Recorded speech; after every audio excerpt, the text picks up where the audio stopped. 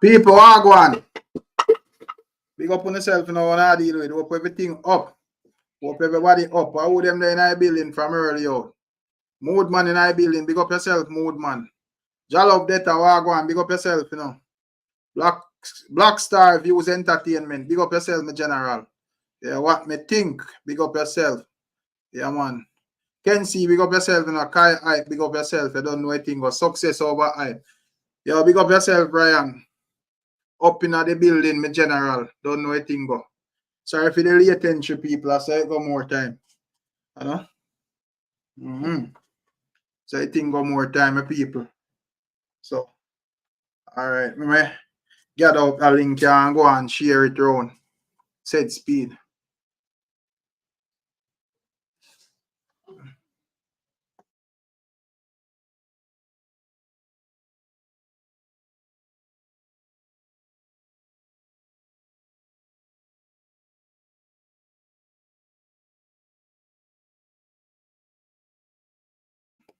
Big up yourself when I watch, look and listen. Baby and Powell, big up yourself.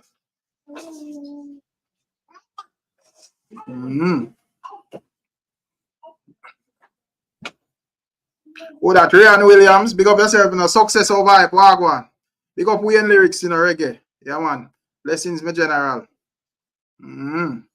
Okay, so let me get out the link here, my people, and, you know, see if we can just share it to 2 places. Said speed, you know. Tonight, our Saturday night, big up everybody for the Saturday night, you know, you don't know. Kevin Bass. Man, big up Kevin Bass. Yeah, I deal with Kevin. Look like a vendetta in our building. Big up all vendetta in our building. I see it. People, 16 likes. A joke thing. I'm a yell up more than 16 people. Yo, what go on Anthony Summers? Big up Patrick, you know. 40 people here and 16 likes. Yo, I was joke this. But anyways, let me just make 2 share upon these people. Because there. Can see what go on. Yeah, man, you know, say always a touch a like button, you know, can see. Pick up yourself. And tonight, what go on Shenet in our building, I roll in. Yeah, man, big up yourself, Shenet. Alright.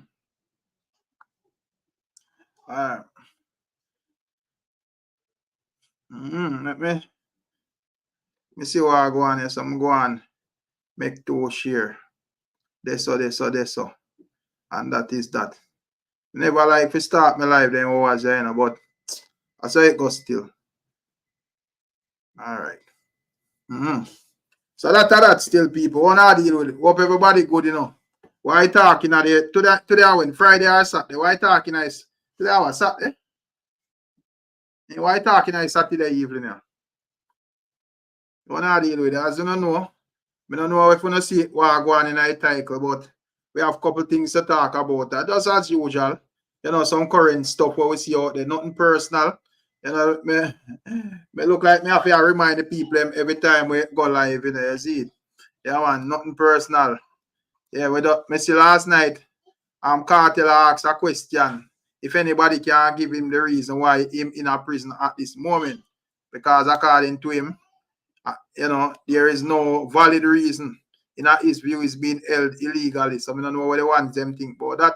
You know, we also see where, you know, supporters of the Jamaican Labour Party page Mark Golding and a question him status as a Jamaican. You see it. We see where Mark Golding put out a statement addressing the whole situation. So we are looking into that when we see someone. You see it. We also see one protest are going on in Jamaica, where them say them a protest for them people we are war over, so you see it. But I'm not issue with the protest and so forth. I just want to ask a question. With so much going on in Jamaica, you know, in a way, you see them go put up one statistics say, yo, big up yourself in an MB. In a way, you see man go put up one statistics say crime drop. And boy, I don't know, come like that statistic there across is my people. From the man them put up that a be people, me just see start dead so in a bungle. You know, plus whole heap of people me see a missing on them thing there. And you know, me not see no protest about them thing there. So me don't know, me not sure about what we depend in Jamaica. But we are dealing with Beachy. Big up yourself, you know, MB. Bless up yourself, you know, my general. We are dealing with everything good.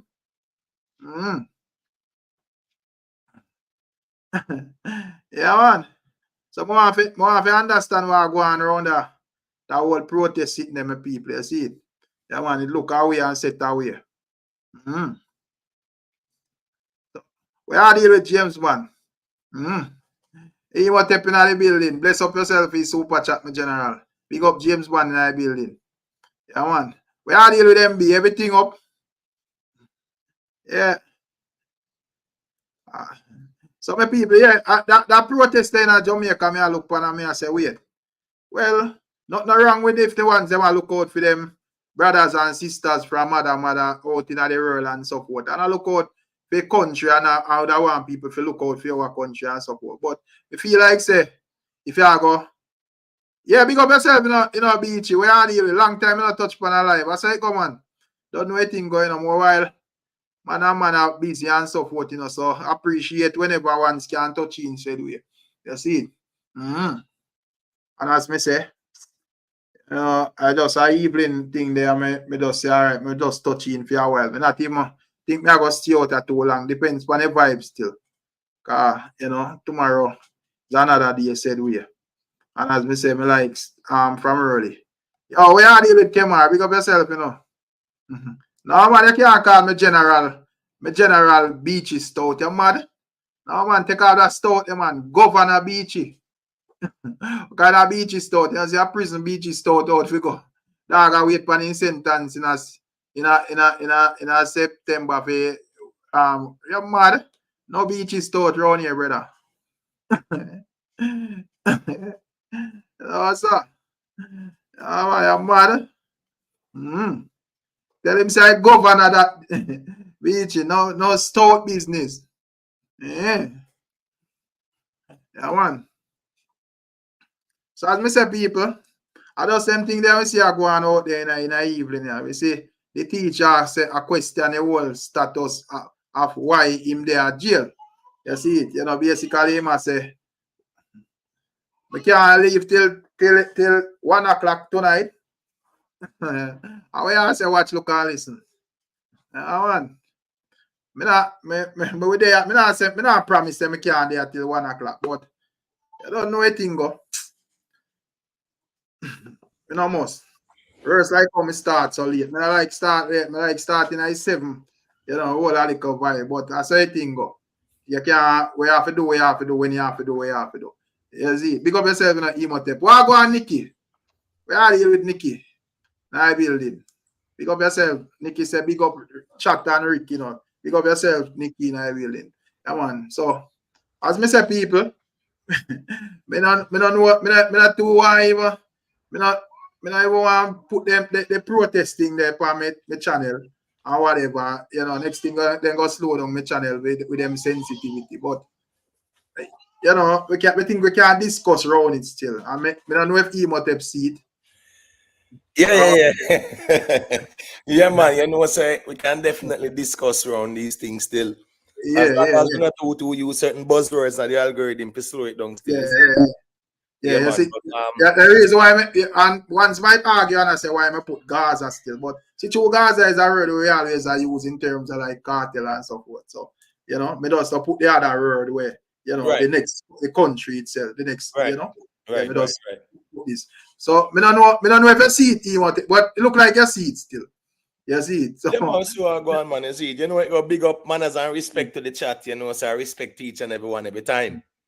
You know, big up Big Papa, you know, we are here with Big Papa.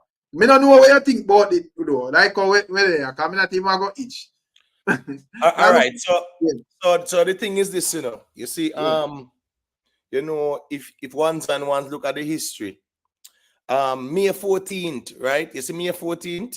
Yeah. May 14th is a day where the Palestinians them celebrate, as they call it, a Nakba. You get what I say? So that was really commemorating 1948 when, you know, the whole declaration of, you know, a state, you know, that was when Israel say here we go on, yeah man, we are taking independence and whatever. I remember it was one unified group of people, you know, it was called Palestine. But you don't know, you have the Israelis and you have the Arabs them. So during that time, you know, when them declare it now, a whole heap of things go on, and them say about 700,000 Palestinians were displaced as a result of that. So that's why you have all these refugee camps you're looking at Jordan, you have Palestinian refugee camps you're looking at Lebanon, Palestinian refugee camps. As a matter of fact, the same Gaza place there, it was actually refugees who left from Palestine, then go settle in Gaza, and that's why we have the Gaza spot there, because really and truly, Israel, Egypt did control that strip of land there, you know. So you have refugee camps in Gaza. You're looking at Syria, you have refugee camps for the Palestinians, them. In Egypt, you have refugee camps for them too. So, long story short, is a thing where every year them commemorate it from 1948. So right now, where we see a go on in Jamaica now, is really a lot of commemorating, but them I use the opportunity for deal with some little protest settings. But you know, me say I will eat more things that I had for people protest about. Yeah. But I don't want nobody where, you know, support that or subscribe to that, get me wrong, you know. Me don't have a problem with the ones that want protest against any form of injustice, you know. But me just say it look a way if it bypass. Because I don't really see no protests are going around, war going in a yard, you know. Because as me say, me see all a bunch of youths just start for missing from what I not see no form of protest or nothing. You know, me see one little protest down I think Little London, down Westmoreland, I think. Me not see no protest outside of that. Them fine. Hold on. What's the name again of the student, the blind student are you? Jasmine Dean? Yeah. Right. So no protest not go on for every year. They're not supposed to have protests or disappearance. You know, I know them still no final slicky and yet and then sitting there, not true. Exactly. But even though man get charged, Sikiana are the one where it then we find the water, right?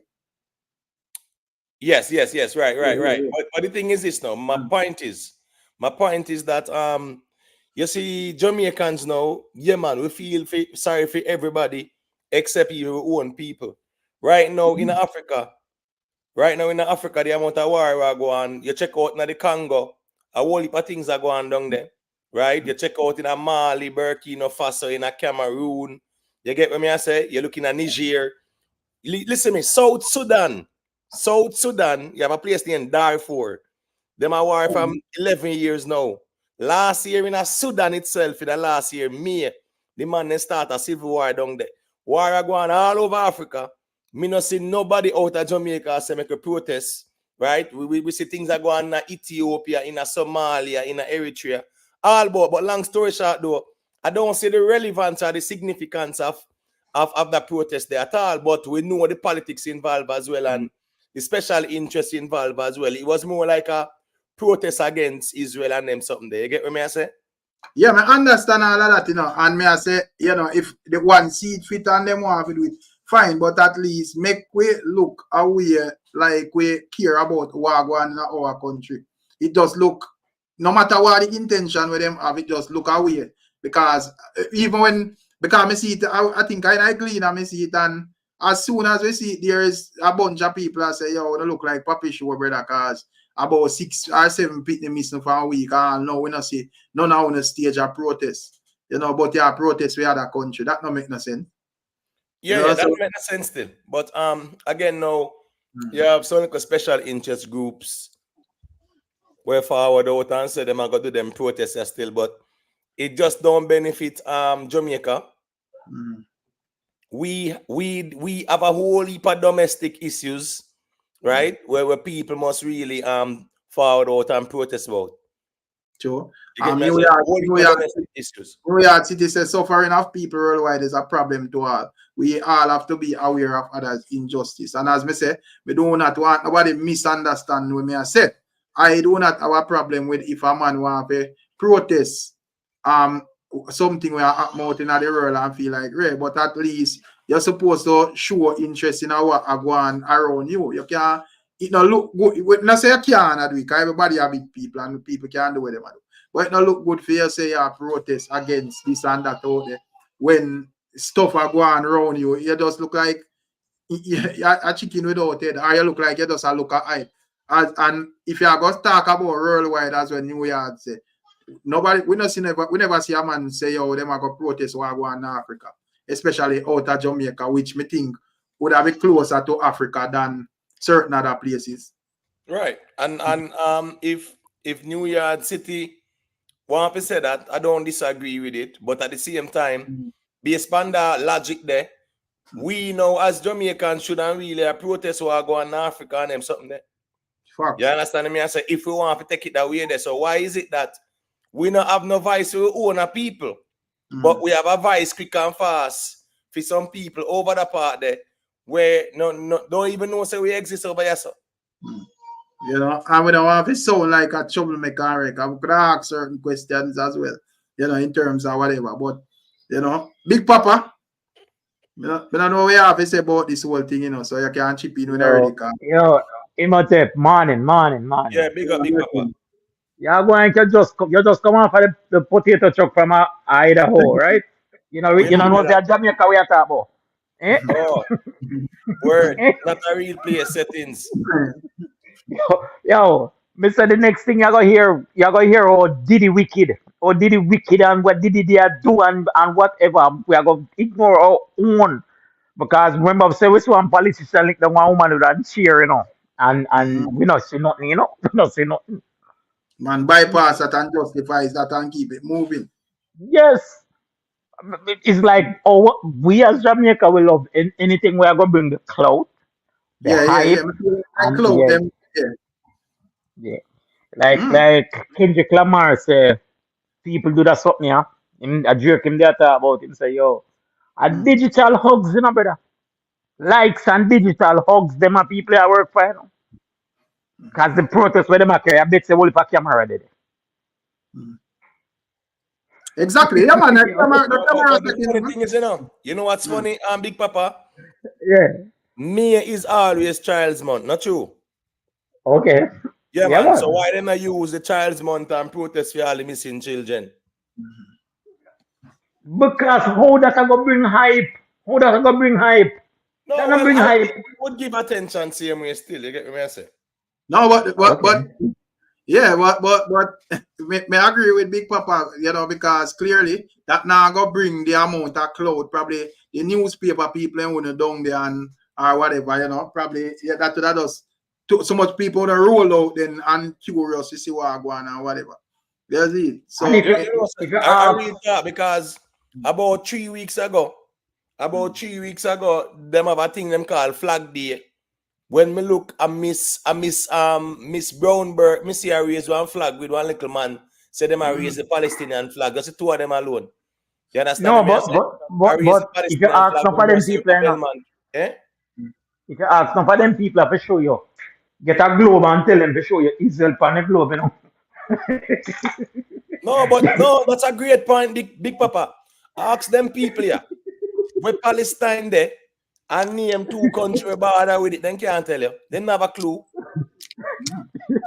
Exactly. When I see no man, I tell him man himself to slow down the beast, them James Bond. You know, and take time drive because a whole heap of people are crashing on in a road fatality, you know. The people them are fight and kill them when they're at school and all of them things there. Pitney are missing, you know, man are dead here and there and everywhere. Me not hear nobody say nothing about all of that. You know, so I don't understand what really are going on. We never have one Ukraine protest too. We now raise Ukraine flag down Jamaica. Yeah, man. That's and then the Africa they are tear down and we don't see one protest for Africa. There's a cloud thing to show, you know. A bus not in Africa, you know. Rick, right now in the Congo, brother, is over 1 million. Dirt, right? Darfur. You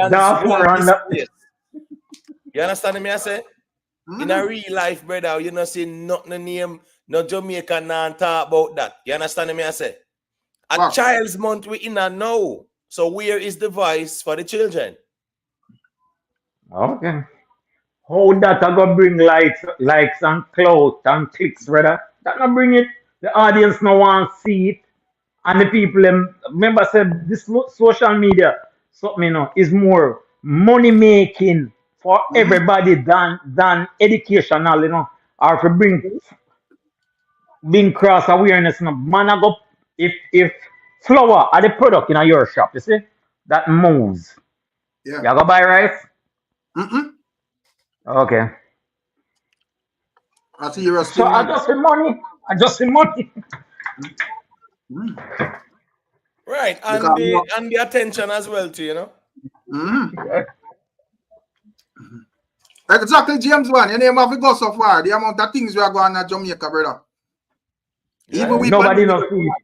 at evening time we just reason out some stuff and and when people pull together them idea, the amount of things we can reason pan, brother. And Ray, you name have to step out of Jamaica. You name have to step out of the Caribbean. Rick, what's the name of the bridge again where I know they can't build it, where the people have to swing pan rope? Where people have to swing pan rope and all right. What's the name of that place again, man? Not remember. Okay. Listen, somebody in the chat type the name of the bridge there where I know the people can even safely go to and fro to them place where them live. Try bridge. Try bridge, right? Right. So Una tell me say them things are not important. Una see pick me up your swing pan rope I risk them lives just to reach home or just to go to school. I wanna feel say them things are important. There is money being allocated for one to be built. Yeah, we know that. But what's the temporary solution until that do? The people them the swing pan rope. The temporary solution, he must have been trying to drop off a rope. Trying to drop off a rope with the Right. Me sure after same crowd there step good on a try and decide say we here one now we are going to stage a protest and whatever and couple man share it and rate. Fast. Whether the government did allocate this and that, them have to do something. If I even temporarily, if you take off the embarrassment. If you take off the steam off of them. You know? So but I'm on a protest something where they, as you say, probably most of them can locate the place where them are protest for them up. But boy, Jamaica still, as them say, a real place. You know? Yeah, I just so we stay still, you know. We just love to jump in everybody bandwagon, right? The same thing we do over the Ukraine side. We jump on the bandwagon and we say we stand with this and we against who and whatever. Politicians run come out and do the same thing. You understand me? I say, but domestic matters, right? No one sees the importance of making a walk feet or step out brawling and call out some people. But a week or a month before Russia they go over Ukraine. Remember, so Ukraine they expel somebody for Africans, you know? Run out somebody for Africans out of the country, you know. One whole heap, you know. And we there talk about free UK. We stand with the Ukraine. I don't know. I don't know. That protesting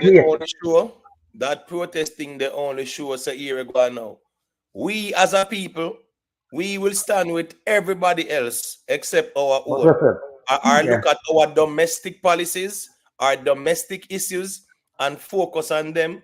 But we're willing to go focus on international policies where really have nothing to do with we. These things are manufactured. You understand what I say? And then now we run out and say we are going to protest in support or in solidarity of other people where they way yonder, we don't even know how to locate the place geographically, right? But the domestic issues that we supposed to forward out and speak on, so there can be some form of changes enacted. We don't really care about that. And it's that thing where we're sure, so we have a cloud disease too. You know, because in my view, a cloud chasing. If at the topic now have something for send you viral and make you can create excitement and nobody not care about it, brother. You see it? But Rick, I'm gonna say I think quick and fast before me give up the mic. I know where this is going, and just watch and see. Them, let me tell you where to go, because them people on the ramp steer the thing. You see when they come on to Andrew Onless, them a point out Andrew Onless as a Zionist and one bag of sitting. And when I go say, oh, he is pro-Israel and he is this and that, and the Palestinians, them are one bag of sitting. Just mark my words, you hear me tell you? Because of them political undertone there, it a go reach And that's where some people want to carry it. Just because of politics, brother. You understand me? I say? Yeah, man, you're right. I don't know where you have to say James, man. You know, so that when they check in for said though, what you might just say. But a real thing, man, we too glutton, what the word me gluttonous or whatever, man. Do you know that gullible? Thank you. Do you know that Ukraine is one of the most racist countries in the world? When the war started, Ukraine first, the black people couldn't even go up on the train, and the white people have left first, Okay. That I don't hear, so that was something saying, The We stand with Ukraine, brother. You Ukrainian bet. president tell the people in Paris when them come there and them looking at black people and them looking funny, don't be alarmed. Some of them don't used to seeing black people. That the man tell them and say no nothing. And then we there Jamaica a march to them, and we have so many other pressing issue. Even bridge you just talk about. Any all them people today they go down and try to protest. In a 30 them get a bridge. Cause election time soon come. Any all them they go down and try to march today. A bridge that down in a 30 days. But we have so many other issues. A child's month, a 6 people in that car cash already, and a 2 dead Friday gone. Exactly. One time. 2 dead Friday gone alone since May start at 6 dead, and nobody knows nothing about that. Plus the amount of pitney when we see a missing and a fight and all of that. Exactly, pitney and missing. Look at the school them. Right now, them have a statistic. Every 3 days, something major in one high school. They fear protest, Andrew, if you put police in the school, them have peace officer and safety officer and them something. Them something they go protest. What? Because me hear Andrew I say, yo, them want to ramp up like the search thing in the school area. I don't think that is enough. You want police in some of them school, brother. I mean, I say them have to have police in every school, because you don't know anything. But you know, say you have certain school, brother, where them school are just hot school. Them there. You need police in them school, brother. No, but you need more. People must protest about more social workers being in the schools too. You see, exactly. You see the one guidance counselor for one population of 1,500 students or 1,000 students in a certain areas to where say are volatile areas, because you have some school week, just the environment alone. Case in point at Kingston. You see when they come out to heal Selassie, say Selassie himself they give the money to build a school there. But because it get down a Pienland side, it's a rugged area. The environment, right? Is a school where it's rugged. Penwood, rugged. One guidance counselor, brother, for these schools, it not work. You need more social workers. Put in more guidance counselor in a schools where say these are in problematic areas in terms of the social environment. You get what I say? In environments where it's crime ridden, crime infested. Put more social workers in the school as well as part of the solution. Not only that, they need more interaction with the parents them, because if you if you check it when we are at school, well, me not say we, I talk for myself. When me are at school, certain things me can't get in because me can't come home and tell my mother No, for what? After me, I want no more beating. If me get that certain thing, I have to done that. I make sure my friend up all the boy or whatever. Me get a problem with that school, Cause me have to make sure that done before my parents hear back. Now them pick go call parents and I wait for this and I wait for that. So we need more intervention with the parents them too. For certain things, because some of the time when they pick them come home and go back to school, and the parents then come call, and to them know there is no consequence at home. So we need to interview with the parents them too. We need more community workers, social workers in the community to community centers, them kind of something that school alone now work. But it will be a good start to put some peace officer one and some of them school if it's even for a deterrence.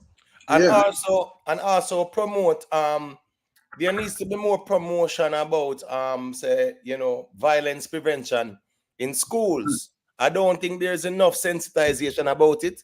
I don't think enough resources is being allocated to promote that. You get what I say? I think a couple of years ago, a 6 months in Monroe school put in charge for larceny. You understand? Yeah. 6 of them. And the next thing, with all of this crime thing we are going, brother, I know me not hear a reasoning about this crime thing. Everybody may just see a point finger. Me not hear a reasoning when I'm fully political, And in my view, this whole crime thing we are going, to me, politics can't solve it, brother. So any man feel like say, oh, this a government or that the government they are everybody problem, bro. And I know me not see people them a reason from the angle they appear pointing finger and a man I say, boy, this and that and Ray. Me there I'm want to hear a reasoning as it relates to what can be done to cut down this thing we are going. I mean I talk about from a political standpoint because I'm sure say that not going anywhere, brother. That are just talking for talks here and talking for try to win the political points. No, every now and again we hear say a DJ cause crimes, like the DJ influence. Pointing fingers again, brother. That guy think point instead of one pointing fingers, bro. Rick, to be honest, enough people not gonna hear this or no. The biggest thing we need is the best tool we can have now to start fight crime is, as a people, cut out this infam of a dead culture. That is the biggest thing because enough of the man them who they be involved in a crime, them know who are press the button, who are do this and who are do that and who are make things happen. Enough of them. Most of the people in the community and the district them know. And them not say nothing. Man get all dirt, and man I still on my side and never say nothing. And not say nothing. Cause man knows them safe. Them have safe haven for go home too. Man go on with things out the road and come back and then community come back. Man in the community a lock machine and come everybody knows that them man they a lock machine. And you know, say as them get dirt, they run out, come say I'm good, somebody don't do nothing. Yeah. Black road, make a black road. Yeah, man, you see them say soldier kill one and then find machine pan him. And I say a girl in the comments say, I know it's church, you must go into Sunday school and them when them dirty man. I laugh to no week. I say, but other people are gonna say our woman a ball. Say him not do nothing, them find a machine pan the youth, you know.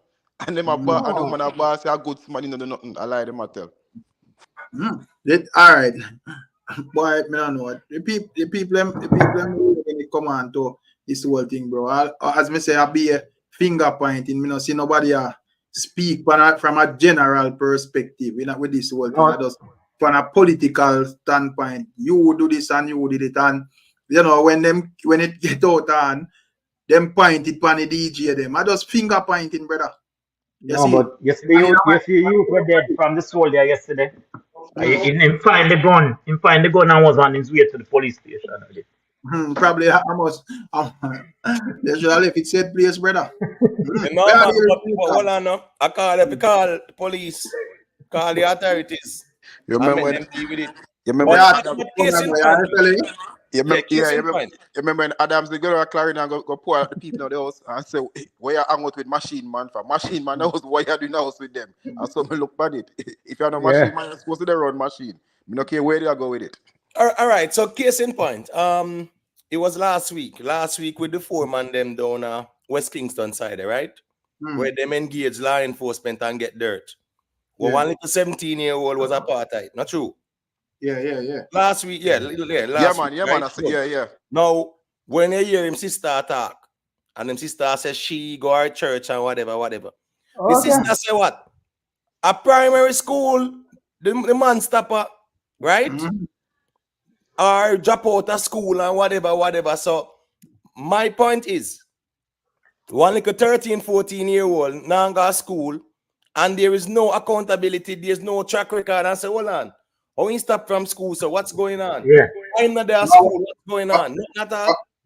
But according to where the sister say, your mother move out and leave him, and decide say, carry him wherever I'm going, because I be a trouble him again. And at one point in time, he must live around the sister them, and him himself decide say, probably he have to go to church and all of them things, and him not deal with that. He want to live on him own. Because you don't know what madness he might deal with. The sister just tell him brawling. This is one exceptional case where mom just decide she go come out and talk the truth. Say, you can't hear or feel bad, man, because I saw it thing go. Them did one you and that reach, I just say it go.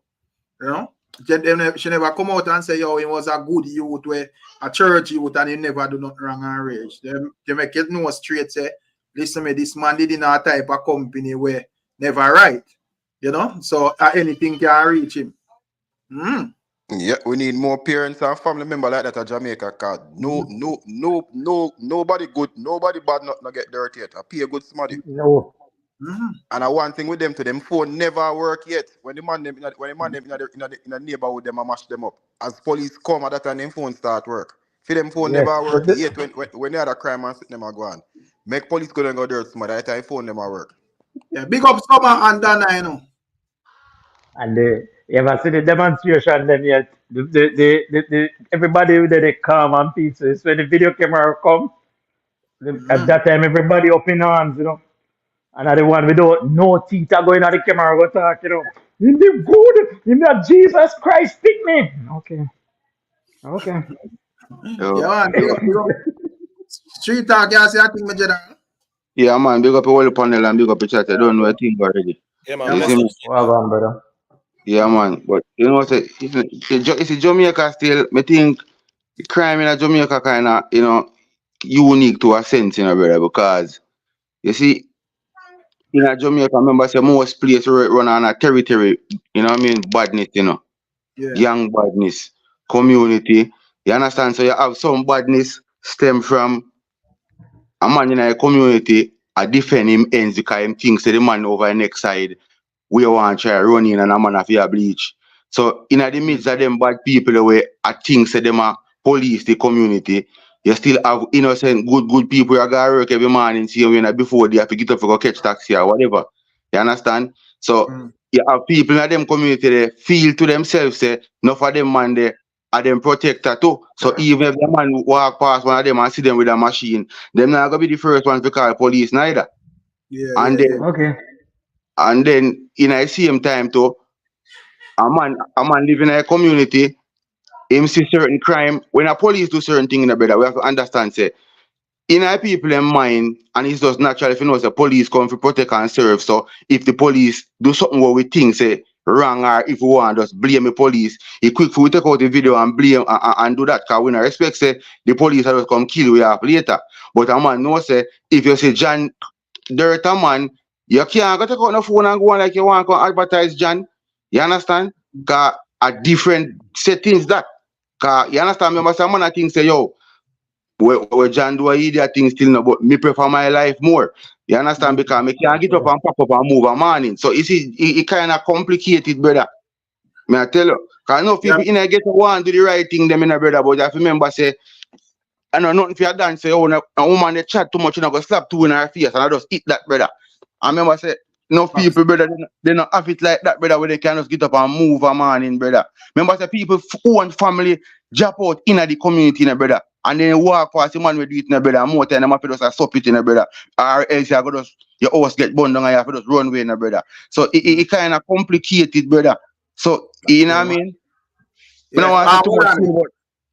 Big up global life records, you know. Big up yourself, my general. Respect my general for your super chat. You see? Yeah, man, you're right, street talk. Even though, you know, the thing is, I think you usually big up fee, you know, you usually have like places in Jamaica where you can identify where run that way there, you know. But right now, I think a lot more places are run on them type of order there. Even at some place where they calm when we are youth or you know, calm 10 years ago or 15 years ago or so forth. You know, you don't notice. Somebody rural here where them start run so too. Yeah, brother. You don't notice a certain place in the news, you know, where you never even hear them places when you are youth or grow up, brother. When I hear them places, I think about far bush where, you know, people chat some type of way where you know, understand what they say, bro. You see what I say? I know well, we have to spring with little good news to see them come out Friday. Minister of Security come and give him statistics. Active gang down by 56% since the year starts. Okay. So that's a good, good thing. The problem with that is good enough, very good enough, James Bond, in terms of like whatever. But I don't think a lot of people are see the trickle down it in the street. If you get to me, I say, big up scrap it and you know. Empress fee, I don't know anything going on. You know, so while in terms of like, you know, the overall look for the country, but a man where in the street and know say you have four get slapped around this up and whatever. Him not really care about that, you know, because but I say no, this been a problem since about 1982, no? So it can't fix overnight. So every little increment we have to celebrate and keep it moving. No, but how do we know that is true though? How do we know that those stats are true? What you are How do going we to? know? In a them gang there, how much of them man they go so boom and step across the border? Where I step across the border to straighten up the man them on the ground. Okay. So, because yo, it complicate. And as me say, me not try to don't talk what you say, James one, because a victory is a victory, regardless of how small it is. And at the end of the day, this way we are reason about as something where happen throughout the years. You see what I say? So another is that a new thing, another side, I don't really subscribe to the whole political side of it. We are try to make it look like this thing is a PNP problem or a JLP problem or a artist problem. Everybody problem. Everybody problem, brother. Real people problem, brother. Because when we hear the numbers, them and the statistics, and brother, are real people, brother. Real life, brother. Remember me I tell you, I come from Spain, brother. Remember I say from a tender age. Just one Friday, my do a knock in a brother. Me say my brother head tap lick off in a brother. That the feeling they can't come out of my mind in a brother. And no, brother, me still feel like me traumatized, brother, because I guess I feel like it's a double one, me brother. It's sad, your brother pass, but when you see your mother jump and ball, brother, one difference in that too, brother. You see me, you pray a million prayer and wish you want to wake up and hear say it's a dream, brother. Me I tell you. A facts, man. So at the idea, me think yeah, brother. Yo, miss 15 man drop out for one bicycle, brother. All right. That me I tell you in a real life. All right, what's this now? A man go park one bicycle at one location, right? And a man thief it, and a man I say, yo, such man thief in bicycle, I need back in bicycle. It cause an argument. The man who won the bicycle, he can get can up. War start, and 15 man drop out over that. And I can tell you, say by the time all the 5th man drop out, no man never remember how the war start. Right. No. Bicycle. You understand? It extend. Yeah. And revenge start going and you don't know, Yeah, people when was say them type of reason, where ones them like some of them, big up to the people them were there. Ones that are like a man a reason and a cuss over cartel and we get to that still, but we have to me feel like that part is important. I'm want to the front of the reason. When a man watch it play back, you hear that part. You see it. So you don't know. We will reach to them part there but this is the biggest problem in Jamaica, no cartel. Exactly. This is the biggest issue in Jamaica right now. Everybody should be concerned about. Well, all that we can do a part to help. Everybody can help because the government can't fix crime by themselves. You need the private sector as well to play a major part in it. Government alone can't fix crime. Remember? That's the thing where them use and trick the people over the years. All of the with politicians and all of these people, because they make it seem like a one set of people problem. And when me made that, brother, this is everybody problem. And when it turn up, yes, everybody a point finger. DJ a point finger say a politician a say a DJ, JLP a say a PNP a say a JLP. Brother, everybody, bro. Yo, brother, you see when all for example, say all the police where them catch where a sell shot and I do you understand? And I do this. Me say a 50 year them man if you get brother, I have to make example out of them man, brother. Cause me think say them man they a big enable, brother. Cause you have police where sell shot, police where work for this gang, and them a transport this and transport that, brother. When them thing they come into light, brother. The police them not feel playing a role like okay, they're a part of the academy. No, brother, a 50 year them man they forget, brother, because guess what? Some of the man them we are help make the thing, you understand? The full head of the corruption together. And just at the way I say them harder to catch than the regular street criminal, Because them in the system, so they know every move and whatever. A lucky things have to go bad to catch it. As around a St. Thomas, me see a news, me no remember it have a top of my head, so me not sure if me I go get it accurate. But me see where an officer and a next man get locked up. Must say they rob man $2 million or something and they must find gun and rare. I mean I say watch ya. A big joke thing and embarrassment for your family, brother. But you just did roll out with a little pay where you get. Or if you don't feel like that pay thing there, you go look at next job, bro. One serving police officer, one ex-police officer. Exactly. See the robbery and them the napping and whatever and get charged feet and then sitting there. You get what I say?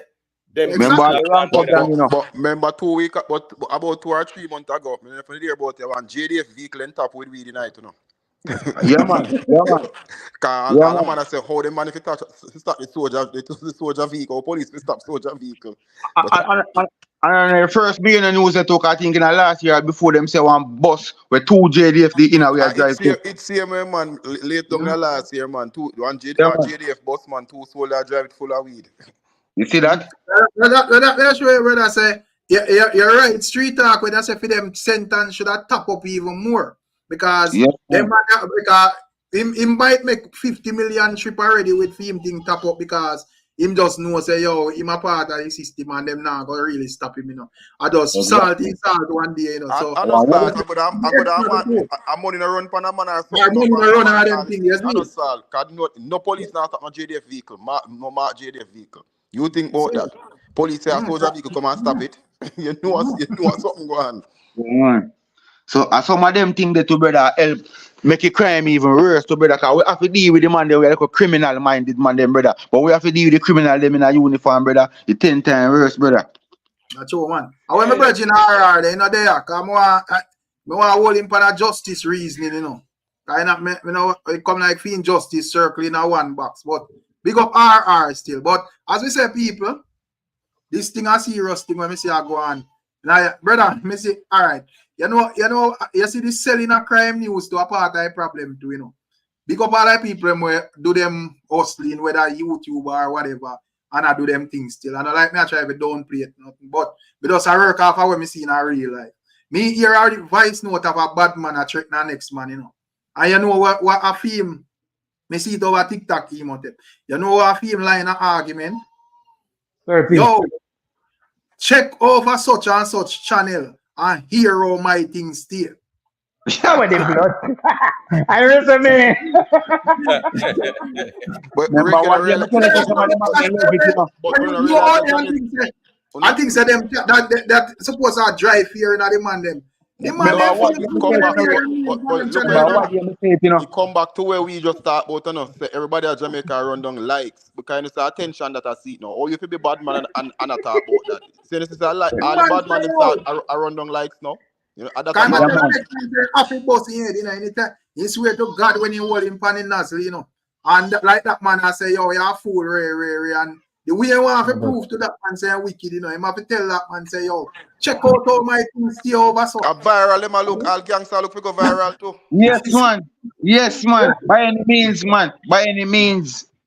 By any happy famous before him dead. Happy famous. One of them. I never see one of them where the audition for dead and the dead after. One was said.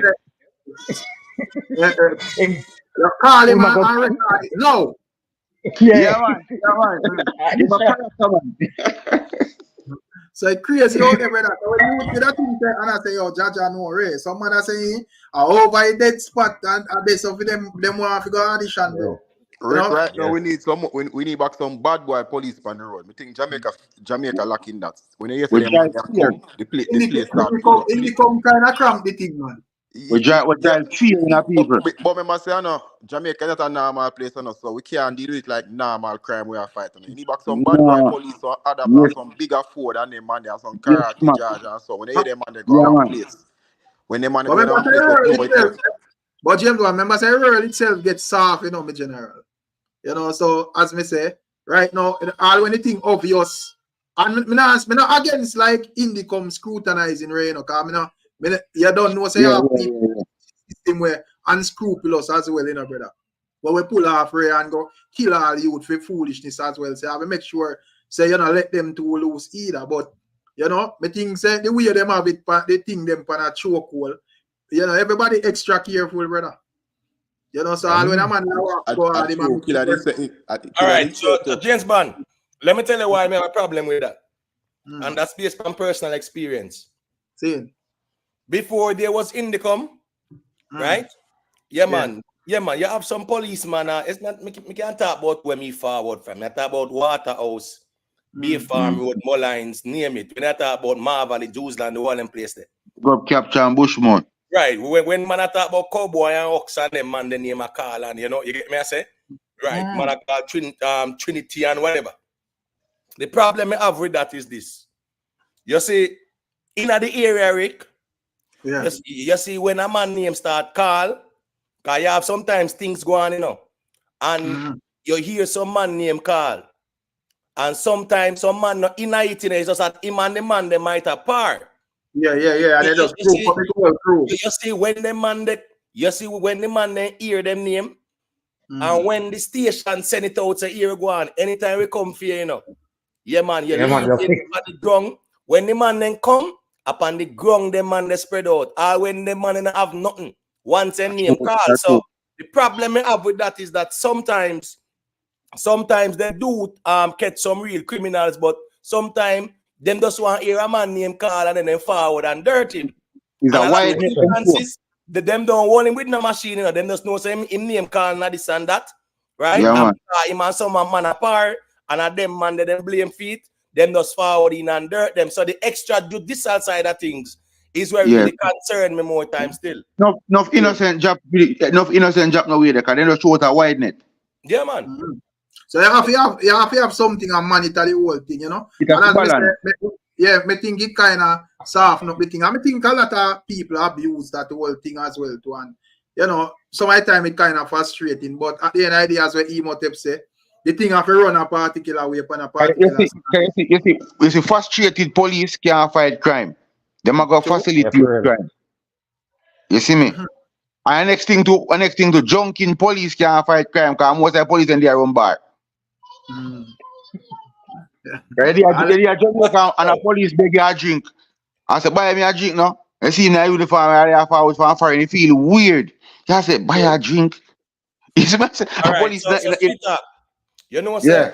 In a real life, and let's put it about conservatively, about 90% of the police force really work in a conditions where have a lot of mental challenges on them, psychological stress and trauma.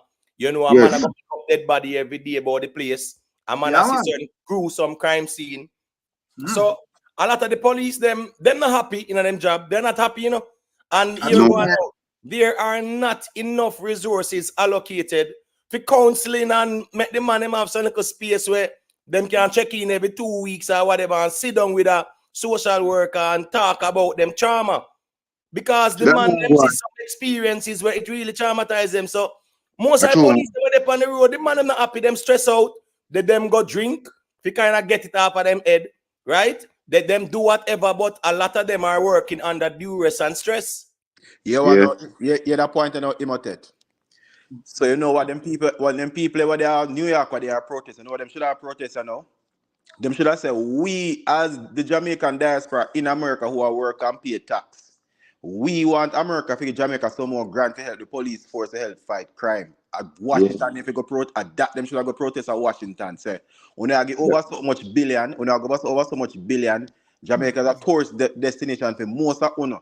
And we have much million away there pay tax and a rare rate to help build up the country. Now it's time for only to give back and give more aid to Jamaica to help fight crime. If you don't want to send equipment, send this, send that, go help them. Tell them, can them come to America for the training and them something there. And that them fear protest. That would probably attract CNN our thing there. You know, because that not attract nobody overseas. They want it. Right.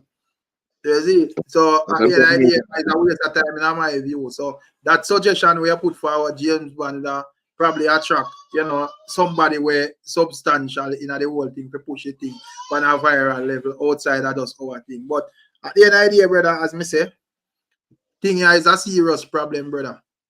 You see it, and it affect all our skill. Because more time we cartel thing, me not lose no sleep over that. But right now, if me stay so, because me they are foreign and for my family they are foreign, but me still have people live up on the stone, brother.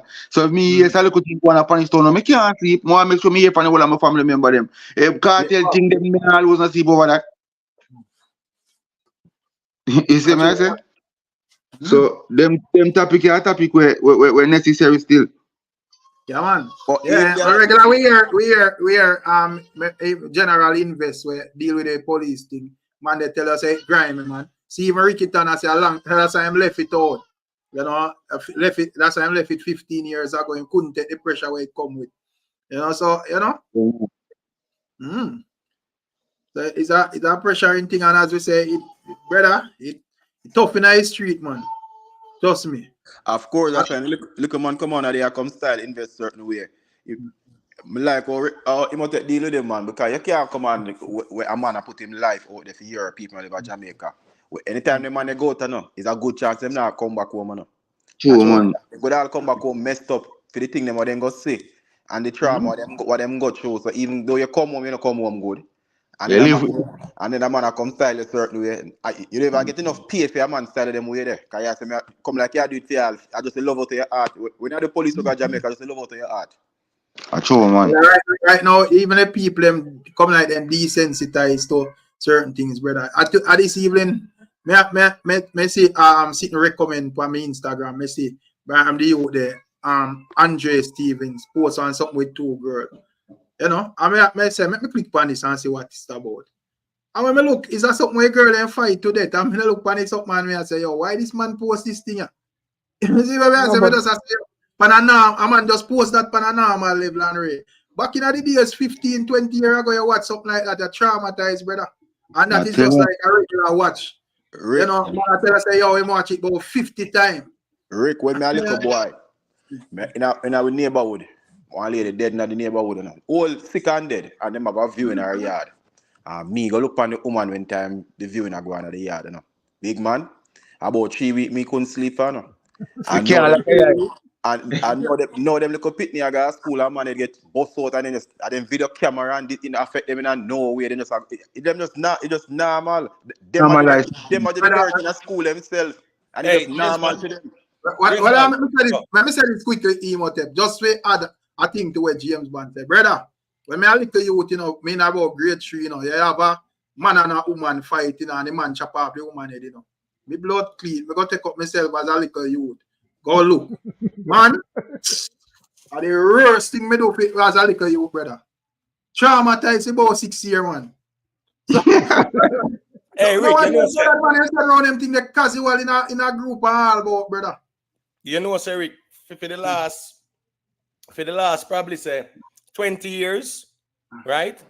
Yeah. Me no look pan no dead body in a Rick. Me see man get a can right in front of my gate, you know. Me just step out of my gate and just turn up the road. Me no look pan body. You know the reason why? Yeah. The amount of people when me see, brother, listen me, I never forget one time. One Sunday morning, bright and early in the man. You hear boom, boom, boom, boom, boom. By the time you go out the door, I want female that them dirt upon the ground to share in farmer. All right, long story. You know, we did watch what go on. We kind of they close. Missy Madden come, Rick. When Madden come, them have like the Toyota IS. You know them kind of right. Yeah. I didn't know you about them. Yeah. Right. Missy Madden come to pick up the body, brother. When Madden open the back of the Toyota IS, one brother in there, the whole of him brain leak out. You see, you see, when me see that, I'm look on the optics of it. From that day on, Rick, me no look on body, brother. The first time me see a real dirt in go on when me a 5-year-old, me that country. And me stand up and I look weird down our original, because you know rural St. Andrew. When me look, me see this man run down one woman. The woman pregnant. He run her down and me see him have one knife and I stab her up. Then me see the man grab the little pitney and I run with the pitney and then me see him drop a ground.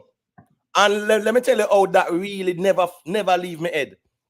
Because rural area, the man dead and dead. Nobody not carry him because guess what?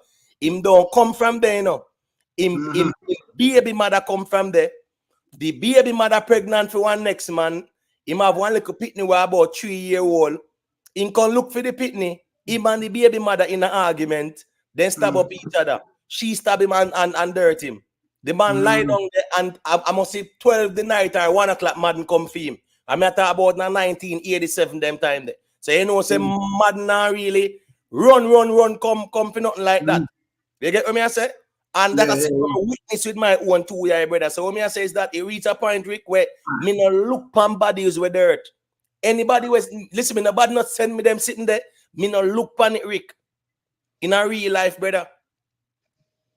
Them pitney and what they don't care. What are they doing, man? Quickly. You see him something with Andre posting. You know, say as me click on Facebook, me see the same something by the next man status. Some of us are show you, bro. Say, yo, you think different, you know, brother. It don't mean nothing to them. You see, it don't mean nothing, bro. A man can just watch that and just know, say, yo, Ray, Look on the school pit them what they walk the antics on the road. Nobody no try part them, no. Everybody phone around and jump on a chair, no. A man I get throw bicycle on man head, man I use pen and stab up man, this, that. Nobody no say, no, the little pit no do not. You know what in the days and time we are people in a fight, we are running at the big light right away on a part and a right away. Everybody take out them phone and them want to sit on a chair and the bigger the liquor, the more them chair, the better the stab, the more they cheer and them all them something there. The revolution must be televised, man. Savage. Revolution has to be boy, televised. one thing still with the part fight thing, boy, is that thing when me never really subscribe to, you know. Now you can't do it no. You back in the day, we could have alright, the perfect example, you know, say at that, make a little girl the other day, I want to you know if you don't see, not that news there. I think I somewhere down a Sydney Pagan or something like so. Me don't know if you don't see that news there, but one little be was a woman, 2 youth a fight and she go in the middle of party and look like stab her or something reach her and she drop out. I mean I say, yo, Jaja no. You know? That's why I said no, you can't do them something in them days. You can't. No man have fist out nothing again. Every man have tool, every man has stab or rare. You go to party that you hold one man and a wild thumb catch him. You know, like more you them a come there. Yeah, man. So you make him man talk me now. Yeah, you can't do them. I'm going to show you man crazy. My next video circulate out there, you know, where a 2 man a war, you know, with last, you know. You know, I Kim Bless I talk about. Yeah, when that man just walk casually and pick up here and the 2 of them and a chop on and I say, yo, the man are crazy. So the man them couldn't just look on it and say, yo, you know, say 2 we have lost, so we equal. You know, the fight have to put off. Yeah, man, mad. I feel like, brother, I feel like 90% that we brain check, bro. Me not feel like we are work off at the full capacity. Yeah, but see, some of these same video too, brother. And some of them same video you make and them man get dirt and people are sensing on them video, brother. Them thing they help make you them mind kinda get more evil to you, brother. Remember, you know, as a James Bond, that's when him look at youth and go back up in a site like that. Him himself wouldn't want to see himself a dirt somebody. Because him, you know, he just not can't find that in himself. But when you see video every day circulate in your phone and you see man get shell out and head back and open up and rare. In a people mind, you just get so used to it, brother, may I tell you.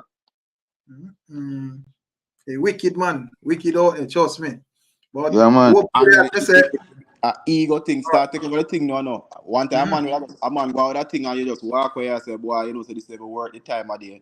No boy can diss me and get away and rare-rate and then worse if they a little man go see and a man have to go prove and rare. Yeah, but go prove because when him go on the app, you know, has where them coffee them type attack, you know, when him go on the app, him fi be the man with victorious in the war, you know. That's what I say, him fi give the man extra amount of stab or shot or whatever it is, you know. You see, that's so the man him a preach. No man not preach for the level where man say, yo, you know, say this no make sense.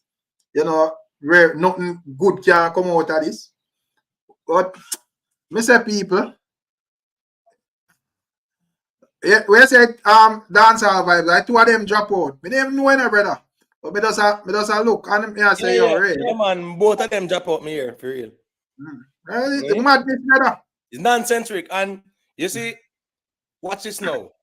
The man them have them issues, right? And you tell me say that's remember, you know, a square, the man is square off in the brother. So meaning say a man decide say, yeah, him now back down, and next man decide say nah back down to, you know. Them man are crazy. Woman better themselves over a woman. You know, the 3rd man was supposed to laugh after 2 of them and know say, oh, you know, this a woman have me alone of her, you know. We no go on a boneyard. Somebody else pull right now. Right now, yeah. We want to de-stress on somebody else thing there right now. Them 2 of them like 2 clown. You know, Jaja know. But you think about the 2 man have 2 last I say we will square off, you know. You think about that? A 2 mad man that, you know. Yeah, me tell you, say man ain't no good, brother. No man that say, well, me rally back for you. And next man that say, me walk out this thing, this thing I can't end well. 2 man have 2 last I say, let's do this. Come on, man. Karate show, karate, bad karate. Because it's 2 man have 2 last. If two man have two less and I go clash, how it a go work when the two of them now go injure them one another? Bad karate show. You ever see Yes, the man them Johnny and aware Bruce both of Lee? them have things. And I like say a man squeeze you up on a man and you know say one man get to do a thing and take for himself. Or a man reach before whatever. Me want to know how that a go work. Bad Whatever show. man, Bad show they want. but yeah, man, I watch you, man. As when you think that I say loan madness. But anyways, we can see what I go on for the rest of topics them. I don't know which one I want to talk about. The teacher asks which law I keep him in a prison at this moment, you know. I don't know what you think about that, Big Papa. And right now, Mark status and put out a statement, but can I go to with the cartel? Cartel, I go, all right. My general said, me have one little general where him could all listen now still my Gregory said, this are not law case now, a suitcase this. Me start say that, me no business with that again. There's not me can say about that. I don't understand it. And every time something is said, it proved not to be right. It's like, you know, nobody know exactly where the precedents there, nobody exactly know where the case there, nobody is just like, we make it up as we go along at the time. So me no know. Imotet. Yeah, James Bond. This is how me understand it. He's still charged, right? The situation is this. The Privy Council has remitted the case to the Court of Appeal. So anybody to blame right now, not set to blame, you know, if there's any issue where anybody concerned, them have to remember that the Privy Council remit back the matter to the Court of Appeal. So the fact that the Privy Council remit back the matter to the Court of Appeal, there is a process for it to be dealt with. You understand what I say? So so the whole intricacies involved. And if that's what the conviction and say, all right, you know, go back to the Court of Appeal. So won't you just go back to charges now? So you're charged, you're not convicted, you're back to the charge. If you don't want to keep the charges, keep it. If you don't want to throw it out, then throw it out. Right. That the problem is to, you know, you see, the Court of Appeal make a decision, right? The Court of Appeal say, here go on. Defense and prosecution present on the best argument come June. You know, have until May, whatever, late May, the prosecution have to submit for them skeleton arguments, whatever. Come June, the appeals court will listen to the arguments and then they make a decision. So it is still a pending matter though in a real life. No, we know all of that. I am just pointing it out, though, James Bond, for those who are asking the question, say, why are the accused still behind bars? I just reach with the brother. I make you explain it. Because what I say, if you're charged, you're supposed to still be behind bars if you don't get bail. Right? If you still have a charge to answer until you put in a bail application, so they are determined if you continue with the charge or drop it. So until then, won't you still be behind bars? Yeah, 100%. And there is a process, you know. There's a process where we have to look at it based on its merit and what it entails, and not what we feel. Because the fact that the Privy Council remit back the matter to the appeals court, and the appeals courts are right here, go on, let us hear the arguments for or against. It is still a process that the court has actually declared must occur. You understand me? I say, and that's why you see the lawyer file the situation there, the corpus thing there. You get what I say? To establish you know, like the legitimacy of detention and things like that. So at least them can know where they stand. But the reality is that the Privy Council say here at appeals court will make a decision. That is where it is right now, though. Yeah, so the Privy Council could have said that the same day too. You know what? Let go demand them to decide on the mind, you know. They could have, the Privy Council could have make any decision and then and they didn't. Right. So what I say is that the Privy Council sending back the matter to the appeals court is what really create this whole process. You get what I say? Exactly. So any problem in this now, blame the Privy Council because the process they have to go through. Yeah, that's why I say I don't want to use the word blame the Privy Council. You know the reason why? You know, the Privy Council made a decision that the defendants, you know, yeah man, are happy with per se, because it could have been worse. You get what me I say? So it make a decision where at the end of it, they are no longer convicted. That's why them say the conviction is quashed. Them never said nothing about no charges, not at all. Them say conviction. So in a simple terms, the conviction is quashed, but the charges remain then. The court of appeal them still have to go deal with whatever them fi deal with. That's so the Privy Council say. And there's a process to it where the court of appeal have to deal with, and that is why we are here where we are. So teacher argument would that be a muddy water argument then? No, it's more about frustration. You know, sometimes you just see the finish line and you see a whole of barriers and them something there, you say, wait, I really are going there. So me feel say it's a lot of frustration because you get incarcerated, the conviction is quashed, the matter is remitted to the appeals court, but there is a process where the court have to deal with. So right there, so now that is still pending. So it kind of tie you up to the point where, you know, the lawyers have to say, here a court, make we establish what go on with them money, you know, quick and fast. So that's why me 29 I when them I go establish what really are going there. So you get what me I say? But the reality is, the process is them send it back to the appeals court. The appeals court are going to hear the arguments them. It is a process where we can't go around it. We cannot go around it, Rick. Yeah. So this is what let me see. This is what Kartel say. Gaza Nation, I will pay you $1 million to cite what under what law Adidja Palmer has been held in prison. What law is keeping him there? So I want the people ones to explain which law currently are making him there prison at this moment. At this present time. All right, so what's this now? You know, when it comes on to law, you know, you have you have laws and you have statutes and you have ordinances and you have precedents. This particular case is an extraordinary case, you know, in the sense that it's not a regular occurrence. It's a very unique one. You get what I say? So therefore, there might not be any law, you know, but the Privy Council ruling is what really created this scenario. And the Privy Council ruling is law. You get what I say? We know that Jamaica might not have the laws in the constitution to say, all right, conviction quash, why are they being held? The Privy Council ruling, right, is what really create the problem here, so to speak, or create this ambiguity, because it's a process where the Privy Council said the appeals court have to deal with. So in their ruling, the Privy Council say what? The appeals court have to deal with this matter. So that is where it is at. It's a precedence now.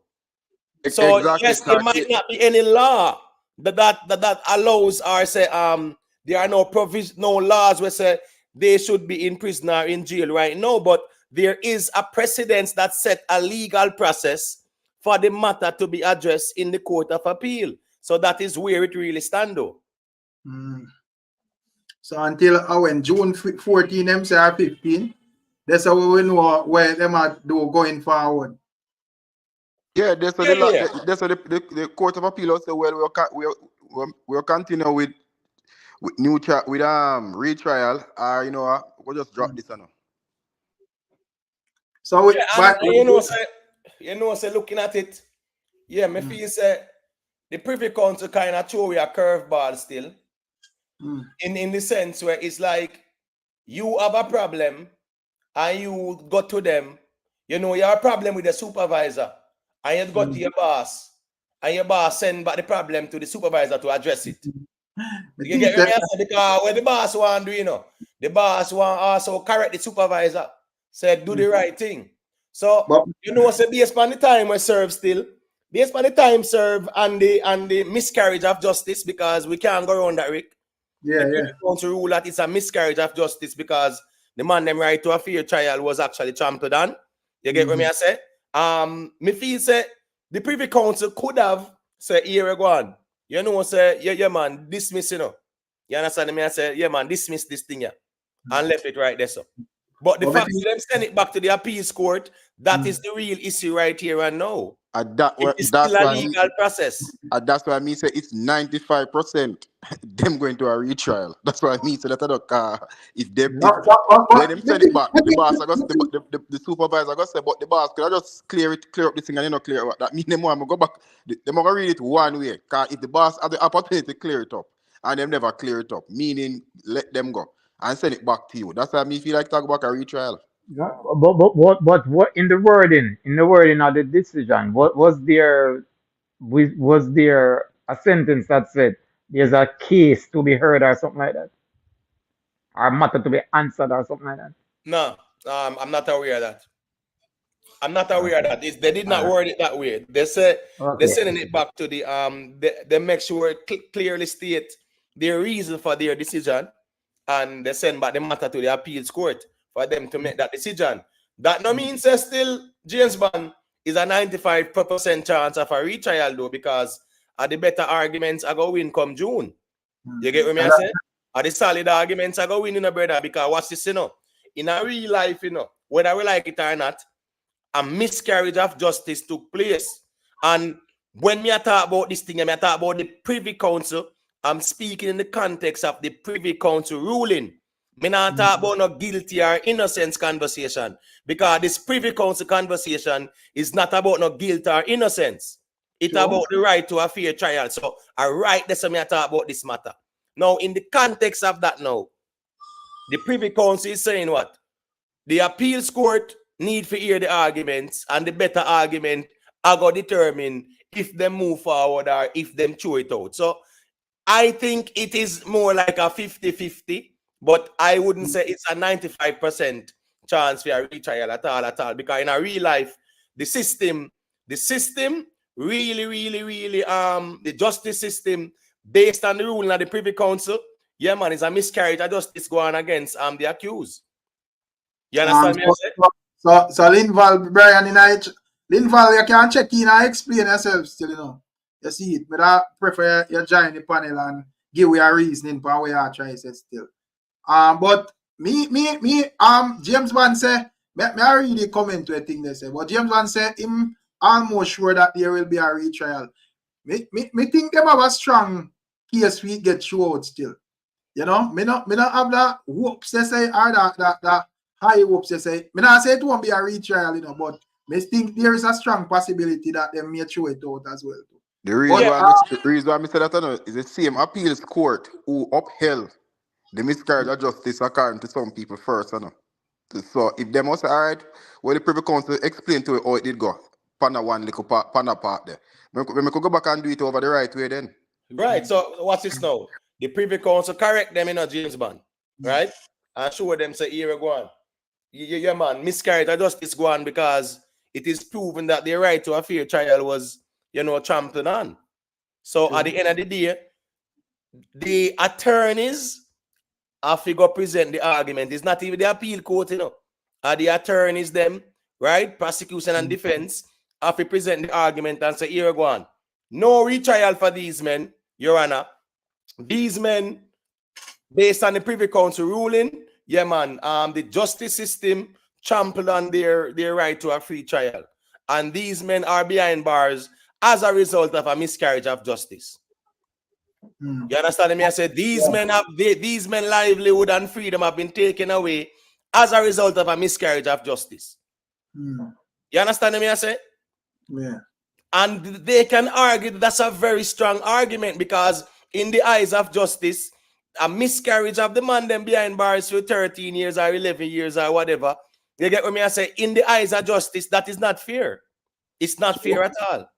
So there should be some degree of legal remorse or compensation, and say, say we did it the wrong way for two, and the Privy Council say the wrong way we deal with it. And the way we deal with it, it put the man them behind bars, and the Privy Council say, here we go on. We don't trample upon the man them rights. So the defense does have a strong argument. But you know what, I'm going to push back on that. I'm going to push back and say, you can also make the argument that the Jamaica law did allow we to do that. So kind of sort of. You No, understand what I say? I understand that, James Bond, but the thing again now, the Privy Council takes precedence. It does. That's Yeah, the it Privy does. Council ruling. It does. Right, the Privy Council ruling trumps. So that's why those that's why laws. me I say no. That's why me I say me take the retrial I go on because the Privy Council ruling take precedence. So, but because it's never blatantly where we I say boy we know it wrong and we deal with it same way. Which me and you know say morally from I want look into that it wrong. But we have to based upon the law we could have do it. That's why me feel say the retrial I go on. Yeah, and that's the reason why. You know, even though your position is a valid one, a defense attorney can say, "Well, Your Honor, the Privy Council ruling takes precedence, right?" So at the end of the day, the Privy Council ruled that there was a miscarriage of justice. So that is where the argument has to be centered around, Your Honor. Yeah, but a miscarriage of justice don't guarantee you dropping all charges. No, I'm not saying it's a guarantee. That's what I'm saying. You know what I mean? I know you're not saying that. Yeah, strong argument to present. It's a strong argument, but right. that could also say, well, make we get you're entitled to a fair trial, so make we ensure you get it now. No, but all I know, watch this, you know. Remember, say you take away my freedom for about 11, 12, 13 years. I know you're telling me some entitled to a fair trial when from the beginning I was entitled to a fair trial. So we are going to go at 13 years. So after 13 years now, I am entitled to a fair trial when from the beginning I should have been entitled to a fair trial. So as me said, James Bond, some strong arguments are there to be made in a real life. But in Jamaica law, you did get a fair trial within the laws of Jamaica. You did get a fair trial. Come on, James Bond, man. Why you hanging on to that thing? A ruling where the Privy Council overruled. So I understand the Privy Council and I agree with you know. But what I'm just saying is arguments that can be made by the defense because you know them arguments that can be made, of course, because them will tell us at the time. And right. They brought up, say that is the reason why we change this and that now and rare, whatever. You understand? So right, but it was miscarriage of justice, but it's not like say which is a blatant miscarriage of justice because we know it wrong and the law say it wrong and we deal with it. The Privy Council come and explain to it, say based on the constitution and right of a man, the law they shouldn't be there on the book, so they need to fix all the law too. So basically what I say, the blame that's fairly, is not 100% blame. But ignorance of the law can't be an excuse, James Bond. Ignorance of the law, not doing the law. The law was there. The law made provision for them to proceed. And not ignorance of the law. Yeah, but James Bond, as me say, if the prosecution argue that, it's a very simple response from the defense. That argument is immaterial on the basis that the Privy Council ruled against it. So we're talking about, you know, the present arguments to present, saying that the system made a decision that was within the law does not have enough standing because at the end of the day, the Privy Council's ruling against it really threw that out the water. You get me? Facts. Ricky Tande, no, some of them want to say a thing, and you know, big up to all the people when they are said speed, you know. See what I say? Yeah, man, I don't know. Bless up, everybody. You know where going on? Yeah, man. Yeah, but other people, you know, so when I really look at the system, well, like the system set up to defend itself, and at the same time, it have so much holes in it where people don't really realize and see. And for the past 14, 15 years, all the system is doing is trying to cover up some of the holes in it. Because if you're all for the past, all right, let me put it this way. Say for instance, from 2000, right? We know more than 7-8 cases since 2000. Murder case, where man appeal, get way, and with witness and everything. Blatant witness. Man even try to kill the witness. Man even give the witness much something. And not one of them man they have never been retried. All of them just let them go and that's it. And where the system do? What the system do? You have to name a case to make we know which case you are talking about. We can't just show it, you know much case. No man, enough case man. I can tell you. All right. Let me shoot one case. One case in, for instance, when the judge never studied marine law and sentenced this brother to life in prison, and the man appeal and get away. And them even try to kill that the witness there. Them actually get at the witness the whole heap of can. Enough can. Witness, man where did it and see, I am friend. And that case they never retry. The man appeal and say the judge never study. Research a case like you just tell me something. You have to tell Yeah, me. no. You have to tell me, man. A public knowledge, you have to tell me. Yeah, but you have to remember, you know, James, man. Lot of these cases back then, lot of these cases never really make the news like that. Lot of these cases never really make the news. Once that case we can find it. Once that case, man, it's not the system you can find it. So you have to A tell case you can look up, man. A case that people know about, me I tell you about. Case that people know about. So tell me the case. Let me tell you about it. The judge never study marine law and sentence the man.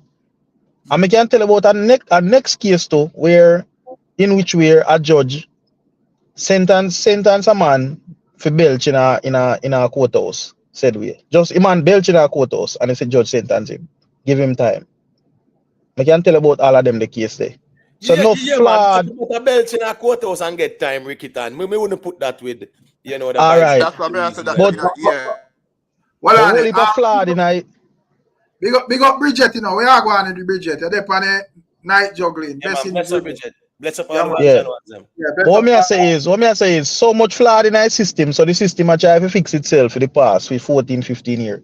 The new thing where them come in with where them say, okay, we the prosecution can appeal a case. That fly past a lot of people, you know, because them not realize why them actually push to get that pass, you know.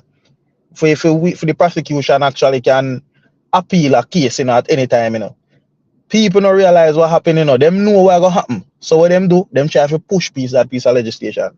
Forget that pass. So them have it to them stronghold. So them will try to use it in this case. So what's wrong with that? So let me tell you now. So the prosecution want to appeal a case. That would have show justice to me, because that means that the prosecution not happy with the ruling that the judge makes. So that would have show yeah, but Rickitan. You see, member say when we are talking about justice, the symbol is the scale, right? So there has to be some degree of equilibrium. So watch this now. The same way how the defense have the right to an appeal, the prosecution have that same right. Yeah, because that shows to the judge on nobody's side. Right. And I remember see the judge. Remember, you know, that's why even those cases where you mentioned, me would ask if it was a jury trial or a judge only. That's why I mean, if you know the a case, jury trial, man. All right, so what is now? It's not the judge the deliberation, and the jury find the person guilty, and the judge look on the sentencing guidelines, and based on everything we play out, you know, they might say, all right, say really and truly this man based on everything or it plan up on the conspiracy, him deliberately plan all of this and do all of this. So yeah, man, we have to give him the RSS guidelines. Or they might look pan and say, all right, him do this and do that, but yeah, the intention were not so, you know, criminal and whatever. So make we give him a lighter sentence. They look at the guidelines and really the jury really find these persons guilty though. You get what me I say?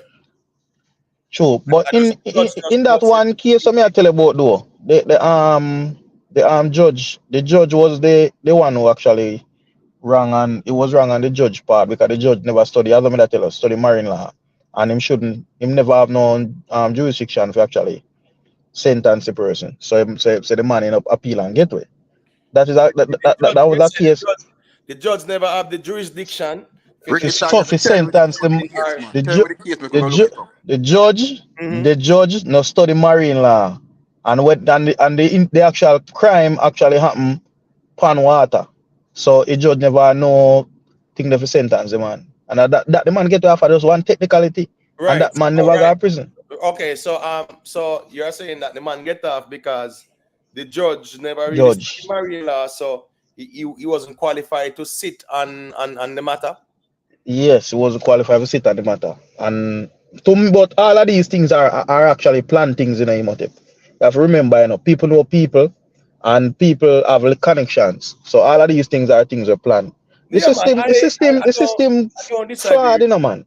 I don't disagree, you know, but I think James Bond still, you know, James Bond, he have a very valid argument too, because the thing is that, you know, them things that me wouldn't be happy to if me can check it out and really see how I really are going. You get what me I say? So me can say damn, because you know, the more we reason about these things is the more we become more aware of whole heap of little cases. Because remember, a whole heap of cases go on where we Lots of don't hear things. about them and we don't know about them. You know, give thanks to the social media era where little things can just go viral about the place and them something there. So you know, it's it may explain say a lot of these things happen in the past where a lot of people don't take up a paper and read it. It might in at the back of the paper, one little fine writing. So a lot of people not looking at that. So that fly over a lot of people's head if you really think about it. But no, if that case happened now, it would be a different story because it would have blew up all over. If you really think about it. And I know for them, if you look on it, ask a lot of people at Jamaica, like if you ask a lot of people right now, how much people them know we actually do crime, certain, you know, dirty things, and them they are rude. Because them tell us at Jamaica, dirty things are one of the easiest things to get to have in actually court, you know. One of the easiest things to get to have. A lot of people don't know these things, you know, about it. No, but when we get to one of the easiest thing because it's one of the easiest things. You know, a law we are dealing with, so it's based on the evidence presented, not true. Now that stand up in a court. Well, not only that, even America is one of the hardest cases to convict a man pan because you have to make sure say when you convict a man, but remember say I not like you agree a man 5 years. When you convict a man pan dirty in the rest of his life, you know. Right. Like even when them get the death penalty, you know, the case automatically get appeal, you know. I hear about 1 million appeal. I exhaust all your appeal before them say yes, go on, you know. Right, and you definitely need a witness and them sitting there, whatever too. Because if you want a man buck up on a corner and you dirty man, whatever, you get what I say? And the police suspect you and them carry you in and charge you, them really need proof. You know, so alone can't say beyond a reasonable doubt too. So Imhotep, yeah, this lady, right? Because I don't know if because me actually see Rick post her a couple times on him page, the lady, and she always tell her say Vybz Kartel is a free man. She always say Vybz Kartel is a free man. A lot of people are saying why she keep on a whole stance say Vybz Kartel is a free man. The reason why she keep on saying that, you know, that lady, you know, used to work a thing there, you know. She actually has said that because she know of so much case where in the same thing where it go Privy Council and the Privy Council might have them ruling and then man they walk a road because of precedents. Because of precedents were set. Because of no. The reason why I say this, you know, because you see other cases, if you look on the other cases them and things that happen, them have to use it as the guideline. It no matter even for the Privy Council or the local appeal court. You have to use it as a guideline. Vybz Kartel case said president. She don't know no case like Kartel case. Right. It's a member said that the Privy Council remit back the matter to the Court of Appeal, my general. So show me a next matter of this nature and magnitude that has occurred that can set a precedence. Because the problem is in a Rickitan. The problem is, you know, I understand people will use certain words, but it's a legal conversation. So therefore, those words have to have merit. Now, the problem is the fact that the Privy Council remit back the matter, the Court of Appeal have to look into it. And they're actually setting them up in a motive. That's a setup in a motive. Yeah, but we have said that is the process that is really creating this quagmire right now. Am I wrong or am I right? You're right. Are being asked and say, why me not free yet and whatever. The Privy Council sent them back to the Court of Appeal, created a scenario where the Court of Appeal has to listen to the arguments. All right, and let me tell you what's going to happen now. You know what's going to happen? This same case can actually end up back at the same Privy Council. And if them not be careful with them do it or end up back at the Privy Council, the Privy Council look into previous actions that were taken by the Jamaica Appeal Court when it come on to case of appeal and case will get overturned. Them look at that. So them gonna look at it and say Privy Council have their own translation of the law. Yes, they have their own translation, but they actually look at. That's the reason why I get to them because Jamaica can't deal with it. Why they need to look back to Jamaica? I don't believe that. No, they actually look at cases too, bro. They actually study cases too. They actually look at cases. Because they have to do that to see what's being practiced in the jurisdiction to actually know sometime how to make a ruling. They cannot just go off a dear presidents where them doing England alone. They have to look in where the case come from. They have to look on that. So if them look on Jamaica and say, okay, this is where they're going to. Yeah, this is where they're going to get the Jamaica justice system now, you know. when you send back a case like that go to the appeal courts of Jamaica, and when you see the appeal courts are going to say no, say, okay, let's do a retrial. They're going to say then, okay, then we have to Tama, Harry and Brown that you did not do a retrial. What is the difference? But Ricky Tan, your argument not make no sense now, because You cannot say no. Hold on. If the Privy Council never want a retrial, then they send him home from then they have the opportunity of doing that, you know. They have the opportunity of doing that. So why would they give them that option? And then when them take it, they must say take it. That don't make no sense, brother. At the same time, the Privy Council said this case should have never come to them at the same time too. Them should have been through this case out from Jamaica Appeal Court. No, but Ricky Tan never said that. Ricky Tan, if you are of that view, then why didn't the Privy Council do it? The Privy Council, no, them no want be the one to do it. No, them want leave that burden on. Ricky Tan, you gone in a whole heap of anecdotal them want to leave that burden on Jamaican justice system. Them no want to take up that burden. Them want to leave it on Jamaican justice system. So you think it's a burden on them to it is a burden, Hold on, General. It's not a burden on them to rule against the Jamaican court and the appeals court and against the justice system. Right? Hold on, you know. But you think that them afraid for do the same ruling with them rule. So Ricky Tan, we can't say it so that way, the brother, because the ruling by the Privy Council is against the system.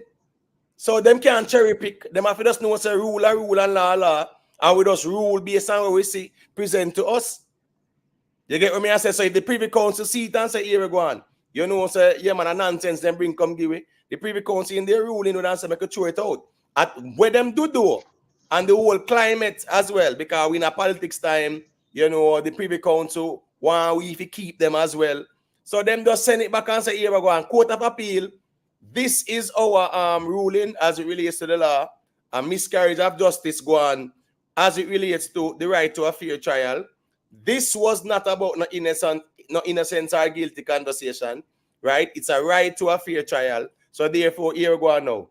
Uno supposed to deal with this because in the first place, this should not have gotten to us. You get what I say?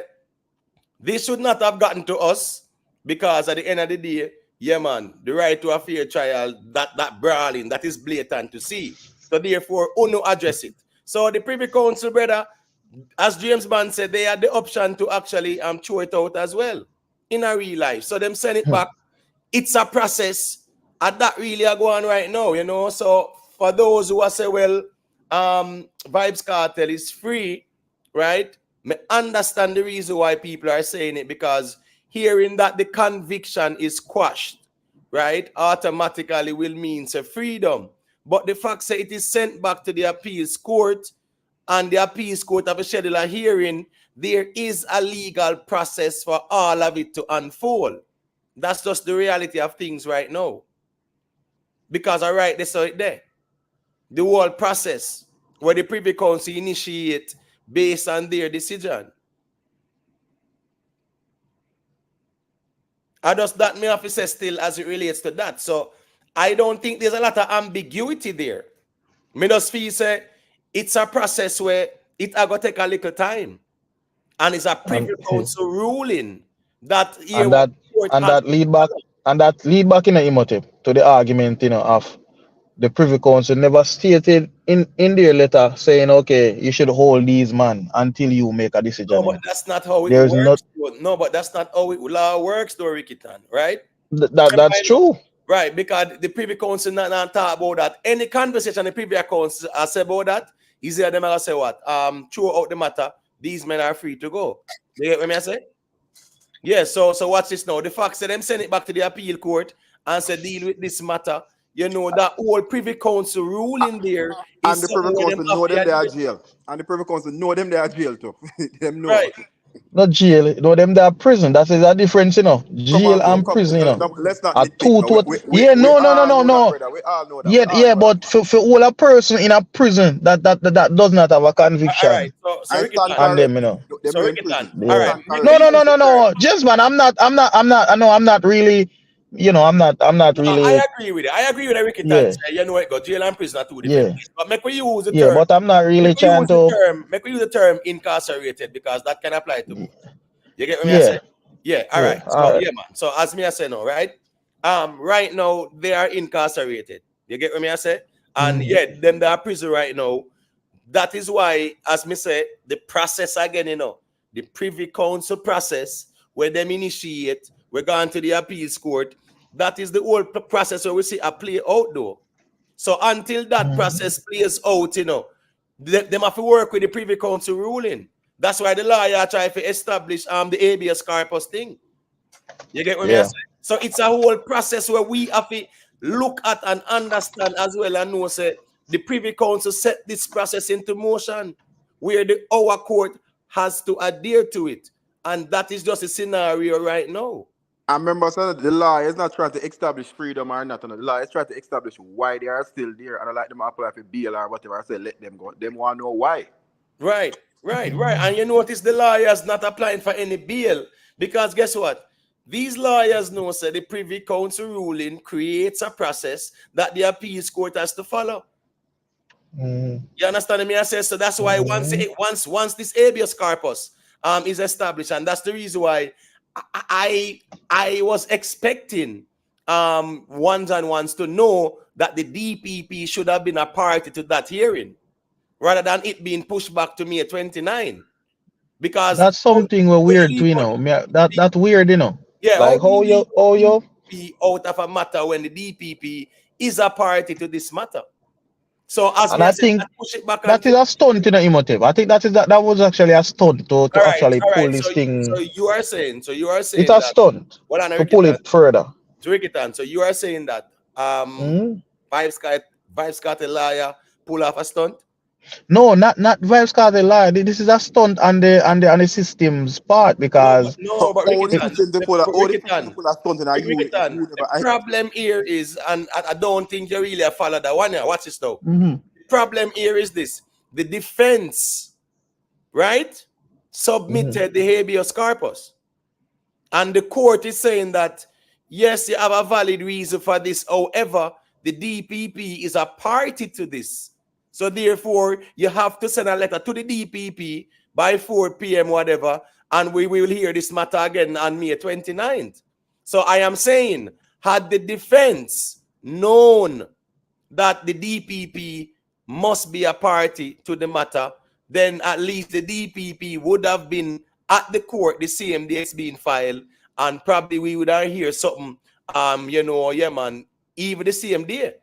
You get what I say? So that are the real problem, the absence of the DPP. So the defense, they never met the DPP a party of it, and that's why they push it back. So I just write this so that they're still. You get what I say?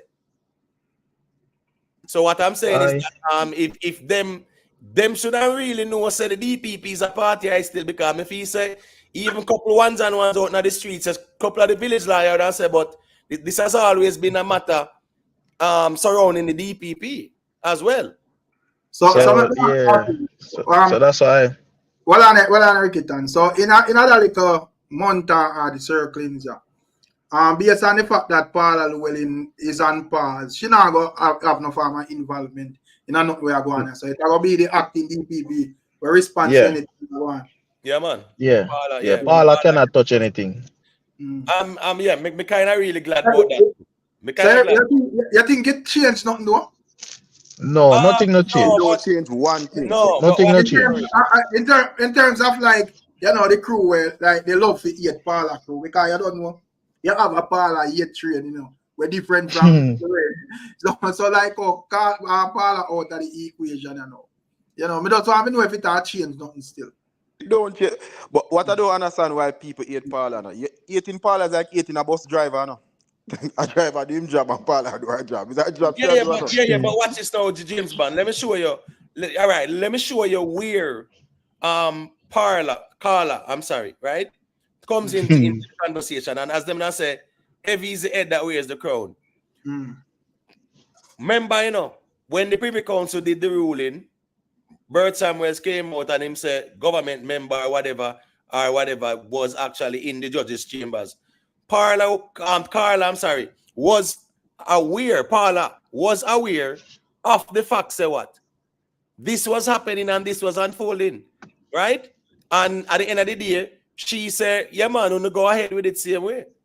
As the DPP, right? She never say here we go on, you know, say based on the optics and in the eyes of justice still, yeah, man, this man pull off a craft, you know, and him swear an oath to actually uphold the law.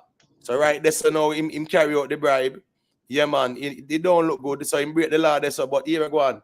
Make we look at the laws and the provisions. Oh, the provisions allow the judge to keep him on and whatever. So she has to take some of the responsibility right there, so for that decision though.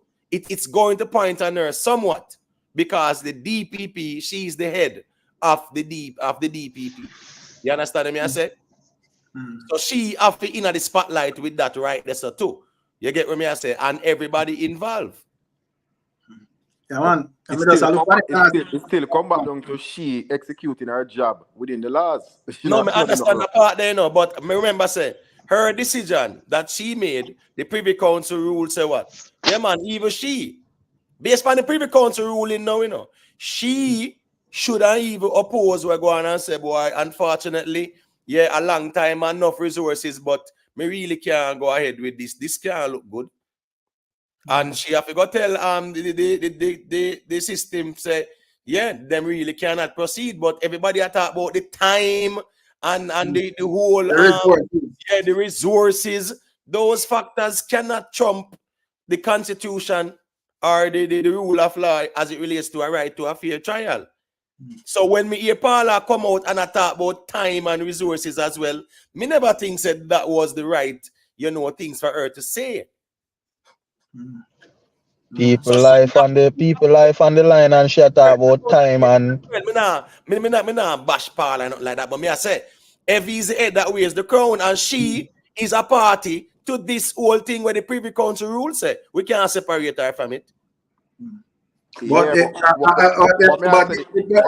well on the Jim Van.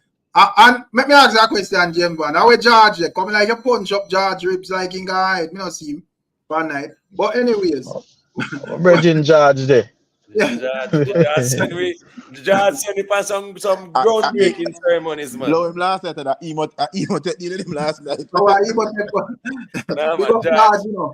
George, man, you know. But yeah, let me say still.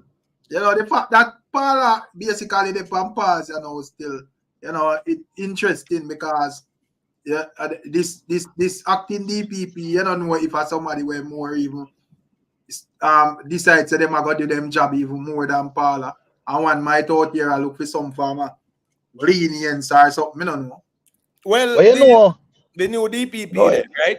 The acting DPP. The acting DPP, yeah. Yeah, the acting DPP, at the end of the day, right? As stern as she can be, you know, them still have to work with the law. Within the law, sure. And them have to work with the provisions afforded to them within the law. You get what I say? And that's why I'm saying no change nothing whether or not Paula is it don't change yo, George did them. check in. Listen, we are crash land. You go on. But me I say, you know, probably in terms of like, yeah, I went with a whole reason. I mean, I remember if I over your platform, in terms of like, you know, what did I reason upon like leniency, and I say, all right, you know, the judge can give I think RR did make that point then, and him be right, you know, I said the judge can give you 10, but you know, probably your behavior and so forth, there's a good behavior new, so them decide to them give you 8 and so forth and right. You know, when it come on to Paula and Vybz Kartel, based on all the tension high there, so we know say if it's 10 available, Paula definitely I go give Vybz Kartel 10, but no, we but don't know. Paula not give no time. At the judge, Paula, we can recommend. No, we know, but we are say all things I go all of the energy I go make sure say yo, you know, no farmer leeway, you know, did it for the man. So we just say probably this other DPP probably more well, you know, this a drag out for too long. Anyway, it go. We don't know. Or she can prove her. I probably should have our name and I say, well, our name too. So sometimes we jump out a kettle out of the frying pan and the fire, and so be careful of that sometimes. But Rick, you know, so weird about this case. Well, fly over a lot of people head, you know. Like if you think about it, you know, say the whole time the case I try, you know, say the name were actually the person, me and prosecutor in the courthouse at the time, where we keep pressing was the Jamie Taylor guy. But for some reason Apala get but Apala get all of the actual credit when Jamie Taylor was the one who actually was the one doing the pressing. That man sharp still. Cause me that watch. That time I Blackberry that go on that time. I make a Blackberry. I get me update them from Emily Shield over Twitter, you know. Cause Emily Shield in a courthouse them time, you know.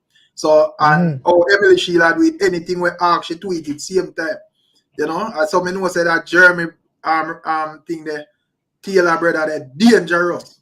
Told me see that man a thing there, I deal with the thing, brother. And it was not your thing. But Ricky, me not think say it fair if he give Jeremy Taylor all of the plaudits and the good credit and then drag Paula through the mud. Right? But that actually happened. You don't say that actually happened. Jeremy Taylor name not really. You know nobody a cuss Jeremy say them want the Jeremy nothing. Who used to get? No, because as we say again, Evie's the head where the crown, brother. No share on the thing. Because Jeremy Taylor was just there for us. Make sure you know I just prosecution me I deal with so here I go on. This case land for me next that we are work according with it. When it come on to Paula is a whole different thing. She run a whole entire system, bro. You know, so any slip up with her kid with yes or no, and she responds. Right. You know, same like when whatever say she wear the crown. Yeah. You know, head that wears the crown. That's under them said to whom much is given, much is expected. So it's the same conversation, brother. But watch it, you know. When companies fail, you know, you think I want one director or manager down the chain there, so are the person who are the chairman or the CEO who run the thing. Anybody who run the operation at them person there have to do what? Step aside more time. What's this now? Me see all in some countries, all even in India, you know, you have all people like real accidents, right? And guess what go on when them check it out, yeah man, one man did figure and go lock off, you know, make sure say the thing stop. Him just asleep, it never happened. It caused some casualties. The Minister of Transportation have to resign. You understand what I'm saying? So at the end of the day, once somebody is the head of something, brother, and have the responsibility to oversee, you just have to take the responsibility. Once it on your watch, okay, wait, originate at the root of it. Once it on your watch, whether it's credit, you get the credit, and whether it's bad name, you get the bad name. Right, you go both ways. So, which one to take it? All of the credit and drag her, even one drag her too, but don't take away the credit and give it to Jerry. And then una clat up Paula and I drag her through the mud. You get me? So Jeremy just did that doing job, man. You know, there's no say, him are the big man around the court in terms of like the opposition side. But in terms of the whole entire system, a Paula, you see it. So as you say, if the system crash, a Paula response it, and if it float, Paula response it said we, you see it? Yeah, man. So and whatever do, yeah, okay, go to. No, all right. So Mr. Virginian DC, I say, don't forget this personal for Paula. So I want to ask Ricky Tan, I probably agree with that with DC. So I ask him if it was actually personal for Paula and when did it get personal? Well,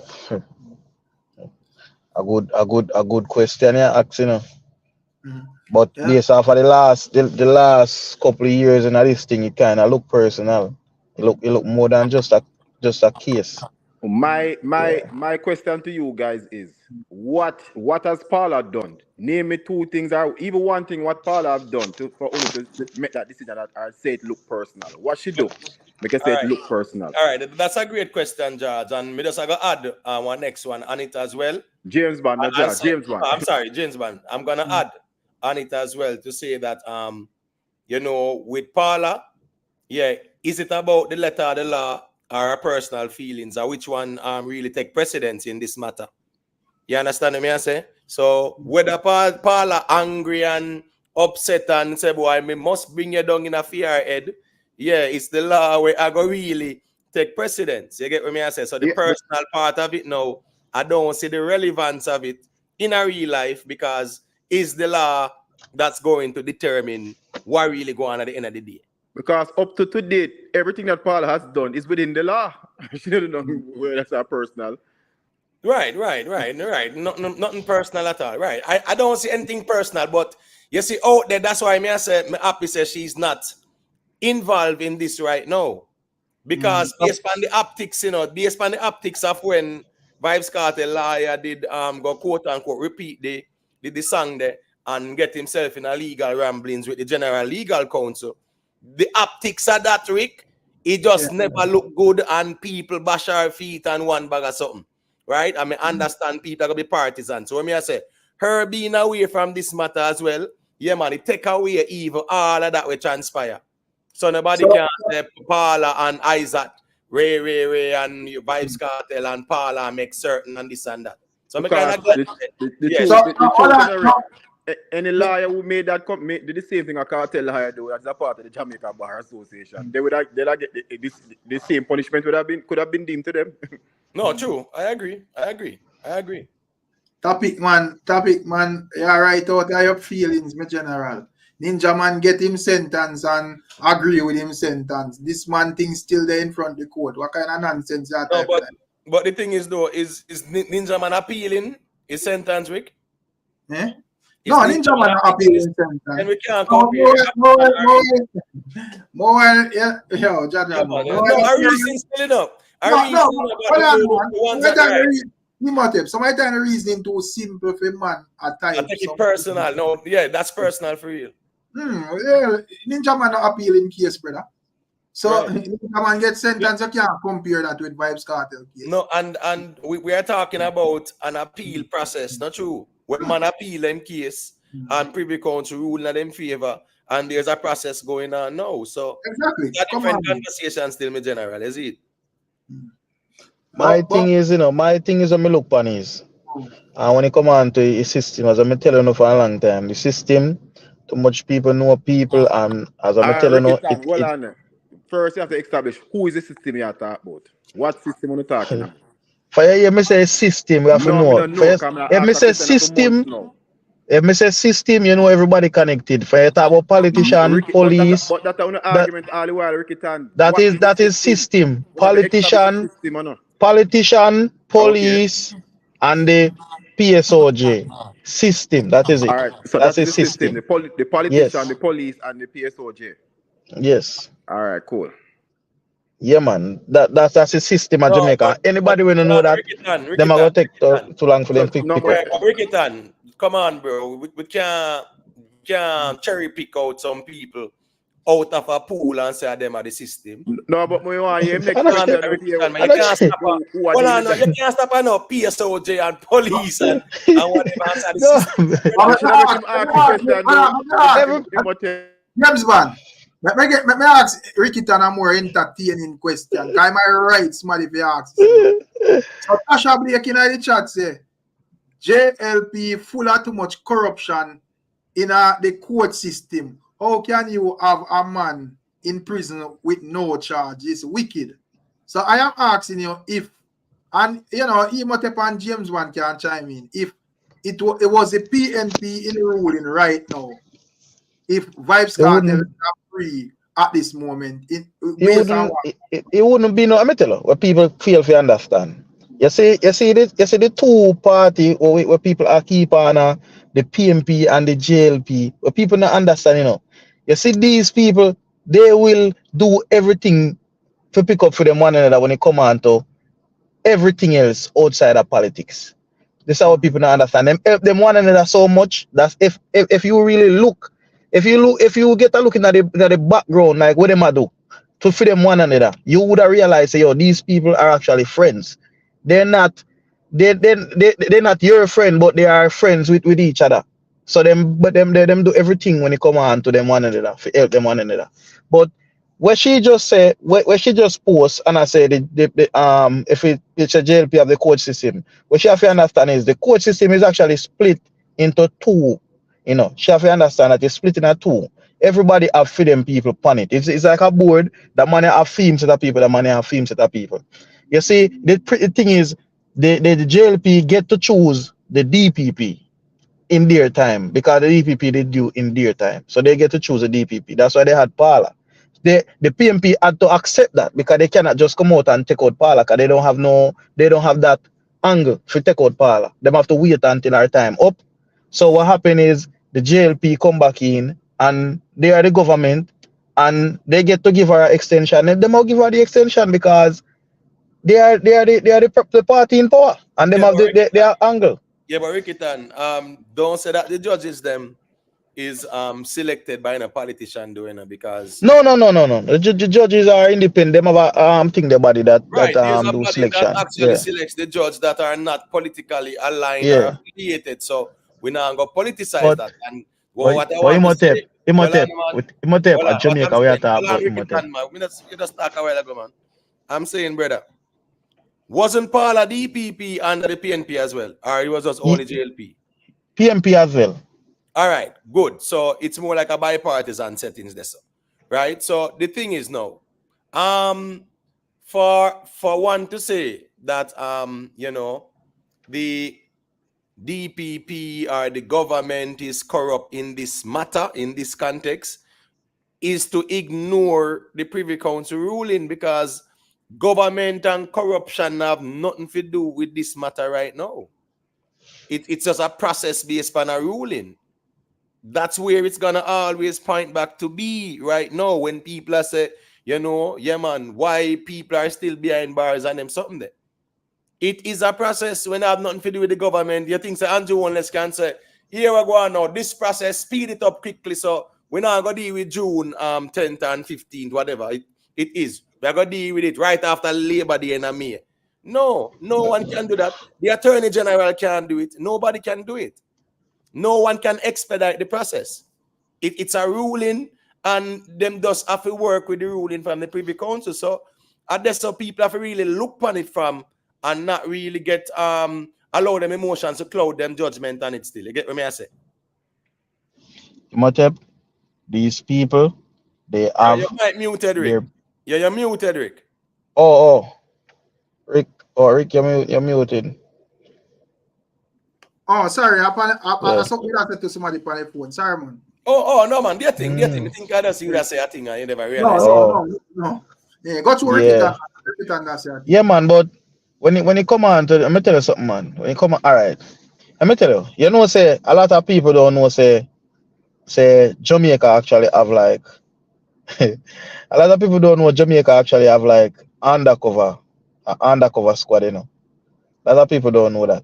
Jamaica actually have an undercover squad at Jamaica, like an undercover police squad. Police will actually grow a beard, walk up braid ear, walk up and down pan road like everybody else. That task force disbanded from them kill the youth up a bounty party. You know where you're talking. Yeah, but a lot of people don't know that Jamaica actually had that type of force. No, I defend the argument. Yes, and no, Rickitan. First, in the present tense, yeah, I know you're going to pass. Come on, man. Yeah, man. That's it. One thing with the Gaza defender, them don't know. When they don't pick up the goal post, them and run. No, but it's not a matter of Gaza. It's not a matter of Gaza defender. It's just that some. All right, let me tell you something.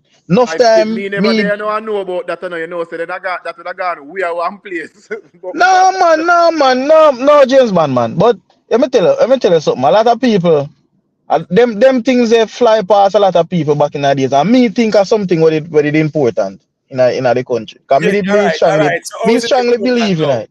So how is it important now, though? It is important now to have it, because now we need proper we need some. The country needs some proper investigating and undercover and detective work in our country. That's the only reason why we have so much of these killing the community and people not really saying anything, and it continue over and over. You see, then it continues. The thing is, Rickitan, remember saying, as law enforcement increase or enhance their capabilities, through the use of technology, sometimes that trumps the need for have a man in the street that endanger his life. A man might see him look away and say, say you have some undercover police out there will look like Rasta. or look like bald, or look like so and so. So everybody a man a look pan a man a pray a man and them something there. And you get what me I say? So you know back then it was around, but now that them have a lot of resources in terms of technology. Let me tell you how dangerous that's. Let me tell you how dangerous that squad was. One day, me there, me and my youth there, Sonia's sit down and eat some food, and cause they were all. Me never talk what them was, but we and them did good, and them a come off our work, and the youth are running force them a come check with. We say yeah, we are sit down and eat some food. Him call and we say we are eat some food. He say no, so just a come here. He must turn to the man them walk in Sonia's and no. People run at the shop, man chuck over the bar, chef kick over pot and run through the door. Cause all you see, and some cut off up man na clock, chain row, and some machine wrap up around them, and man with extended clip gone out through doing all kind of sitting. So when I see them coming out, a criminal. When we said no, no. I remember some youth who a tall hair man them and beard. Them did have tall hair and beard. Me never said them a rasta, you know, but them ear the tall. And then the beard up. No, man, I'm not proceeding to the Rasta thing. Hold on. A quick reason to you, thing there. So, Mr. George, in a chat, big up yourself in a higher major. I don't know anything. Big up all of the ones them there. So, George asks you, James Bond, if you are saying that the current police force don't have no farmer undercover apparatus. Tell Josh to come talk up yourself. Yeah, man. Yeah. Me feel so too. Make Josh come easy. Come up yourself. Yeah, make it more easy because Josh show we. It not so groundbreaking sitting. Josh come easy. It actually not so active like back then. Back then in them time. Back in them time it was way more effective and more active. No, right, so because them use one incident and paint the whole thing. Let me tell you why they did this man class squad there. Because that squad you never have no jurisdiction. No. They used to work everywhere. Town, Moby, and Nick. Anyway, man, all over the country with them, man. Yeah, man. All over. You see when them dirt Movado bridging up a killer birthday thing is one of them, no. I saw it getting a tanglings, no. Because in my work, they and rare whatever. So a man in a cane row and this and that and rare all and pan you never know say a police. And them a say, yo, and it go on and you know, the police now got take no this. When a man come this man, he having this thing in a waist long gone around one place. Banging on my dog, you know. Yeah, and then so when he come out, the man say, boy, him never knows a police might deal with some rarity. And so now them say, boy, you know, say based on them man go on, it's dangerous to the public.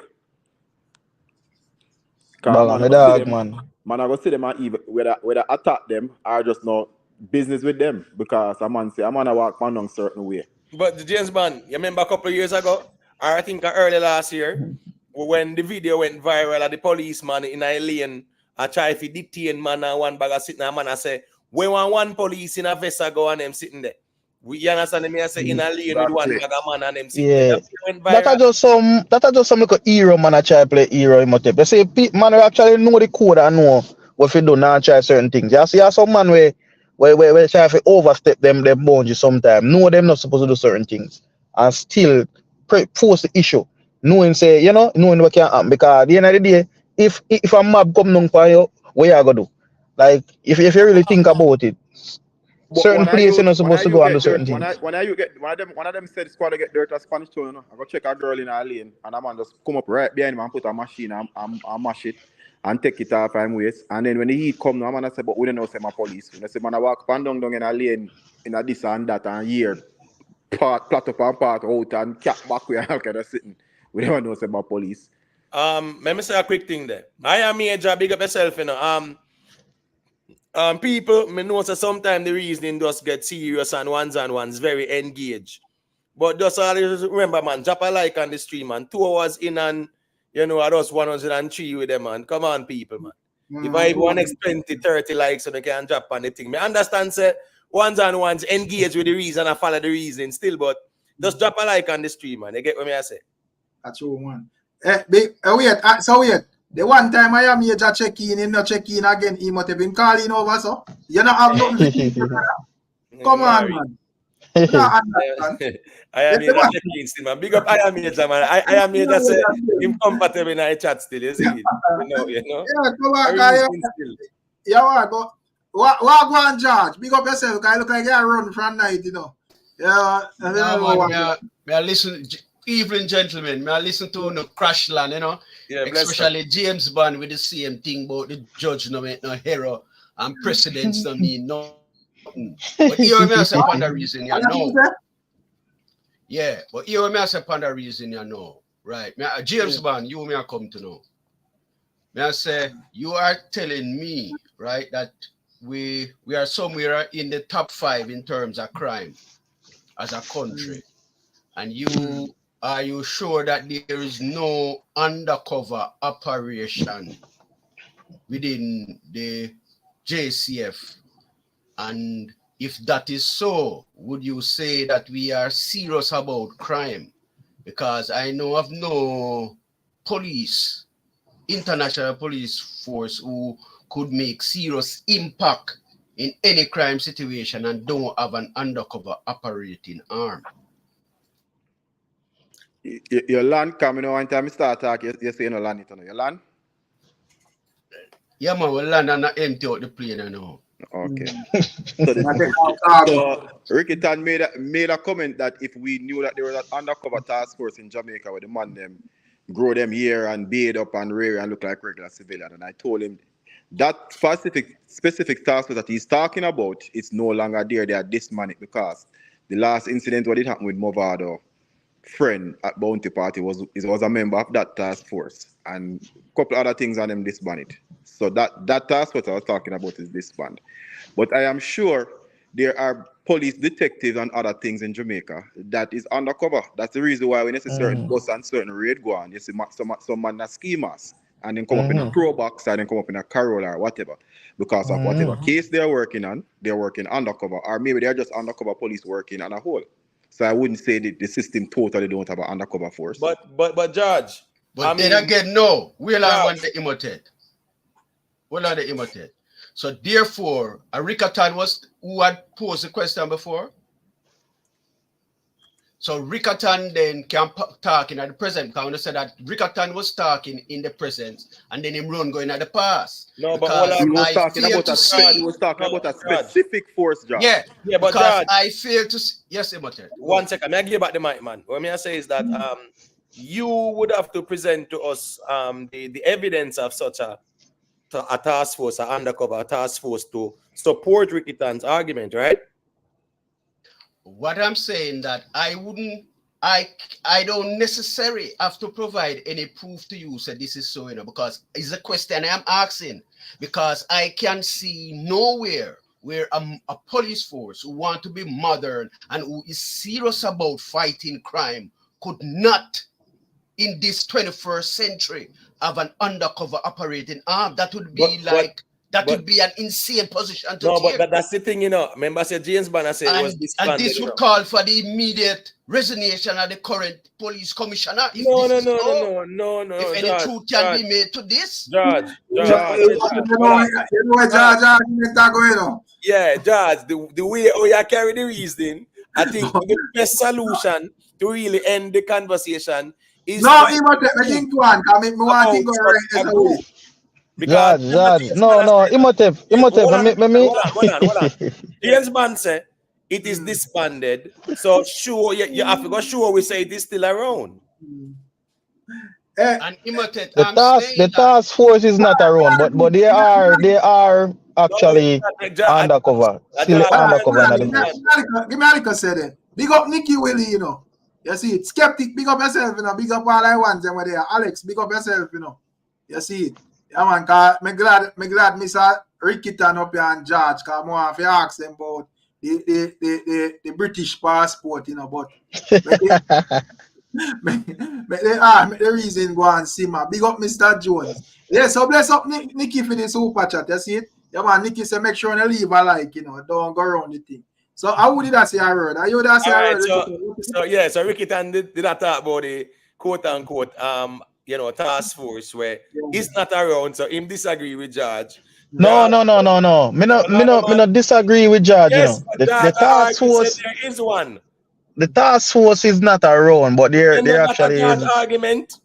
But there actually is the actual members them actually still doing them work. But they don't have the argument doing. Remember, say the undercover task force there. James Bond said disbanded, and George challenged it, and I said, boy, if that is the case, that is cause a concern, but we still are waiting for him. Sure, we say it's still about. No, you don't have the force. What I'm saying, you don't have the force anymore. The force is actually this man. Challenge, that's true. Listen to me again. Let me start the flight. Let me resume the flight. And listen clean. This man is a man who say always is cleaning. I am saying that there is no way. I talk upon a logical point now. James Bond said that force disbanded and like it disbanded and nothing more not going to place. But I'm saying that we being a country who more basically is in the top 5 of crime in the world. In other words, and I don't fathom that any commissioner of police, whether past or present, could put together and say that he is serious about fighting of crime and don't have an undercover apparatus currently. All right, so George, let me answer. Yeah, go to because I want to say a thing too. George, let me say this again. The specific task force Ricstorm was talking about, that task force is disbanded. And I know the task force personally because I know people that was on it personally. They were personal securities of mine. So they want me to spell out everything. And I just said to you, I'm going to just repeat what I said before. That is the reason I'm pretty sure there are undercover police in the force in Jamaica still working undercover. I did not say nothing in absolute. And that's why James Bond, hold on, James Bond, I'm not cut James Bond. And that's all I Ricstorm, let me finish. So the argument now is that's what I said to you. That's what I said to you, George. Let me repeat myself. That's why when you see people, you see police, whether doing spot check or you see raids go on or whatever, there are some members of the force there in schemas. We're not revealing their identity because obviously they're working undercover. And I'll leave it at that. So you can nitpick anything else you want to nitpick. All right. So me just want to say a thing. Allow me to say a thing there, quick and fast. George's argument is that, there is a group within the JCF that is functioning in that capacity. That is what he's saying. You get what I say? No, hold on, George, hold on. No, first not that is. I remember it's a question I posed. No, you can't challenge where James Banner say with a question and say, can you tell me that Jamaica, which is quote unquote have such a high crime rate and murder rate, don't have undercover undercover apparatus? That's why you are asking the question, but you can't challenge what James Banner said by asking a rhetorical question. So me just say this real quick. When it comes on to these groups, and Ricstorm him say a thing, and Ricstorm right there, so when him said these groups that was disbanded, is them same one, not them same one merging a CTAC to James Bond? You understand me I say? Remember say them same one. Them just put them in a different place. Right. And a lot of them and a lot of these type of training and these type of functions were given to CTAC. You get what I say? Because say it's a whole different ball game that too. Because they were training in Orlando, Florida, and they're having some of them now actually training the regular police down there on the ground. Right. So what I'm saying is that them really, transforming a CTAC, so to speak, where them can tackle both gangs and any counter-insurgency and whatever. We don't want to say the word. You get what I say? But that I really see that. But the reality now is that if George strongly has said that there is such a group, or why there are say, how can it not be? Then I think the burden of proof is on you to show us that there is, in terms of challenging the narrative that, there has to be such an apparatus within the JCF. So burden of proof is on you, Judge. So it's up to you to present to us that there is.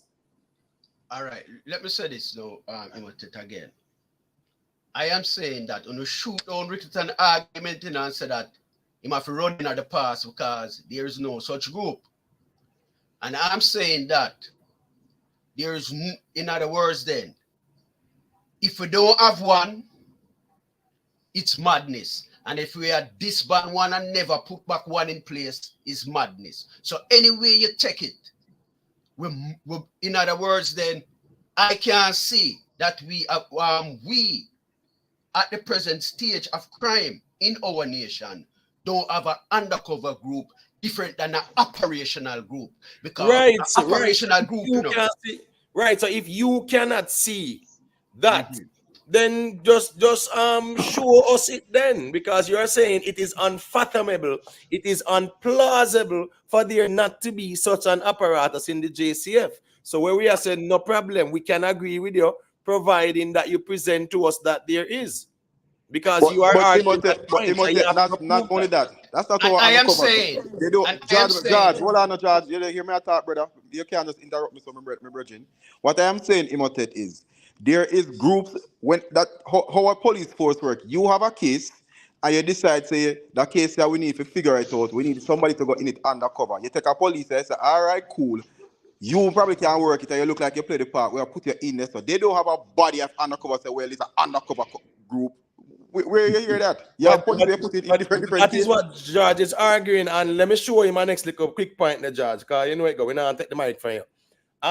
The problem with these undercover things, you know, it can be problematic, especially in public spaces, because sometimes we see a whole heap of little engagement go on and you don't know who is who, and then no, you have licensed firearm holders or whatever about the place, and a man don't know who is who. So from a legal perspective as well, it can be problematic. That's the reason why even them police, they used to only go up on certain operations and never just walk up and down to take JUTC bus to see who are come rabbit and whatever, not like that. You get what me I say? Are them just in a downtown park, I walk up and down and look for the criminal them or extort? No. You get what me I Nah, say? man, we are Imhotep, we are talking about Imhotep, man. Them thing they go on, man, we are talking about, man. Man, them now walk up and Yeah, down. miss the point, brother. Those Extort man and get stuff called like when something go on, them call Come them on, man brother, there, man. and we might have Right. a drink and they say we get a call and them go deal it, them deal it and come Right. back. No man now That's go look funny, for the man. extortionist downtown, brother. Stop that ricketing, man. We can't reason. Sir. Imhotep, calm down on the nerves, man. Calm down on the nerves. What do you know about a bigger down? Calm down on the nerves, man. Because even right now, you still have man on your undercover. Me a bridging right now, we're still in it. James Bond, That's not the argument, though. Well, no, man, that's not the argument. Because we family, we know that. Let me tell you something, Ricketon. Well, no, man, we know that too. And we know, say, here we go on. You know, say, you have man where even work with US Marshals too, brother, in a real life, brother. Not because we not talk about certain things, but we know certain things, right? But what I'm saying is, my general, the argument is there is such a unit that exists and apparatus. the unit disband from them. Right, Unit disband. So we have to stay at the essence of the Yeah, argument. the unit disband, and the reason why I'm not with James Bond, me can't really say to James Bond say, well, where must I go? It disband for real in a real life them disband the unit because Right, so the last incident. Whatever too. I like 3 incidents up back to back, you know, and it The caused last one, a big. what did happen a killer thing? After that, they must say this is it. I have the gas station with the lady too. The gas station with the lady. The one they went kind of started, Yes, and then the whole thing come with. The head of it did have surgery and dead in surgery, and then they kill one of them, and then they kill one of them in a Spanish town. Yeah. So you know, so I know the unit personally. Oh, that gas station thing. So James, man, how should I hear them eye forward from? Listen me, how the gas station thing did go? The brother that try hold up the pump attendant and I try take away the youth car, and he men up shoot the wrong and I really shoot the wrong person. It just a misunderstanding. It was a misunderstanding. What do you mean by misunderstanding? What occurred as a result of the misunderstanding? The person will actually get dirt. Don't use the word, yeah. Don't make us say the person will get dirt was actually defending. Was actually someone who was actually defending the actual pump attendant. So it was just a misunderstanding on the officer part. Right. Yeah. I got you. And it caused a big uproar. So I will put them thing they happen. But them thing they happen, and it go on until the whole thing with the club, and you know, people all meeting, bigger heads. You know, you have to talk about things when things are go bad. You know, but it was a good thing in enough sense. And me a bridging right now we still work undercover. Yeah, but and then, at the end of the day, as we are saying, you know, a part of the system right? There has to be some degree of covert operations. You get what me I say? Yeah, I go use technology more as well, more surveillance. You get what me I say? Yeah, you can actually go to court now and get some search warrant or warrant where you can buggle some people phone once you can present enough evidence to say you have reasonable cause and whatever. So what me I say is that there are so many different tools now at the disposal of the JCF, right? That they need to have a lot of these so-called undercover people all about the place, right? And to make it public, it can be an issue as it relates to public safety as well.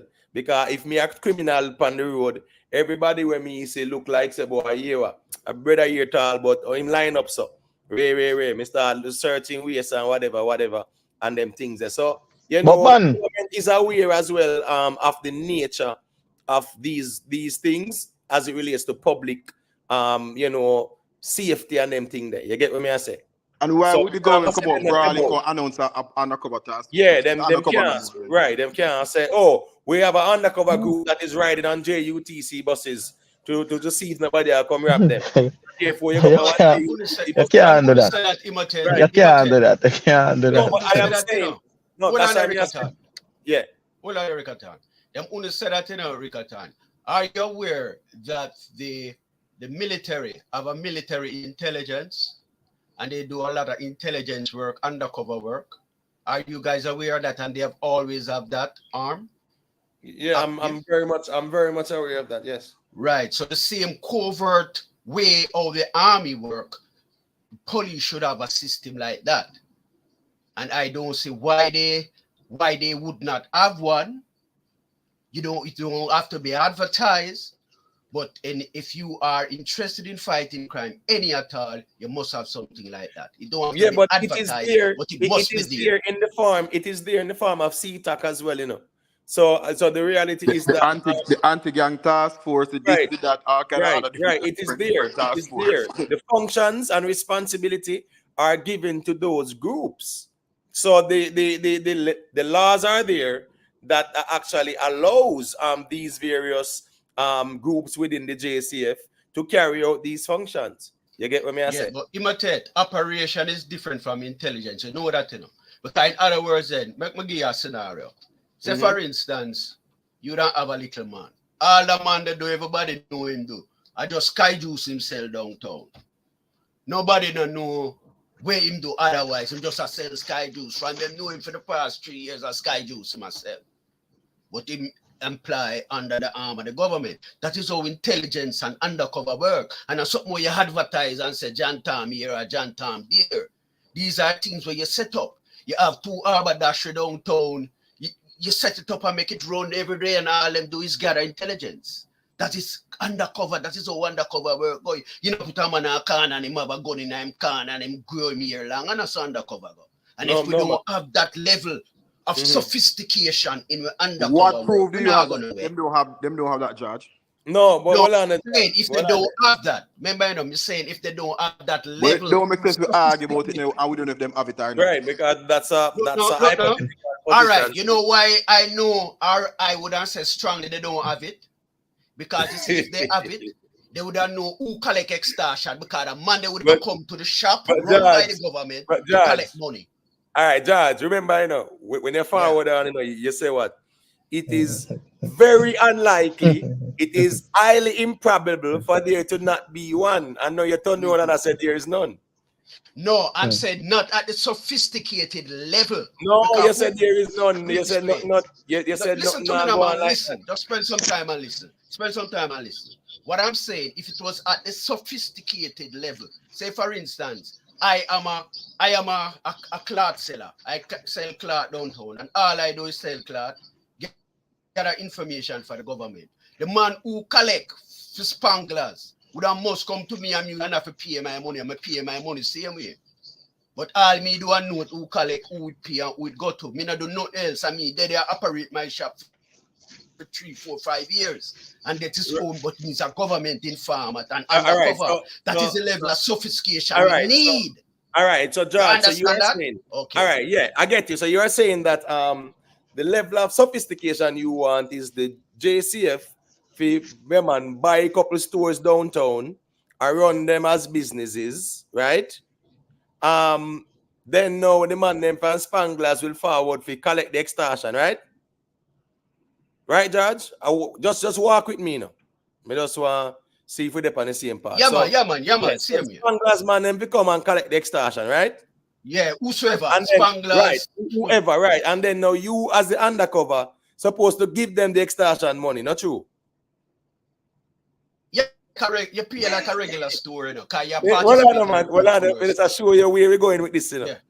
Why you see where we're going with this? So you're saying that these undercover police officers are supposed to give the extortionists the money, right? Yeah, man. You run a store now. It's just like you run it. Well, George, we get that, brother, but we are saying that JCF I run the store. No, so you say you want a man I run the store, but him a JCF. Nobody knows say him a JCF, but all right, so the man I run the store. JCF I run the store. Well, I run the store like any other store I run down. Yeah, but a JCF I run the store, right? A JCF I run the store, so that's it. Yes.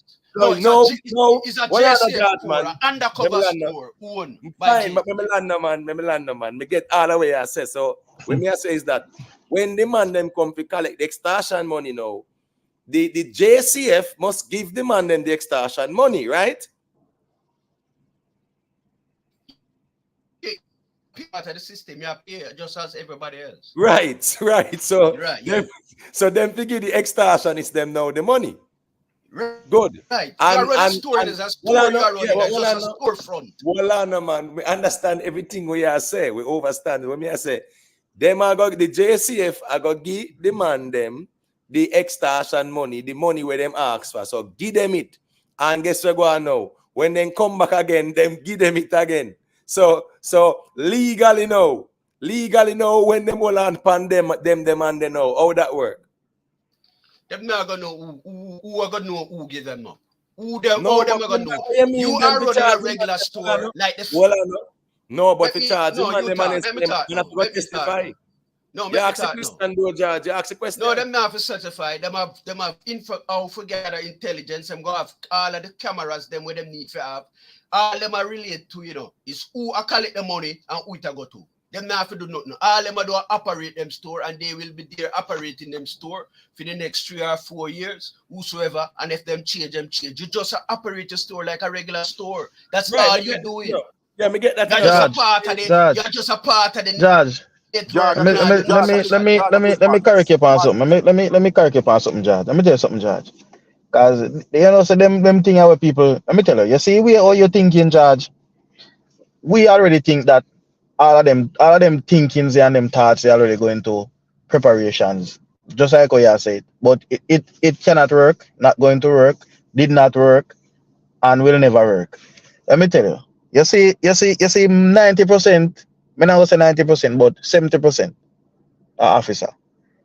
You see, once them become friendly or known to the public out there, it is hard for you to actually stop a man from bribe or not take things.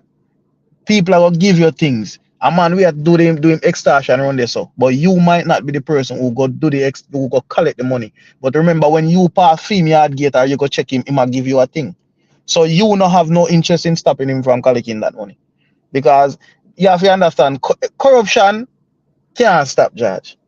And money, worse man when I get good pay, you have to think about them thing there, Judge. It go hard. When man get good pay and you can find yourself and make 500,000-600,000 a month. Like, come on. It's hard for a man pass that. May I tell you, it's hard. Right. 1 second, Rickitan. Rick stand there or him step away. Yeah, like him gonna check man. I step away still, but I guess when him check in, him can just deal with the life record. Nicky Willie, when Rickstorm check back in, we make him officially deal with the life record birthday settings there. Because the thing go one's and one's there more time and anytime I want to urge strong, we make we know man so we can big enough man. Because the thing go still, yeah. Life record and calling. Right, but the thing is, George, what I'm saying is now. Check in for the panel, come here, go cut. The thing is, right, George, the Jamaican government spend hundreds of millions to have some stores downtown fear run a undercover operation to catch some little foot soldiers where collect the money, figure get to the top man them. Yeah, me not really feel say that amount of resources there. Yeah, the ends justify the means, because at the end of the day, at the head of the stream, you really want to deal with, not them little foot soldiers there where come and collect the money. You get me? I say some little cut off foot pants, you know, fly by night foot soldiers. So if you are deal with crime fighting, you target, you know, the top. That's why that's always the method in fighting or crime fighting or whatever. You target the head. Yeah, you target the head. So putting up one little, spending a couple $100 million well to buy a store and run it. Not only that, imitate, we put up every town and village in Jamaica. Right. Not no worth it. If you get a little foot soldier there. You get me? I say, and guess you go on. Anytime you go court, yeah, man, tops he might get for extortion a couple of years as a foot soldier. And the real top man where he might carry the money figure give. Nobody no catch him or they make him get to it because they catch foot soldier. No, judge, them kind of crime fighting method there.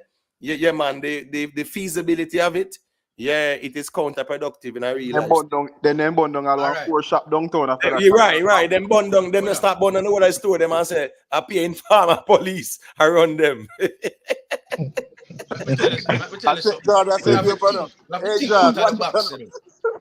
to think out of the box, you know, because here I say no, we lose $200 billion to corruption, you know. And one of the things that we are beat in our cities and our town, you know, are extortion, you know. Everybody are pay extortion, you know. So if we don't know the network who are collect the money, we need to know the network who are collect the money. We need to know the foot soldier them who are collect the money. We need to know who are get paid. And the only way that we can know those things is to plant ourselves inside the system and how it operates. If you don't reach that level of sophistication and planning to infiltrate the whole network, you're not going with nothing. Hey, what is that is how we have to deal with it. A 200 billion we are talking about, you know, brother. And a little bit of money. Judge, you know, the mere fact say police officers have to give criminals and extortionists money right there. So whether undercover or not, that is a legal problem, they say, you know. You understand me? I say, whether a man wants to say an operation or whatever, that is a legal problem. Them have the store and constantly I give the man them extortion money because they want to catch one. That is a legal problem in general. You get me? I say, so me I say, a man come in and say, well, right, you know, no, when you come to my store, camera now work, I know. You just give me back half of the money, you come, police are on the store. Right. Them things are not going to work at Jamaica. Yeah, the plausibility. You gonna know some police around the store. No, but they can't work, brother. Right. We don't think what them thing there already. Immaturity, me take you now from where you there. Miami, New York, where you there. Me carry you downtown now and set you up and give you a store and say, boy, a recording store, Immaturity around this. Right. And all you do, you sell record. Everybody will come, you film them, you camera them, you pay your money. All you do when you pay John, you say, boy, them ask you say, boy, yeah, I pay John, 10, you know. And you have your account and your ledger, you enter in your ledger. That is all you do, you know. Nobody, right, so you're not going to meet with nobody and tell them, say, you know, me a police in farm. We just have that story after that. Yeah, do your work. All right, so Judge, so all you know, say, all right, let's have the argument say, yeah, man, the foot soldier named John. Is John going to present an ID for you to have all his details, his legal name and everything, so you can know, say, yeah, man, you have a solid case? You build case. John Cashapp, you build case. You build case. Now build a case over no, time. But hold on. If all the time John forward and you give him the money and then gone, remember John now sit down with you and sign up nothing and sign to it and nothing like that, you know. Right? And say, John. I want money John go collect. John go home King Street, and then go Princess Street, and then go whatever street. We're talking about your network. No, we are talking about your operation. So George, you want to go open one whole store downtown around the people. But we are talking at least five good operation store. George, hold on, man, because this is a sample. All right, so hold on. So John, remember, you know, John is a man where foot soldier just come collect the money. So when you hear John forward, you know it, when John forward, and you line up the money you get John. How you a get John full name now and details? If you know, say, all right, yeah, man, this is John Tam, make we investigate him and whatever, and this and that. How you gonna get this up? That can't work, Imhotep. It can't work. The Judge, it can't work, Judge. Let me tell you why it can't work. Judge, but tell us that that's something we already think about, already tested, cannot work. Them things they can't work. Tell me that Not Jamaica. Hold on. That's a fairy tale thing that man. Yeah, man. When we used to operate the bus. biggest extortion is the Spanish Town bus terminal. And them can fix that. I don't know. James, interrupt me, you know. When I used to have bus operating, okay? You see, when I go on to collect from my driver, my driver would answer, rate him get XYZ a thing. Me never say XYZ yet, but me know XYZ through my driver, through my conductor.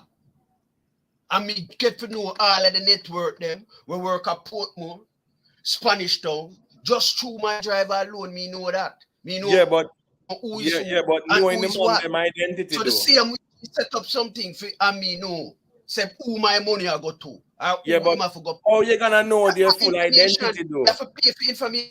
No, but the thing is, you know, not for the man them are foot soldiers. Sometimes I look nickname and street name them up, right? So me I say, oh, you are gonna pull after sting operation if you get the man them full name. And as me I say, what is the benefit now? If you blow your cover, if you say lock up one little foot soldier when the objective is always to tackle the head of the stream, where the money are going to. Thinking with me about it. You know, raise a thinking with me. The foot soldier who are collect the little money from the boss man, the little money from the shop, him is just one little screw in the whole network. Your info is gather information in, you know, act on the information you're doing, you pass the information up the chain. You know, say boy, Maga dog related to spoilers, Big Ed related to XYZ. That is all of the information you gather, you know. All right, so all you step on your store. So you see when you come with an anti-crime thing. Or you stay from a record shop or your little store and know so all those do you know who you pay extortion money to? We just want to know who you pay extortion money to. Yeah, but when I say George, but George, you say I gather intelligence. So when I say, oh, you know, say from your little store or your little shop, how can you know, say whatever you hear? Because all the way I say, you know, you're static, you know, you have one store. So anything where you give them a second hand information, right? I'm talking about in terms of who are linked with who and whatever, because I don't like say, you know, you're that close in a network. Judge, your store is just one source of information, you know. Remember, it's a network of information you have, you know. Somebody to comment. It's a network of remember, it's a network of information you have, you know. So your store, you know, your one store, you know, is just one source of the information, you know. And I'm going to leave your store at King Street, and I'm going to go around Princess Street and collect some other money. And I'm going to leave that store, and all those I bring is a network and information. And so you're saying all the stores, then I want more stores, and they act on it. But I want more stores that you talk about to George, man. I want more resources that, man. Just to catch one little food stores that extort. Yeah, you talk about billions of dollars, you know. Remember enough stores you talk about in a George. Are there even 1 or 2 or 3 stores in a bro? So when I say just to catch one like a foot soldier.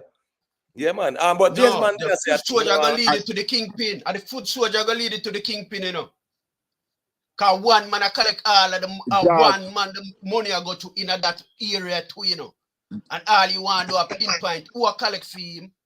And when you ready for him, the one go in pan him.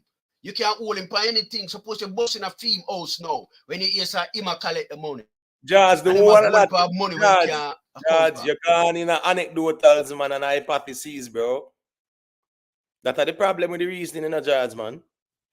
Remember, say, I free him. Hold on, me soon call back in. Yeah, man, I say, I read, man. Remember, say, I free him, you are free him, a supposition in a brother. Then that way I say, man, Judge, man, we have to stay in the practical, man. Because you talk about... Judge, everything they can't work, Judge. Yeah, man, you have to look at the plaza. Just take it from somebody when know what you talk about. It can't work. Right. You can't downtown. Just to do that, so you have one bag of stores, hundreds of millions of dollars in our goods, just for catch one little barefoot man where are you know one little slippers and one cut off jeans where come collect the money and say, yo, I name Crack Skull. You only know him as Crack Skull. Him not have an ID because him not have no identification like that. And you're honest, you are gonna tell your higher ups them say, yeah man, make it Crack Skull the money. And every time him come a Crack Skull get the money. Not only that, you spend hundreds of millions of dollars and Crack Skull get 5 years. Right. It's like extortion. Right. and the cover and the cover blue and them something there. So George, the plausibility of it sometimes with this one, no sir, it's a bit outdated now. You get what I say? If you take a Crack Skull 5 minutes later and say stop the extortion, yeah, brother. Right. Because for you, if we try a quote, what is you know, we are gonna spend about probably 1.5 million a quote just to try and charge you. Not to mention store parents. $2,000. Judge, James man, them are gonna put Crack Skull pan trial and pay a judge and jury and lawyers and everybody, right? They charge him, say, in collect $10,000. So 5 million spent on in trial just to charge him for saying collect $10,000. Remember, say you have to rent the store to and stack them out and all that. If Crack Skull, I get $10,000 a week. Yeah, man, Judge, a la and settings that Judge. You get what me I say? A la and settings still, man. But in a real life still, you know, the police never get more. And that's why, as me say, if people are protest, all the Palestine thing where me see them people are do in idea, you know, them should really you know, protest this a year ago and give the police more resources quick and fast, more surveillance capabilities. Yeah, man, bring it in quick and fast. We don't want to slowly drag it out. You get what me I say? Every police vehicle is supposed to have one camera in front of it. And every officer have somebody with a camera. Yeah, man. Put the Jamaica eye all over the place, man, and then sitting there. Yeah, man. Everything they need a minimum money on Jamaica eye, and we can have more surveillance. Downtown, yeah, man. Sometimes we have a couple of drones up in the area scan out downtown all the while, man. Yeah, man. And we just go and do it like that. And every station must have a minimum amount of vehicles, so the police can't talk about the vehicle to come again and then something there. Let me tell you something, James, man. Nobody can tell me say a place like a Denham town and them places where hot. Them little, not even one little Angela drone, the police can have up there so I look down upon them and then I watch scan out the place. You are telling me say that even one little 200 drone then can't have? Yeah, well, you understand me? I say, and I go and scan out the college where Andrew went to the other day to do the graduation speech. Right. They actually partnered with the Jamaica Defense Force to give them some good training and all that kind of stuff. So I think we'll see a lot more stuff coming in terms of technology and that kind of stuff coming. Yeah, man, definitely. Delaware University, yes. Right, and then them beat Brogard Badfield, like say in go up, they go do something wrong. Yeah, you understand me? I say, but as me I say still, man, you know, yeah, man, the police they should be given the resources. And when me I say fighting crime in these garrison areas, them have to go deal with more drone surveillance because even right now even the Gaza part there. The man have a couple hundred drone, a couple thousand drone in the sky night and day, brother. Where them not have to even go in at the place like that. All them do are just bring in them tanks and wait for the man them to run out for some spot so they can spot and see where them hide and then sitting there. So what I'm saying is that, man, the resources should be allocated so them can have more surveillance of these areas. And them little drones are not expensive like that. And geographically, Jamaica, most of them garrison in places very hard to patrol. And like your patrol down in Miami or Opalaka. Right. Place that we go there to the road and tomorrow go there is a zinc fence and them something. So them places are hard to patrol to. So right. So use more surveillance. Certain crime fighting tactics what we say America, what Georgia talk about. Them things that work at some place, but some of them tactics they can't work at Jamaica. No, not downtown. Anybody know downtown? No, so that can't go on downtown. It's not plausible, brother. Downtown, too congested and then. All the day when they are planning for arrest the cut off foot, man.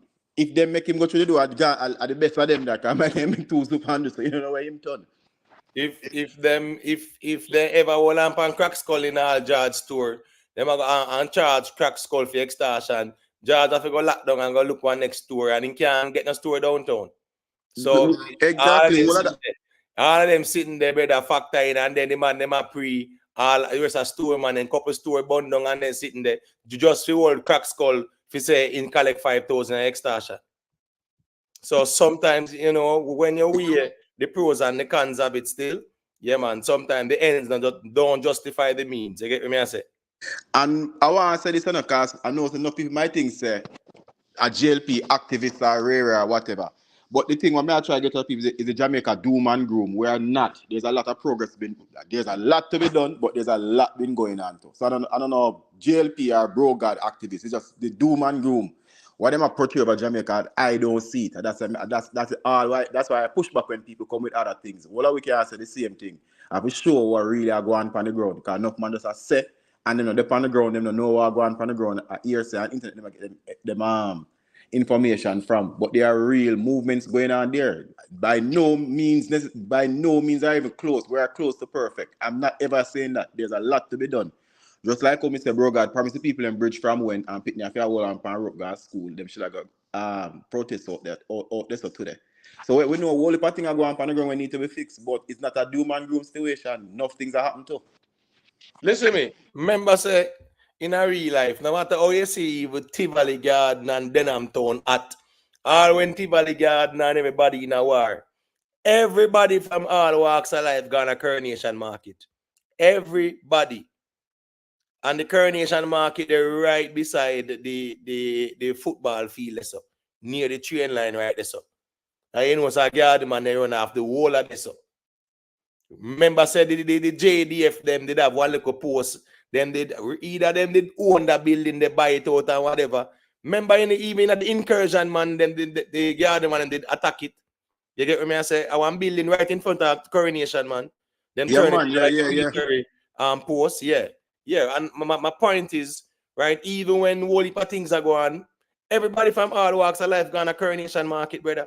Gone buy them grocery and them sitting there, and you know, nobody not really worry like that. So the notion that people are walking to Jamaica and look behind them every step of the way because of crime and violence, that's not the case. You understand what I say? Yes, there's a lot to be desired of, but the way how people make it look is like if you are walking to Jamaica, you have to look behind you because somebody come dirty. And you're at an airport, you're not a peace and a joy. Remember, right. If we caught the tourists, them what anything happened to in Jamaica, no. It's for Jamaica one of the safest place in the world for tourists, no. If you actually count how much tourists something actually happened to down there. But the thing is not James Bond. People will say that, sorry for cut your wisdom. People will say that the tourists them kind of come in a little bubble more time and they will come on the resort and most of the time spent on the resort, and if them are go on excursions, you know, the resort deal with it, and so that them think kind of control. No, but the reason why I express that, you know, is because when them say all them doom and gloom something, is the tourist it affect or not? The tourism it affect or not? Because them make it look like a Jamaica stake. A tourist now go think say, well, when me go me all right. Them just think that Jamaica is this horrible place. You understand? But I'm just saying, any American, right, who saw that May 10 protest with a couple people them, and them have Andrew Onless and Juliet Onless picture up say dictator and corruption and them something there. Them no want to go to Jamaica. When people say crime and violence and everything, them not interested. And when they look, them realize that the United States issue a travel advisory. Oh, it all makes sense now. No, me not go this up. So that's just the reality of things too, you know.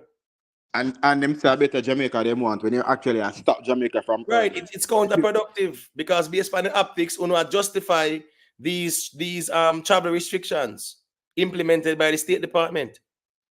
You understand me? I say, you know, approve say we have a dictator when at the end of the day, me understand say certain things that were dealt with during the Big C, he could have dealt with it much better.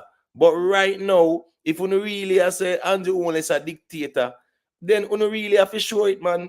Because I not see where you know, the not dictatorship, and to put that in the eyes of the world or in the minds of people in America and the world that we have a dictator. You understand me? I say? No. As bad as things is, you know, even in America, you know, most of the Americans, them, yes, they might pro this and pro that and against this and against that. But you don't really see them really call them man a dictator like that neither still. You understand me I say? But to really put that out there and then complain about the travel restrictions. No, I give them more, room or grounds. You say, yeah, man, what? Dictator, corrupt leader. But remember, Jamaica asked the US government to lift it, so if the US government I think about lifting and say approaches, I say, yeah, man, what we are lift it for? And the own people in front down there, I say, true. But even the stakeholders, and that's the reason why we have a topic with Mr. Bartlett and the opposition spokesperson on tourism, right? Where that person is saying where like the numbers from Mr. Bartlett don't right because based on the travel restrictions and based on the data that she has acquired from the airports, the arrivals are not as much as Mr. Bartlett is saying. So what she did say is that he might cook the books. And me really want to talk about it because I use airport arrivals to challenge Mr. Bartlett's statement that Jamaica has gotten, X amount of arrivals. He never say airport arrivals only. You get what me I say? But Mr. Bartlett made it clear when he gave the airport and he said the cruise ship and stopovers. That's what I think they call it up in Parliament and they said, look at the lady, this is what we're talking about, and you have to shut up. Yeah, but she use airport arrival data. And that's why as me I say, sometimes we get so political, we start compare apples and oranges. You understand what I say? And then now at the same time now, you want to use that for sure, say, the man I tell lie, nobody now really come at Jamaica for true, and them are inflate or cook the books just to try to make it look good when nothing now go on. But at the same time, we know approve and co-sign some people where I create this perception that Jamaica worse than Haiti. You understand me? I say, I so now make it look, because say in real life, say Jamaica have a worse crime rate than over Haiti, right? I'm talking like the dirty rate. Oh yeah, man. I remember say Haiti are like 10 million people, let's say 300%, above 300%, the 3 million people for Jamaica. And Jamaica have a higher, dirty rate than Haiti. So when people say, boy, dictator, crime and violence, they make the people them look like, say, boy, Jamaica worse than Haiti. So, nobody mustn't come there. We listen, Clifford Cameron, people always saying, Andrew Owenless promise say, people must sleep with them windows open. And we always hear them say, a promise is a comfort to a fool, right? The reality is, yeah, him say it and it will always be there to haunt him. But the reality is, people have doors and windows because they know so them sleep what? In a protected space. So me not think Andrew Owenless or nobody at all need to tell me, say, him soon make you sleep with the doors open because even when the place crime free, if Jamaica is to be crime free tomorrow, none of we not sleep in the door open, Clifford. You're not doing it. You're not leaving your windows and your doors open. No matter how the place crime free. It's just a human approach where you just know, so you just secure your space when you close your eyes. You get what I say, me general? So at the end of the day, if Andrew Owenless promised that, once you know, say that is not campaign a plausible one. Campaign speech different from when somebody put something on paper and say this is my agenda. No, campaign speech different from your agenda. No, campaign speech a campaign speech. And a man give a plan and write it down. And you never write it down now and say, well, this is part of my plan for no sleep when the door open. So I mean, I would just look on campaign speech as campaign speech. Right. And Jadi. Yeah, and Jadi.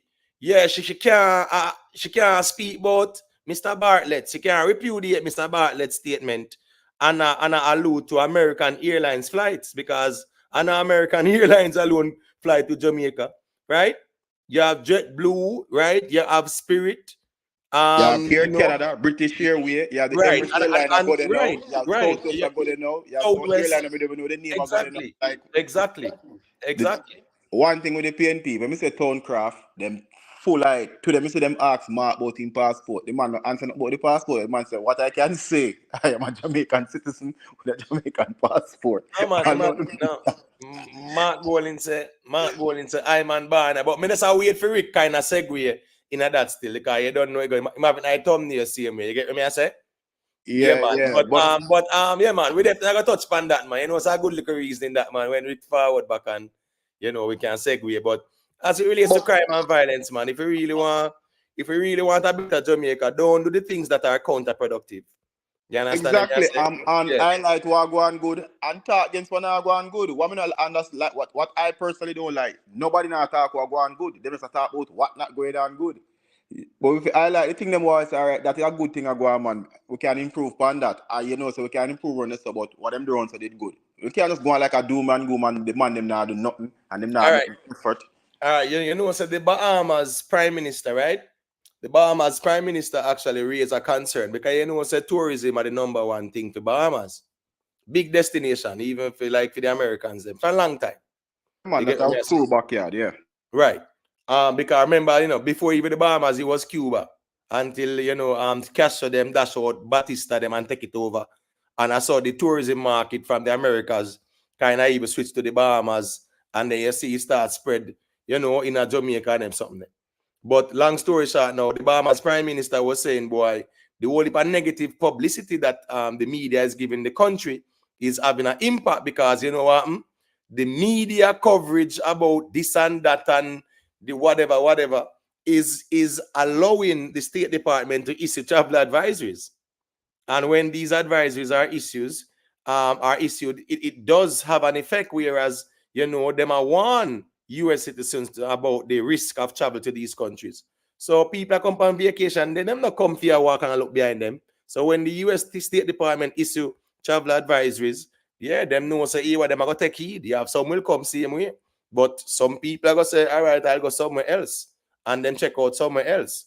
But so the reality is that when the media and people out there show say Jamaica gone to the dogs and the worst country, and we soon become like Haiti and them things there, then when the State Department issue the advisories, then we don't have to complain.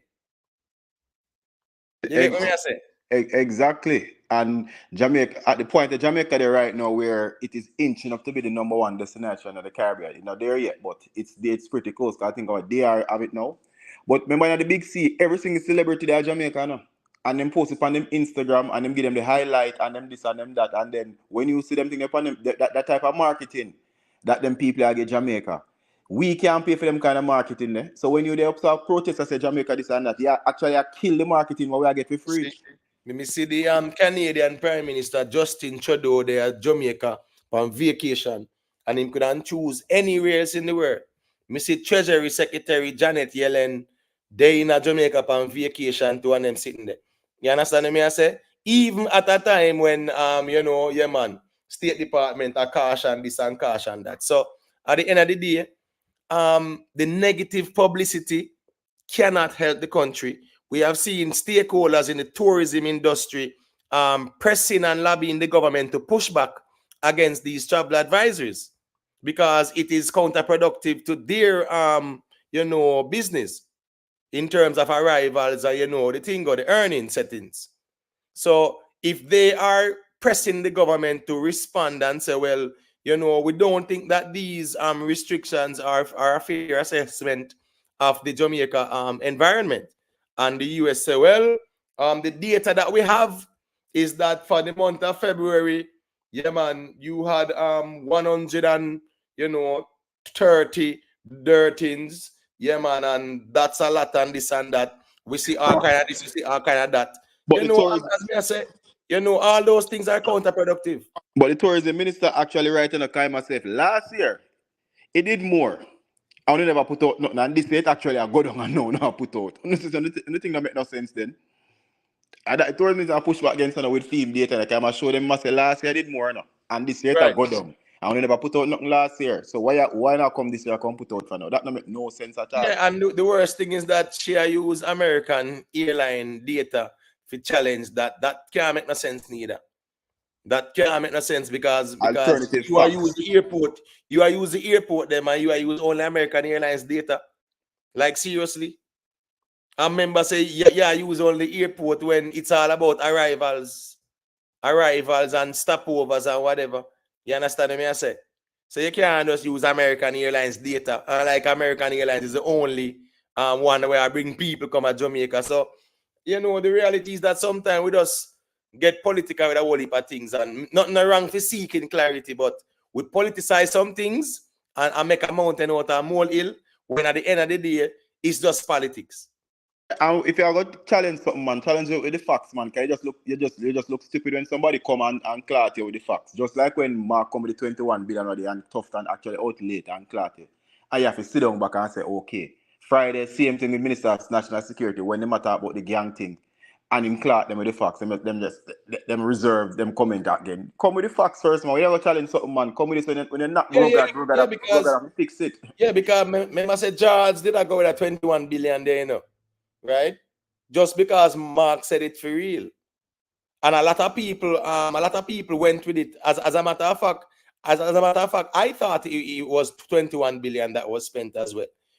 When Tufton clock them with it, all Mark have to sit down, you know, Mark not sit down for much. Right. You know, say Mark couldn't challenge it and say it's lies, it's misinformation, whatever. So the reality is that so how much sometimes have been spent? How much have been spent, gentlemen? That's not the argument, though. I'm sorry, that's not the argument, though. The argument is about 21 billion being spent. And all the minister defended, he defended and said that only 3.5 have been spent. And when he said that there's only 3.5 being spent, he's referring to the 5 million that was allocated for the financial year 23-24, and 5 billion, and only 3.5 was spent from that. So that is what he's taking away from the 21 billion that have been allocated, and 17.5 have already turned into expenditure. Okay, so when you saying that, oh, on a 21 billion, that is also really a sideshow, because the 17.5 have already been spent over the several financial years that have been allocated, and saying that it is 21 billion, it's not 21 billion spent, because 5 was budgeted and 3.5 was actual expenditure. So there's still a balance left to be spent. Right. So saying that 21 billion, so saying 21 billion was spent, isn't that an inaccurate statement? Yes, in entirety, looking at it at the surface, yes. But trying to say it's only 3.5 spent, then that too is misleading. But the thing is, remember say then come with the corruption and stuff. They say 21 billion spend and not see where it's spent and where it's corruption. That was that's where the argument was, though. That was the argument. Yeah, that's where it was. So that's just the reality as well. And we know say politics is not an easy thing. And we know say you know, people don't really go check out nothing these days. We just wait for we favorite people to tell we some things and rile we up and call the people and some names, and everybody giggle and then cuss who them like, and I just so we did it, you know. So we just turn politics into a like a tribal thing, whereas we don't really care about no truth or no details. We don't care about the facts. We just want to say we tune in and we tune into a regular where our favorite people is a beat Burgard or a beat Tufton or a beat anybody else. And we just laugh and then call them all kind of names and we just giggle. That's just the reality. That is the reality. I just so we kind of enjoy the space. It's more like entertainment for the people. Entertainment. It's not about no better Jamaica. Entertainment. People just want to know, so yeah, man, them have a place so them can just know, so them just come and, yeah, man, call all Burgard son name and all kind of thing. Call Juliet only son name and all kind of thing. Anytime people son name and laugh and giggle. Anytime the laughter, then I say present the facts. But him this and him that present the facts. But him this, I want prevent the facts. Nothing. Nobody can prevent no fact. Present no facts. Yeah. So the 21 billion there, yeah, man, that was an inaccurate statement. If Mark accept Tufton explanation, me accept it too. Put it that way then. Yeah, because you know, so Mark would definitely challenge it though. You get what I say? Mark would definitely challenge it. Of course. Mark a challenge all him one opinion. I must say Mark a challenge him one opinion. Mark, listen to me. You know what say me have a lot of ratings for Mark Golding, right? Me have ratings for Mark Golding, you know, but you see the way how me see Mark Golding will all have a brilliant catch and then somehow he just drop it. You understand what I say? It's just baffling to me because this whole Privy Council argument with CCJ Yeah, I mean, he held a strong position. And then now we see him present some argument against a referendum. Right? Next thing, him go create a conversation about some dual citizenship thing. Right? And me see him meet with them separatist maroons there. You understand what I But say? what me tell you one night at him attend. One thing Mark is good at is overplaying him hand. He's very good at overplaying him hand. He don't know how to read the room and say, all right, me have them when me want them. Let me just make this cook itself. Right. Him just overplay him hand. Bro, God, them problem is them don't know how to highlight them thing and put it to the public. Because even to them here, bro, God attack. And he must say, but me and Mark meet, you know, and we decided that we were going to take this thing in phases. So now, because the thing where him no want in the first phase, him a walk in front of him. All that bro got to beat him pan because me I agree, so we're going to do it something in phases. We never agree what we are do first. We say, all right, we could do it in a phase. We agree and shake pan it. If you beat him pan them something there. No, but James Van, the thing, you know, in order for bro God beat Mark, you know, bro God would have to show a document, a memorandum of understanding that specifically state that the Privy Council CCJ will not be in phase one or what phase it would be in. I think it's the ambiguity there that has really put them in this bad spot. It's true, but the moment we meet both, that's why we're going to do it in a phase by phase. I mean, it's true because anyhow, they never meet and discuss that. Mark would have come out and say, Andrew, you're liar. We never meet both none of Yeah, that. but as I said, the more details, right? Something of this nature, yeah, there should be They no should have a written agreement. written memorandum of understanding. All the details are outlined. This is how we're gonna do. This phase is one, phase phase one, two, phase three. phase Yeah, one. you're I right. involve this and involve that, and them agree. But right now, I never saw it go. So that are the problem too. It was poorly dealt with and poorly handled, and it come back to haunt the Jamaican people, where our politicians are playing what political chess games with the constitution in a real life. Yeah, bro, God, make them outsmart him on this. If you meet with Andrew, them if you sign document, that's all right. It's a phase by phase thing. When you agree to this and rare. You can't then get no word of mouth. When you know politics, when a man can't do anything. Right. So as me I say still, Mark Golding had a strong hand there, so. And then the man just bring up this dual citizen thing from nowhere. And then I try backtrack and say, boy, are your personal opinion? Me I say, yo, you know, yeah, man. Cock mouth kill cock all the Yeah, while. you Old can't people do that. And then now we forward out, and I said, about which passport you have not had. That no mean nothing at all. But he make himself look way worse today Yeah. because a direct question was stated to you, and you totally sidestep the question. I say, what I can say is, I am a born Jamaican and I have a Jamaican passport. That's not the question the interviewer asked you. So that just make you look even weaker. Because if you're dodging a question, you have something to hide. What are you dodging the question for? You're not saying if you have or if you're not. Answer the question straight up. No, but the problem is, you know, Mark Golding now has to, right? Let me tell you why. Mark Golding vaccine himself in this one. I'm not gonna show you why. I'm gonna reason it out. Because a simple thing, common sense. You see that decolonization position where him take up, right? At the same vaccine himself. So at the end of the day, if you say I'm on Barnia, yeah, you answer because I remember I said that the song there, how did sing that song there again, man? No, him same one saying it must be a dopey or a minibus. You get what I say? I never stop to see you. What name again, man? Very popular, man. Yeah, man, I know what you're talking. Yeah, man. Right. So him did do that song, the I'm on Barnia, right? And that was a shade at Edward Siaga or whatever. So him actually take up that slogan and say I'm on Barnia. Fine, me get that. But at the same time, you are being asked about, you know, your British citizenship, and the best response for you to present to the people is to talk about, say, you have not had a British passport. That's a whole different conversation. Because not having a passport does not mean that you are not a British citizen. Him never renew it or something like that. Yeah, but not renewing a passport does not mean that you are not a British citizen. So I think that was a very poor response.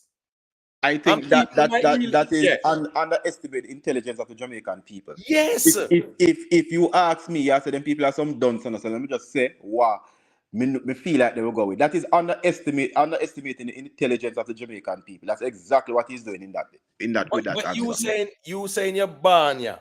That doesn't negate the fact, say, you have British citizenship as well.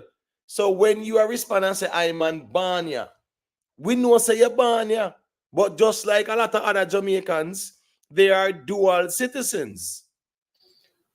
But so you saying that you don't renew your passport? Insulting intelligence, man, of Jamaica. Yeah, it doesn't invalidate the question.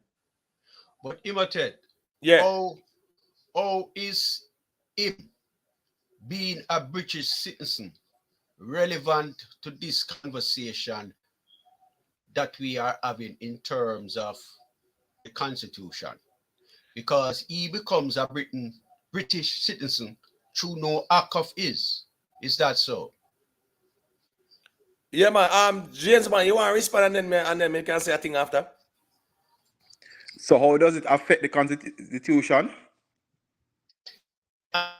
No, he's asking. What I'm saying, James, man, is that him being a British citizen by no action as his own affect what we are doing now pertaining to the Constitution? Because when you move from the Privy Council, that there can be issues arise now, being a dual citizenship when you move from the monarchy. And you remember saying, no, even though it's no act of his to become a British citizen, you can also denounce it. This choice is still there for him to put it down. That choice is there to like him can't put it down. That choice is there for him to denounce it as well. So now when remember, he was the one who first came out, and a lot of JLP, when JLP won in 2007, and there are a few Americans there, he came out strongly against it. Up to today, one of them was in the newspaper talking about it. He came out strongly against it, that you're not supposed to, whatever, knowing that because he's in the Commonwealth, it doesn't affect him. No, my personal opinion, with him seeing that we're the Constitution and the we separate, we coming out, leaving the English, the monarchy, that might have some implement on him being a dual citizenship. So no, he is talking that he's for it. So that's why I say where that going. All right, so what's this now? Respond to James one. Maybe just respond to James one right there. So, all right, James one. I know that you are fully aware that all the country who have gone republic, they are still members of the CARICOM, and therefore I can, in other words, therefore I can pick up myself, go to Trinidad, spend a year. The people them like me because I give them money like that, running at the parliament and become a member of parliament. Is that CARICOM or well, I know, but we can't make a finish. Let me finish. A question that to be interjected in there. Is that CARICOM or the Commonwealth? The Commonwealth. Now the Commonwealth we're talking about the Commonwealth, a Commonwealth citizen. Yeah, man, but in other words, a member from Australia, a person from Australia who me and you don't know any at all, can fly to Jamaica, look at the hills, love the hills, oh beautiful hill, I am going to stay here for a year, file for residency, run in our parliament, and be elected the prime minister. All right, and therefore, why shouldn't me who live in America, who have dual citizen, have the same privileges like a CARICOM citizen? All right. Why shouldn't I have that? Yeah, so let me respond to that, because the question that you ask is, how relevant is Mark Golding having a Jamaican citizenship and a British citizenship to this whole, Constitution conversation, right? Now, the problem with this is that Mark Golding's position is about what? Full decolonization, and him say you can't. Him say him no intend to have no 1 foot in, one foot out, right? Yeah. So it's all or nothing and a full decolonization. Now, if Mark gonna deal with full decolonization, he has to lead from the front. And if him say him born here, which we know say him born at Jamaica, that British citizenship, right? Yeah, it should not be a conversation where he's deflecting from, because of him create the argument and nobody never bring this up. So at the end of the day, if he's all about decolonization, it means severing all ties from the crown and all those things. And even that decolonization conversation, it's gonna come back and haunt him as well. I'm not gonna speak on it yet, because it's going to unfold. Because decolonization is a pipe dream in a real life. It's not possible. No, I'm not saying it's not impossible, you know, but watch this now. They are not gonna leave out of the Commonwealth. They're gonna stay in the Commonwealth. They are not gonna leave the Commonwealth. The only way for decolonization is to also leave the Commonwealth.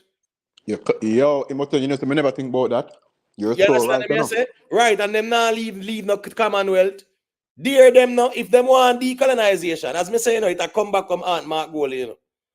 That decolonization thing, they would mean say they would have to sever from the Commonwealth. So we now deal with no Commonwealth, which is a relic of the colonizers in England. You understand me? I say?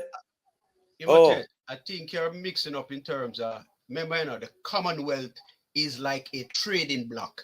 It gives us a certain leverage within that block when we are going to the G7 and European body where them have an Bristol, where them have in Brazil, forgot the name again. That gives us some kind of level that is like a trading block. So CARICOM is really a trading block that gives us certain leverage in terms of things what we do, trading as a block. I'm sorry. So why would we leave that? No, it's George. Why I'm would we sorry. leave that? George, hold on. I'm sorry. Yeah. You know, say the example about the person from Australia or New Zealand coming to Jamaica, right? And seeing a plot of land and wanting to stay and them can get residency and go in parliament. That is what? Isn't that a part of the Commonwealth argument? Yeah, a part of the Commonwealth. Right, so don't just cherry pick it and put it in our box and say it's all about trading or it's economic benefits. No. No, you raised that point, so I tell you, it's also a trading block. No, but who is the head of the Commonwealth? How was it formulated? What did it represent? Tell us about that. Tell us who is at the top, how and why was it formulated, right? And who does it represent? Let's keep it real, bro. Some things we can't defend. We can't defend the indefensible. And if we are dealing with decolonization, the Commonwealth have to go to. And that's our next conversation, is a Pandora's box that Mark Golding I got what when him take the stance about full decolonization. And that means that him have to go renounce in British citizenship because he has taken that stance. If we really want a better Jamaica, hold people accountable to what them say. We are because Andrew only say in promise we say that we can sleep with the windows open and in the fulfill that. Mark Golding say full decolonization. So that means based on his logic and his position, he should not have no British citizenship while being a citizen of Jamaica. That's the reality as well. Some things we can defend, some things we can't defend, bro. But what the man said, you know, is that he has a Jamaica, he's an older, and he's a Jamaican, born Jamaican, and when he is traveling to the UK, he apply for a visa just like so other people traveling from Jamaica would do. So in other words, that him don't travel upon him birth, and him don't travel upon any British papers or get any special paper from Britain to travel to Britain. He travels on a Jamaican passport, and he is a British citizen through no action, not personal action by himself. Thank you. If even he renounce and says that him not going to take up any British citizenship in the future, it is irrelevant to the things that we need to have straight out in the Constitution. Yeah, but hold on, man. Yeah, but the problem is, as me say, you know, Mark Golding not traveling on a British passport does not negate the fact that he's a British citizen. Him traveling on a Jamaican passport does not negate the fact that he's a British citizen as well. I travel well for place on my Jamaican applying passport. for a visa, a UK visa, right? Him applying for a UK visa does not negate the fact that he is a British citizen. He is all about decolonization. So at the end of the day, that them kind of excuse they can't pass is him say it. He is still, what's it, you know? He is still, and for those who might be asking, say, if Mark apply for British citizenship, that's a laughing question in a real life. And that's something you apply for. You understand me? I say? Yeah. By virtue of his father being a British citizen, automatically he is. So whatever the process is, yeah, him can go through the process. If he has the right to also renounce it. So here we go on. Mark Golding come and show you where he has renounced it. Because remember in 2007 when the PNP did really catch the JLP by the ball, so to speak, and that one, that was embarrassing. It was. And guess what? And carry them go court too. They had to take it on the chin because that was a big L for them. So now you deal with decolonization. You not supposed to have no ties with the British like that. Yeah, all right. So you declare, you declare yourself, I'm on Banya and a decolonization, not 1 foot in, 1 foot out. So we can't have him now have 1 foot in Jamaica and 1 foot over England. And that you say go on yes or no. Immaturity, are you aware that people currently right now have Canadian citizenship and Jamaica citizenship in our parliament? Because the Constitution, Judge, yes, I am aware because of the Constitution doesn't, right. So because of the Commonwealth, Commonwealth, this is a whole Commonwealth conversation. Exactly. The Constitution does not prevent a person holding citizenship in Canada, Commonwealth nations, Commonwealth nations. Right. Yeah, we're not so you saying, so you saying that you need to renounce this is not really relevant because you're not asking the people who are Canadian to renounce it because the Constitution don't ask for it. The Constitution allows this. No, Judge, I'm talking about someone holding a position. And Mark Golding's Canadian decolonization. I don't know why you have bring the Canadians them in this though. Me I say when Mark Golding said time mouth, brother, I'm not going to hypothetics. Mark Golding said decolonization. We are talking about separating and divorcing from the crown in England, right? And Mark Golding said full decolonization. So therefore, him cannot be a British citizen and a Jamaican citizen if he is against the whole colonization thing where he must say full decolonization. That is where the argument is. Let me come back with something. When them say because of no fault of his lie, when his father is a British citizen, so he not go through a process. So you don't have to go through that whole process of marriage to somebody. Right. You do the paperwork that is required. Exactly, you have to do the paperwork. And it's the same thing paperwork you have to do. It's just like if me in America, right? No, I thought I was going to tell you that's how I got my citizenship, so I can talk on it. When my mother I am in America and I am a citizen, any picnic women have a Jamaica, automatically they are. But once they're under 16, paperwork. Once they're under 16, so it's why I got my citizenship and I never got a green card or anything. When my mother became a citizen, I was a kid. So just because she become a citizen, automatically I just do the paperwork and I'm a citizen too. I just get a US passport. Right. So I'm just saying, man, come on, man. If I never do it, I wouldn't become a citizen. So not like by no actions of it. They had to take the action for him to do that. What we are saying is that we understand the whole thing where right now, because Jamaica is a part of the Commonwealth, it is okay for him to have, Commonwealth citizenship, whereas him have Jamaica and somebody else in the Commonwealth. Me get that part there. But if you are holding a position of decolonization, though, that is where you really have to stand on what you say. And I don't think anyone should be trying to defend this conversation. Mark Golding blundered in making that speech. That dual citizen conversation, Yeah, he should never have spoken about that in a real life. And then the time, hold on, George. The timing of it is questionable to know. Because now you're saying that it's because you want people in the diaspora to have a say in the government in Jamaica, which I'm all for that. But is after them people go up New York, go them parade and whatever, and then this will go on, then you come and say that. Yeah, so the timing of it to just look very political, George. Because it's being said to appease the diasporians. James Bond, the inclusion, the call for the inclusion of the diaspora was made by Andrew Holness in 2011, so that they should be included in this old parliamentarian thing. That call was made by Andrew Holness in 2011. So what is the call? What was the same? Right, and it's the same call. Forward. No, Judge, now make a move so fast. What process did Andrew Holness put forward? Did Andrew Holness promote that dual citizenship for those people? Yeah, for the diaspora to be included, just like no, we're not about to be answer the other question, Judge. No. Judge. Yeah, Judge, we not have to skip. What's the question? I'm saying at the time when Andrew Holness made that reference, right?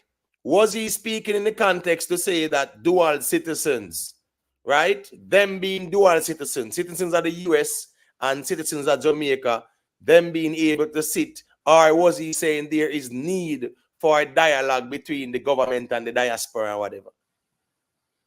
Yes, he said that there need to be dialogue as to how we fit them into the system. Right. So I am saying it's a different and that is the same. So that is the same thing. Isn't it the same thing? That is not the same. No, Judge. It's a total different thing. Marcus said no. Mark Gordon is saying that's dual citizens. He's pro dual citizens in Parliament now, and he's speaking in the context of the United States. We know that too. That is it, because that's the diaspora there who want to have that become law, where they can have seats in Parliament. We know that. But Mr. Holness was referring to the same set of people. He is saying that I get that, Judge. I get that part, but I don't want to conflate the argument, though. You get what I said? The argument is Andrew Holness' side is promoting the engagement with the diaspora. Mark Golding side is their status in order for them to engage. No, not only engagement. Andrew wasn't only engagement. He was saying engagement and how you fit them into the system in this parliament. All right. So how did Andrew Holness tell us they were going to be fitted in? He wasn't specific as Mark is today. Because Mark outlined, and that is a difference. Exactly. But it's the same thing that they are saying. No, it's not the same. It's not the same. One is saying there needs to be engagement and it needs to be established how they will be accommodated in Parliament. And one person is saying they are for the dual citizenship so that they can be accommodated. And this person outline the process. This person that said it, the People's National Party in 2007 was against it, and it's the principle of the party to be against it, and it is the nature of the party to be against it. So the PNP cannot flip-flop and switch to accommodate Mark Golding's speech. It cannot, because it's a very dirty one that occurred 2007, and it never ended too well for the JLP, and the PNP has used it in terms of to say, well, that was a victory for them. So you can't turn it around. The man them lose them after denounce them citizenship. Exactly. The American passport, another little thing that. Right. So you can't turn it around now, and people have to renounce their US citizenship, and you are gonna turn it around now and say it is okay for people with US citizenship and Jamaican citizenship to sit in Parliament. He's not right, Mr. Mark Golding. Okay. He's saying but this is the proposal. We need to look at it. This is what he's saying. He is supporting it, George. He said that this is a position that I would support, and we need to look at it and see what framework we can lay to accommodate it. That is all he's saying. He's not saying anything different. No, well on, man. Well on, no. But that is a position where you are for it. So you are pro it. Okay? But in 2007, you were against it. So that is a flip-flop. And that's a big blunder in his speech. Because it goes against the core values of the People's National Party. To the point where he made it clear, so him not talking for the party. Right, in put the foot in my mouth again, him have to run, come clarify a statement like that, and to say you were speaking individually, because Mark Golding himself knows them kind of word in there, it can't sit well. So, and it's not something where people can defend. Mark Golding just made that speech and it's a wrong speech he make. It no matter how people want to spin it and twist and turn it. We're there and we are observe and we are listening to like everybody else. So me not think nobody need to turn this into nothing more than what it is. He make a speech that goes against the tenets and the principles of the party. And him knows within himself he should not have said it like that. Because the party went against that in 2007. And a couple people were embarrassed. It became a national firestorm. 2007, it wasn't long ago. That was what, 17 years ago, so to speak. Me know say enough of we might not remember that like yesterday and whatever, but I remember it very well. I remember it very right, well. So I am saying anybody that remembers that, know that Mark Golding cannot come out now and speak from a position as leader of the opposition. That's why when the PNP was making up nice fight in 2007, he never come out and say, as a PNP, me still believe it's okay.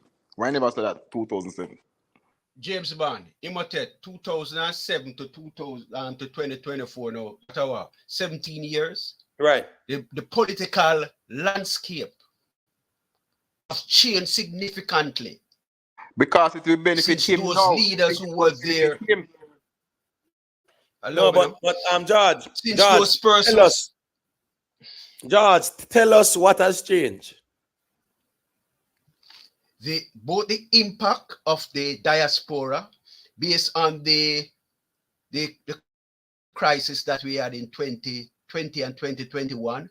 We have seen the financial impact of the diaspora, and we now realize that that financial strength helped the country through that period, and therefore it is good that we re-evaluate or we look at this body and see how they can fit in this structure to help us more. And so, in other words, we have to look at ways how we can accommodate them in the system so we can get more out of them.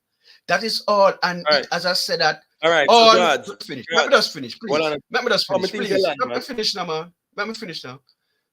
And all Mark has done is to set the time a framework where he said that if you do this and you do that, then this is possible. That is all.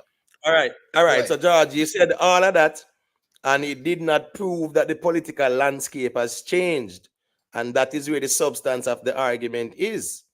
So you are saying the political landscape has changed, and all of what you mentioned does not validate your statement. Of so course, probably you have to give us a better response to validate how the political landscape has changed. In 2007, the remittance was about 1.5 billion. It grew to 2, it grew to 3, and in the crisis period, it was what, 3.5, 3.7 billion. So the impact of the diaspora financial right, and position, that's from an economic perspective. That is from an economic perspective. No, that's not man. How did that change the political landscape? Because you just give us an economic one, not a political one. Because the man with the goal make the rules. No, we never use that. We never use a talking point, man. Come on, man. The goal help to make the rules. No, George, you said financial strength. George, the argument is the political landscape has changed from the time when the PNP was adamant about it. We are still waiting for you to tell us how the political landscape has changed. Don't give us the economic landscape. All right. Let me tell you the political thing. The PNP have gone through 2 leaders since that decision was made. Okay? 2 different people are now head of the PNP. Right. Since So they the, sit in that so the room. philosophy and position of the party changes based on the leader. That's what you're saying. No, not necessarily. That's what you are saying. No. No. That is But not that's what you're saying, though. no. That's what you're Because in other words, then you I say it changed because you ask a question and you don't make my answer. Me not understand. Yeah, but that one, no, right? That's you ask a question and you don't make my answer. No, but I make a respond. What me I say is that the fact that you have mentioned the different leaders as a way to validate the changes, so to speak. But continue. Carry is your reason. Immaturity. Yeah. When leaders change, it impacts organization. When your financial position change, it impacts organization. Okay? So if you can see those as significant in terms of where the thinking is and how they influence an organization, then I can help you in that regard. Yeah, but George, again, that is anecdotal because what's this now? Remember the argument is the political landscape has changed within the last 17 years. And we are asked if you show us where it changed and how it changed, and we still await, brother. And I told you that it changed by leaders and it changed by financial position, and it's also have an impact in terms of the philosophy and how the leader, how the present leader believe it should go. All right, so show us where it changed with the leaders now. Show us that part there. To validate that the political landscape has changed. Mark Golding's position is evidence to that. Because Mark Golding is now saying that, look, this is how we are looking at it right now in this current space. This is how we are looking at it, and this is how we would like the conversation surrounding this to start. Right. So is Mark Golding saying that in his capacity as leader of the opposition?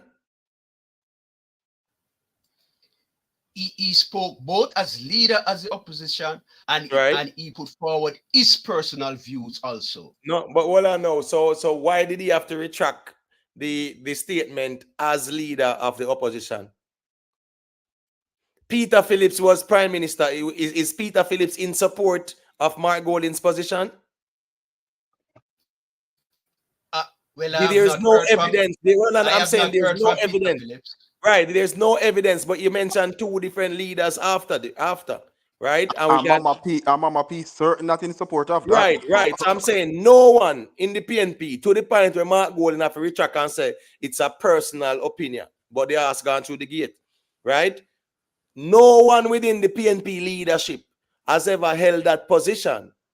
So at the end of the day, Judge, to show the political maturity, me still not see nothing like that.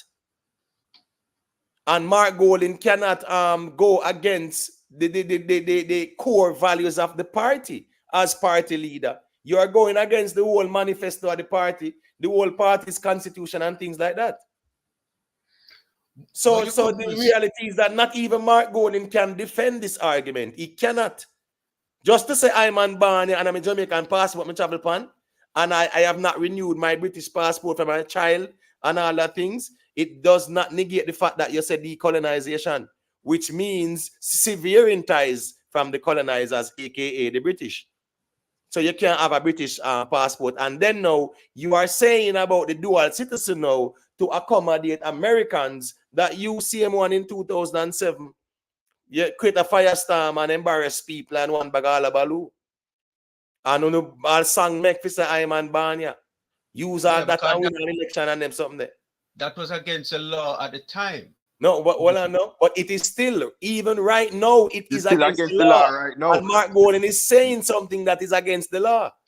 Right. So that is why Mark Golding is now saying that we need consultation around this so that we can get an agreement of how we include these people. No, that is all but he's well, saying. no, He's not saying nothing different. No. But the problem is not with the problem is not with Commonwealth nations, right? So if somebody that Canada or that England, no issues. You get what I say?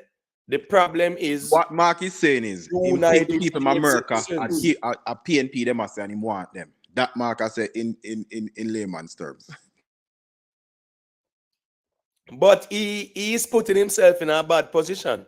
But if because Mark, hold on, hold on 1 minute. If Mark have the political will to draw all of the people them in a New York and in America for vote for him, he must be a very great man.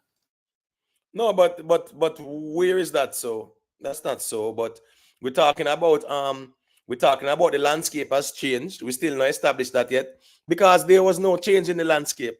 In the political landscape in the last 17 years, George, there is no change. You get me? I said there is no change to accommodate this position by Mark Golding as it relates to allowing US and Jamaican citizens that dual thing there to sit in parliament. That's a position the PNP has always opposed. And still oppose and cannot go against because it will be one of the biggest U-turn in the history of politics.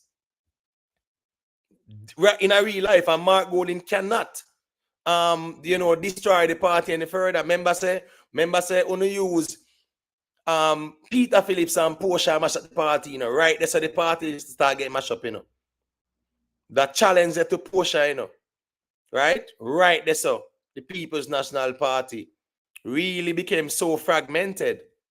You understand what I say?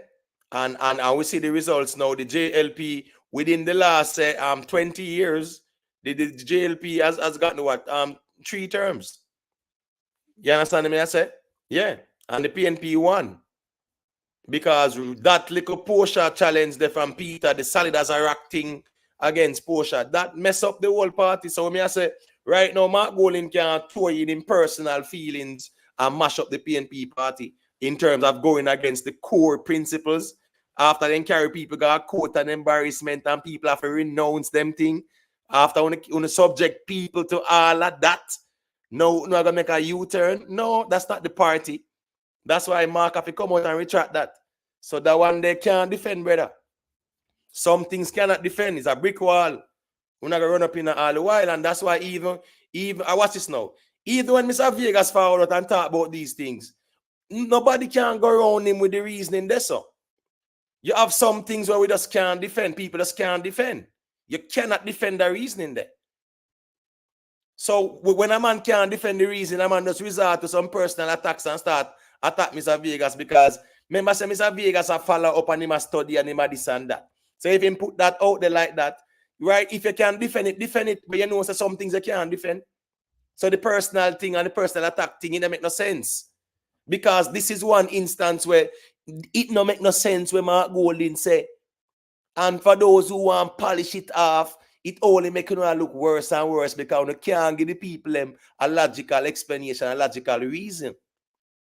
It's all anecdotals and talking points and sound bites and we are going around hypotheticals and them something there. It's just the reality of things.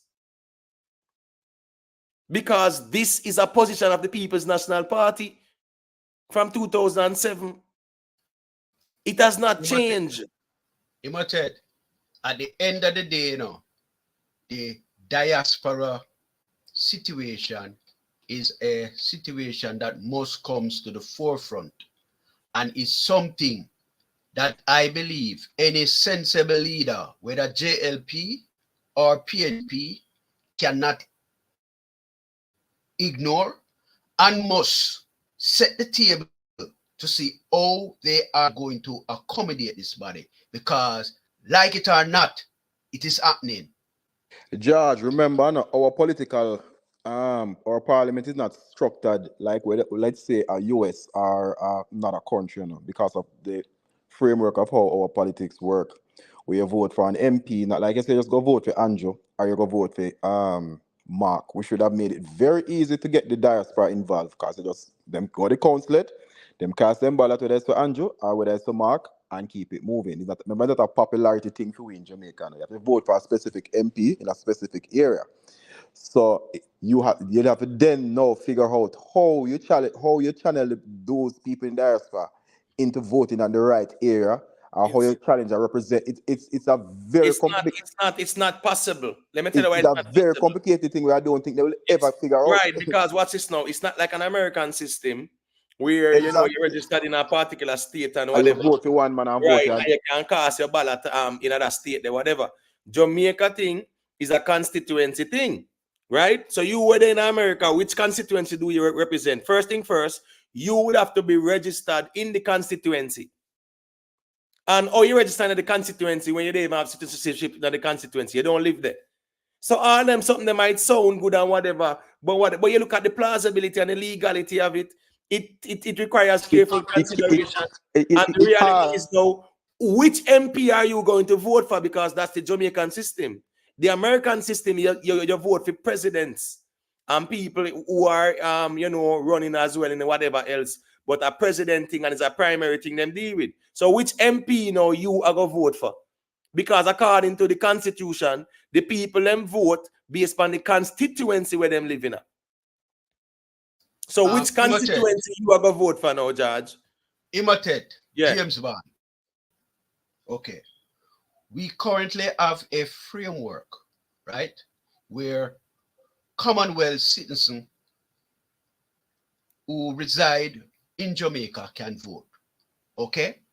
We can look at that same framework incorporated to the diaspora and allow the same rules to apply. There's no rocket science to George, this. that cannot work. And if we want to... no, but how it going to work? Which constituency you are going to vote for now? Tell me now.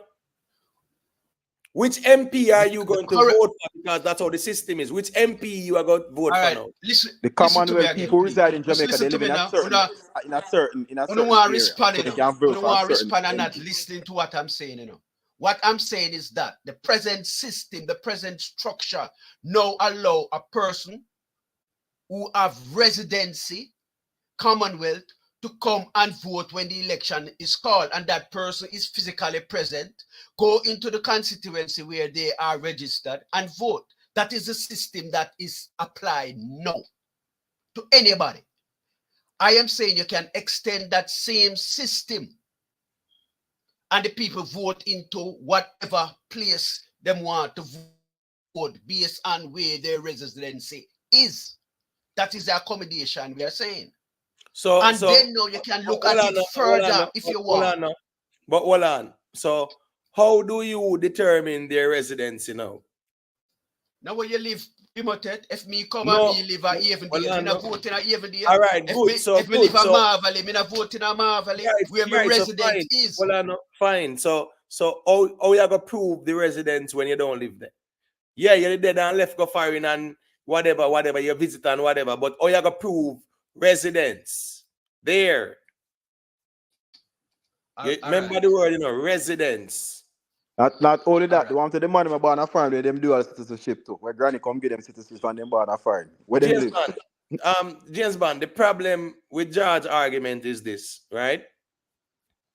And I don't think people who are pledge allegiance to not two countries for sitting on the parliament, there are conflict of interest. There will be matters where you can present conflict of interest.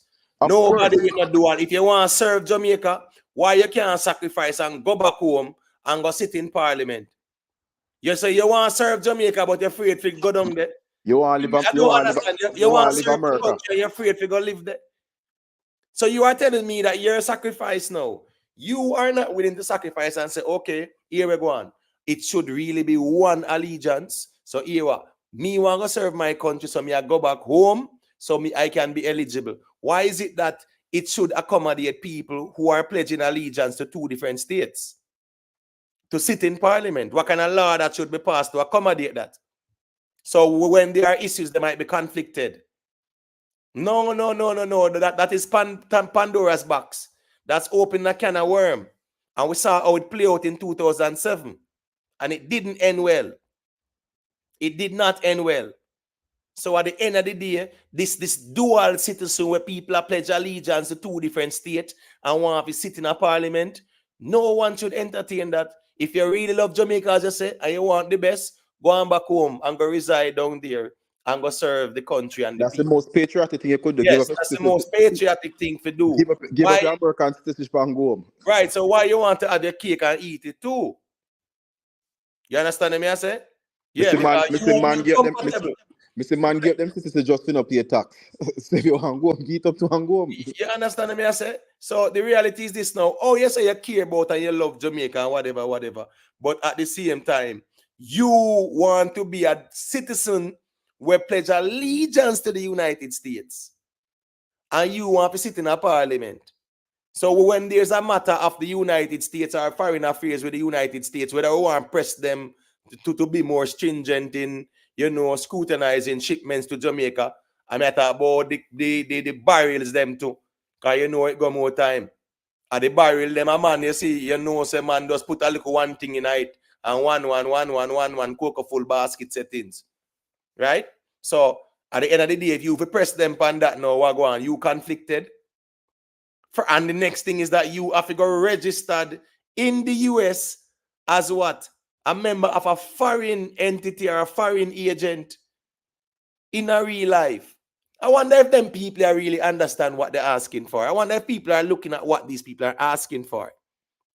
Judge, all the diaspora want to go sit in a parliament, right? Uno have to go declare to the US government, say uno a foreign agent, because there's an act for that. That is the reason why after you become a US citizen, you cannot become a citizen of no other country. No? Did you know that? After you naturalize as a US citizen, you can't go naturalize as a citizen. No? If you had it before, fine.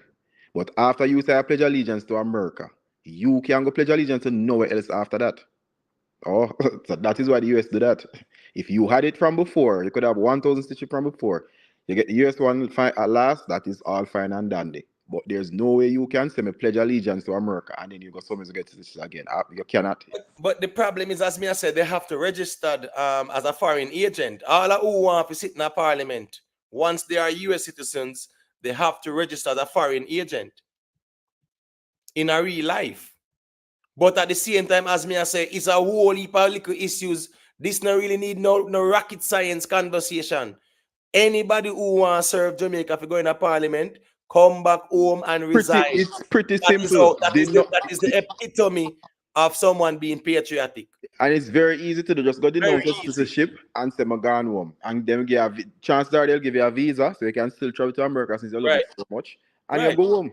Right. That. Whenever you want. Yeah, since that you love Jamaica so much. Right. And everything I go on, you want to help the country so much. You just denounce and come home and go home, man.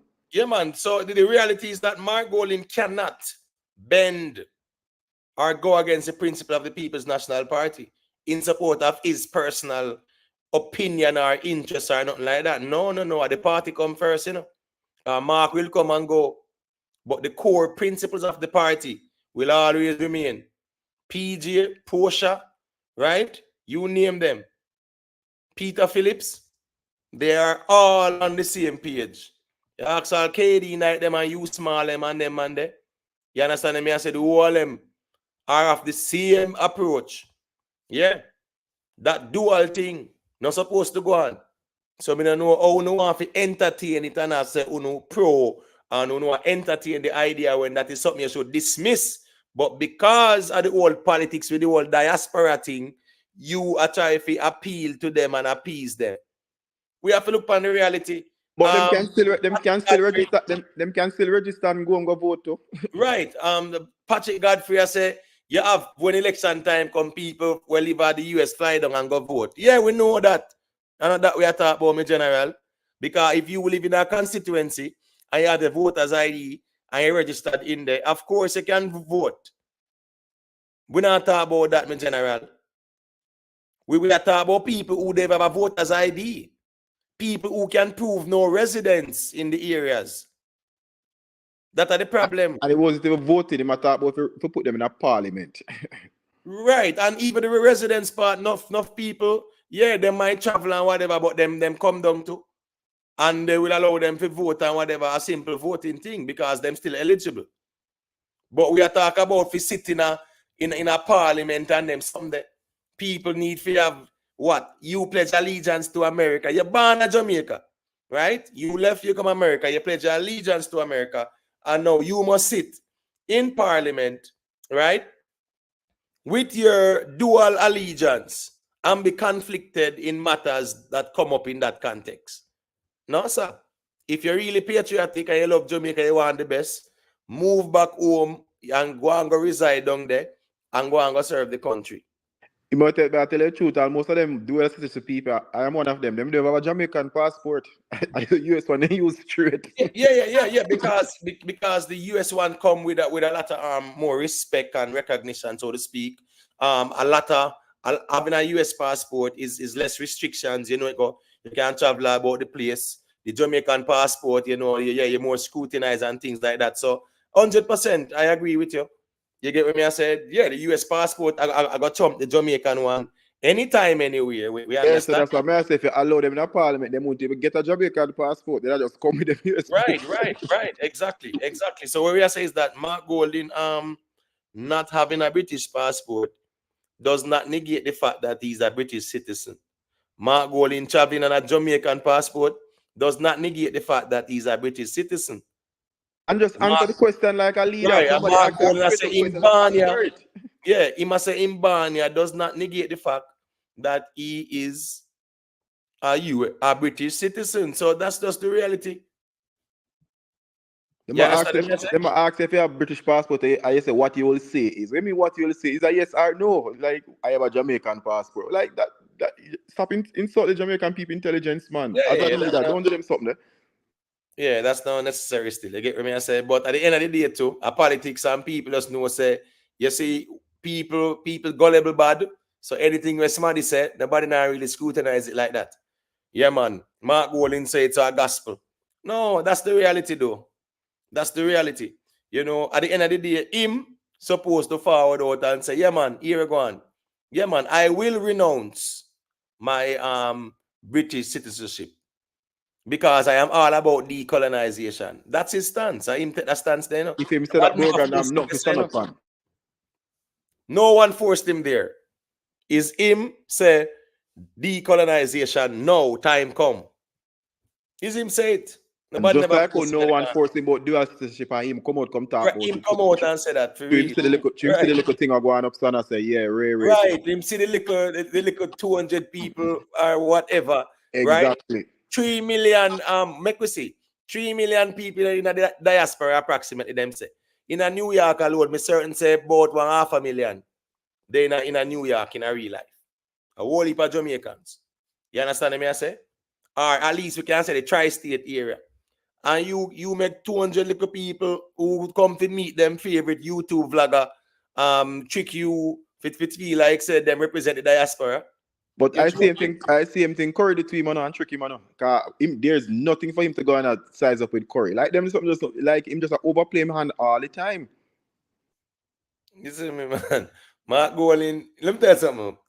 Mark Golding is a brilliant mind, you know, but you see, in terms of being very strategic, yeah, and thoughtful, me feel that sometimes him just drop the ball for some things.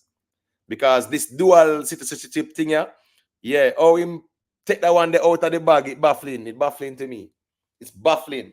Mark, look at Mark easy if he swear one way or the other. I think about 6 weeks ago I saw him posting something that he was coming up.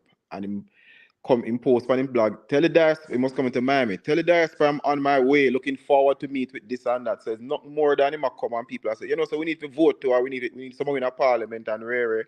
And he must say, you know, so then people are calling people back here and telling them to vote for me for real. Him have agenda. I say, see him come out and make them kind of talk, yeah. Sometimes Mark just too smart. All right, so you're right. So Mr. Kirk has said us. I also know that these people are politically motivated. Or you take the name the government is using, register it, and think Jamaica must accept that.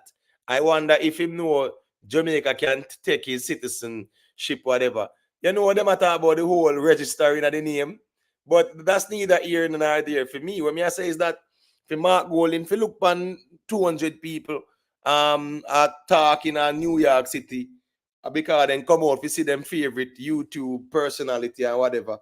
And you read into that, we say, those 200 people speak for the 500,000, you know, Jamaicans in the tri-state area or whatever.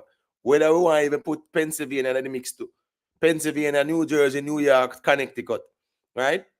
If you feel say them 200 little people who come out to come see them favorite YouTuber really represent the diaspora. I remember saying Mark Golding went and met with them in Florida as well, right? One different, not say different, but it's the same people them. Yeah, man, I think it was the same there for people. Yes, the same people, the same interconnected, interrelated people. So in order for you try to appease them now, you are going to try and commit a political, you know what I mean? By saying them things there. No, brother. If you're really patriotic, why don't you need to pledge an allegiance to a next country and sit in parliament? Hold on, a patriotic thing or a power? I whisper with the James Bond. Like a power Is thing. it about patriotism or about power? Because if you now give a US citizen, me, I would think right now is a fool. They are going there and come back to America. No. That me, I saw me. I look at it. Watch this now. We all talk about accountability, right? And how we must hold these politicians accountable. So you want a man now to be a US citizen, go on with some corruption, flee Jamaica, gone back to the US, and because him being a US citizen, yeah man, the US now go send him back down there to Jamaica. So that's we can try him because US tell people no I other country get the trial. I have never seen America extradite a citizen. US no send them citizen go no other country, right? Fi go try them and them sitting there. So you are telling me say no, who no want them people there when them go on with them corruption, right? And they run left Jamaica and go on a US now. We can't hold them accountable. People, we have to make up on the mind where we know want and understand where we know ask for. And think through everything. And think through everything. Say all that, me never think about it, but you're 100% right. America do extradite not them. You understand me? I say? Yeah, so we want to have people, and at the end of the day too, that are going to even encourage them to be more corrupt because they know them have the immunity there. Then just run to America and nobody can come for them or send for them. So why you think they're gonna be more? Why you think they're gonna be more quote unquote benevolent than everybody else? Knowing said them have the blanket there. I remember I imitate sometimes a man going a thing good enough, but a man say I make a name 120 million US and cut. Remember saying him see the money or see when he can eat the food, no a different thing him starting kind of him going good. But when he remember in him head say him can left, go America and knock down to him. When him did done live America already for 20 years and never got Jamaica and he did alright. So it's nothing from is a familiar environment to him. If we start making him turn bad, we start thinking that kind of thing now. I just clock the food there and cut. Let me tell you something, James Bond. The man them turn this diaspora thing in our politics thing, and that's why they have to be labeled a dissident group. Because they have turned the diaspora thing as it relates to its relationship with the government into a hostile one. A one of brinkmanship and, strong arm tactics and, threats and strong rhetoric, the absence of diplomacy. It's all about agitating. Why does the diaspora need to agitate?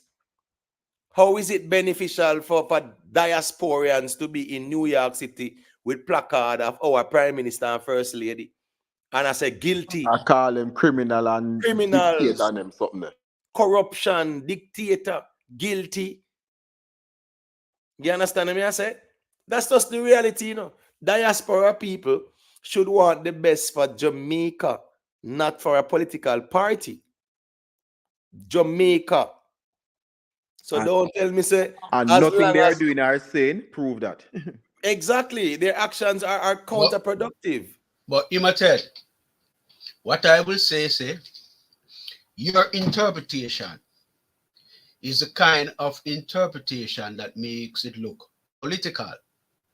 Because based on the things that I have seen, the people like Rattigan alluded to, the cases that they are brought to court, those things, all that they do does not signal any political will. It signal incompetence and actions that government personnel should be taking.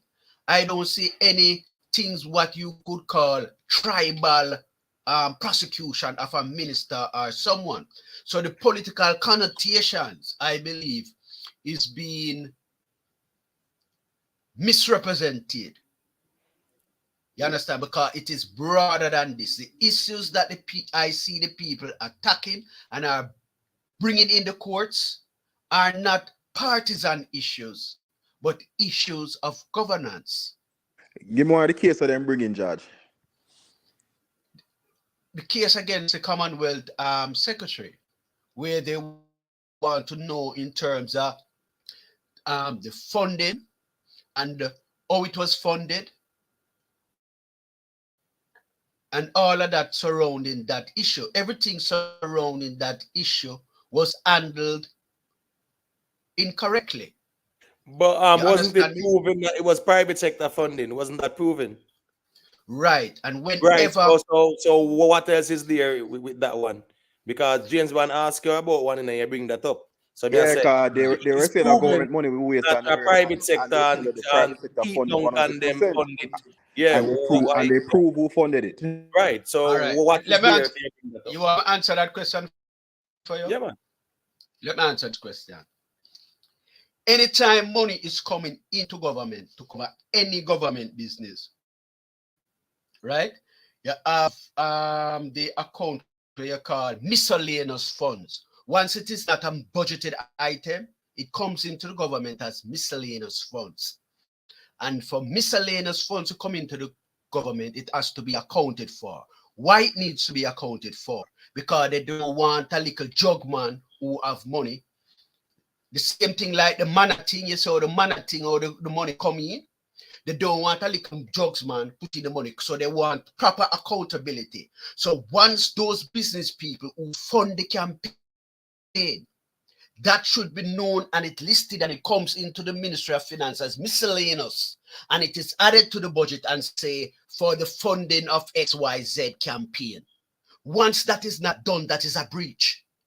And all of those things, and those are those little things they are looking into. But George, you just say once it is not done, it is a breach. But show us where it was not done here.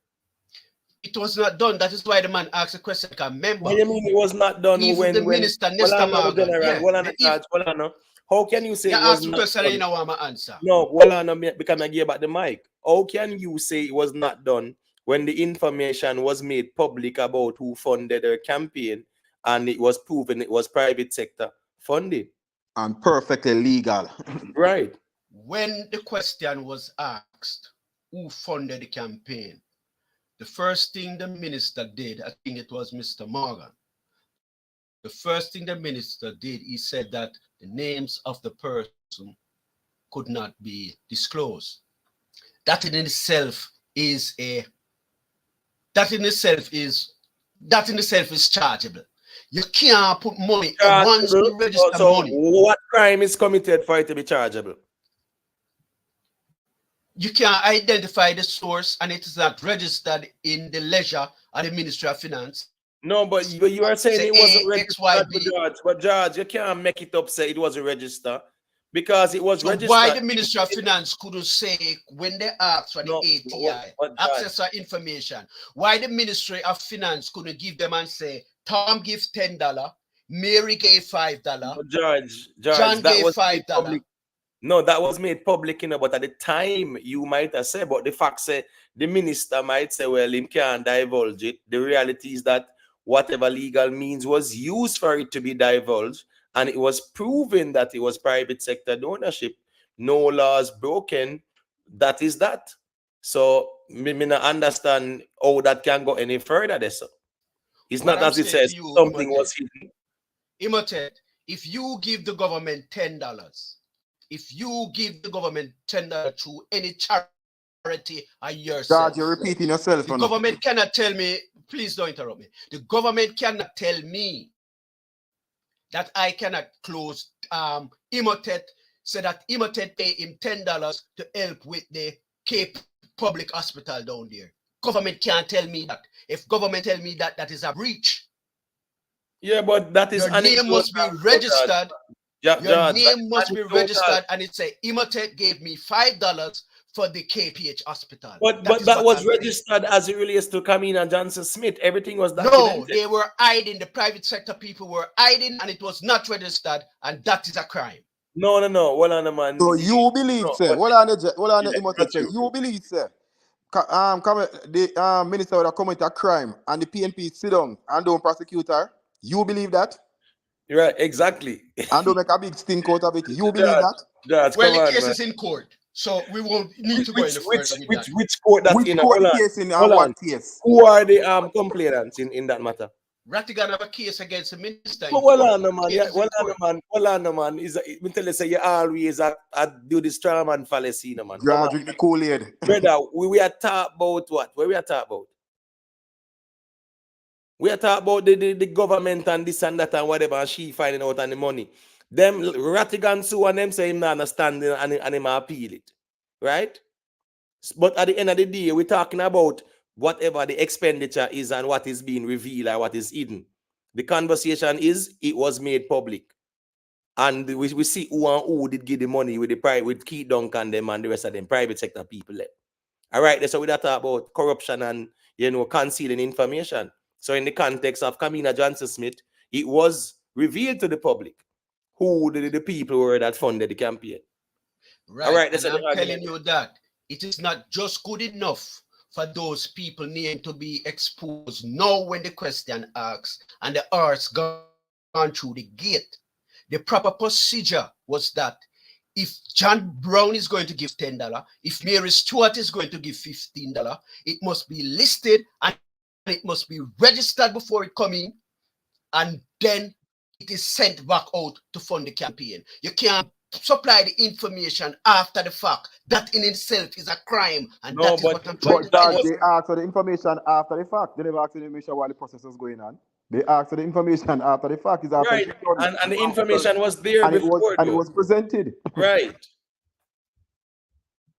So, that's what kind of house gone through gate and all kind of stuff. Yeah, man, yeah.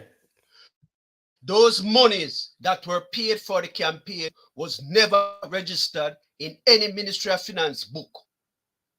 And that is a fact. And what, it was not registered. Have for that? And not being registered is a crime. What do you have for that? Because when they file the ATI and ask it, them said that them don't have such expenditure. Lie. And that's not true. That's not expenditure. Lie. Judge, I want to the Ministry of Finance could not supply that. The Ministry of Finance could not supply that information for those people who came in after and say, "Oh, I never paid them." Don't frame the thing. So how did they get? Mr. Morgan said it was not government money that was used. He made that statement clear. This is not government money. This money is from private sector and XYZ paid. That is not money coming to government. Well, man, so was he wrong? The statement that he made was not wrong. No, well, I know. The procedure, what was wrong with what he said? What was done was wrong. All the money came in to fund her campaign. That was wrong. All right, so where are the charges? You cannot fund a campaign through a back door. That is what I'm saying to you. Apart from Mr. Rattigan, where them said understanding, why are the PNP silent on it?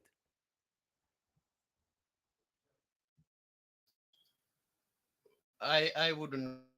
Then use common sense and figure it out, man, because you're challenging the narrative. You don't need no common sense because as I said, Mr. Rattigan's position is not a political one. So what Marx want to do is different than what Rattigan want to do. They don't have the same agendas.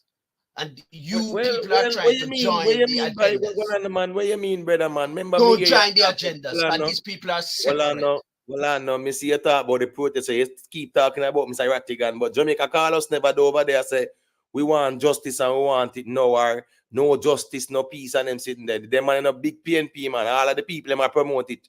No big pro PNP people them. So we are trying to separate it. They say it's not a politically influenced thing. I don't know their political. Jamaica Carlos are who? Well, and them man there, them man in a big.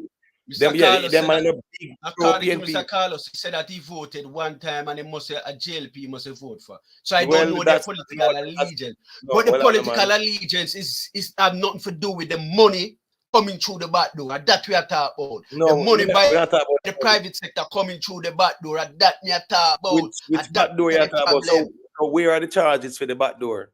Where? Sure, the law is broken And that is what money we say. comes to the back There door. should be charges that this No. money was not registered with the miscellaneous. These money should No, come but in as George- miscellaneous funds first No. and then send back out. No, but George, you are presenting a conspiracy when there's none. That's the problem with your argument. Because guess what? It was made public, was but not it was made government public. money.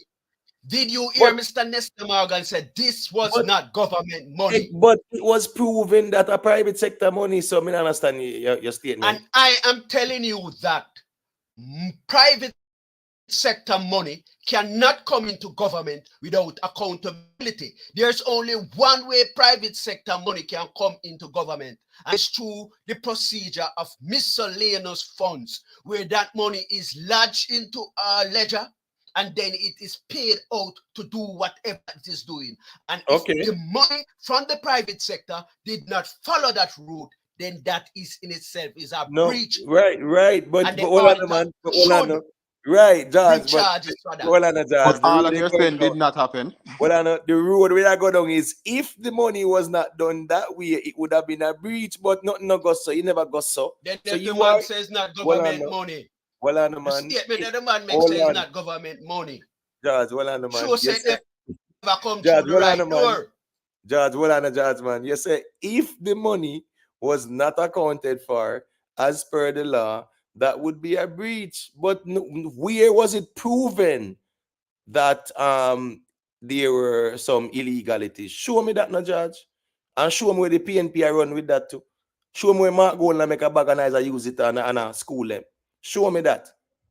I'm not talking about someone who is deemed to not have any standing, respectfully. Show me the PNP riding that wave and calling for Kamina to resign and expose Andrew Wallace and corruption and them something. They show me that, no, man.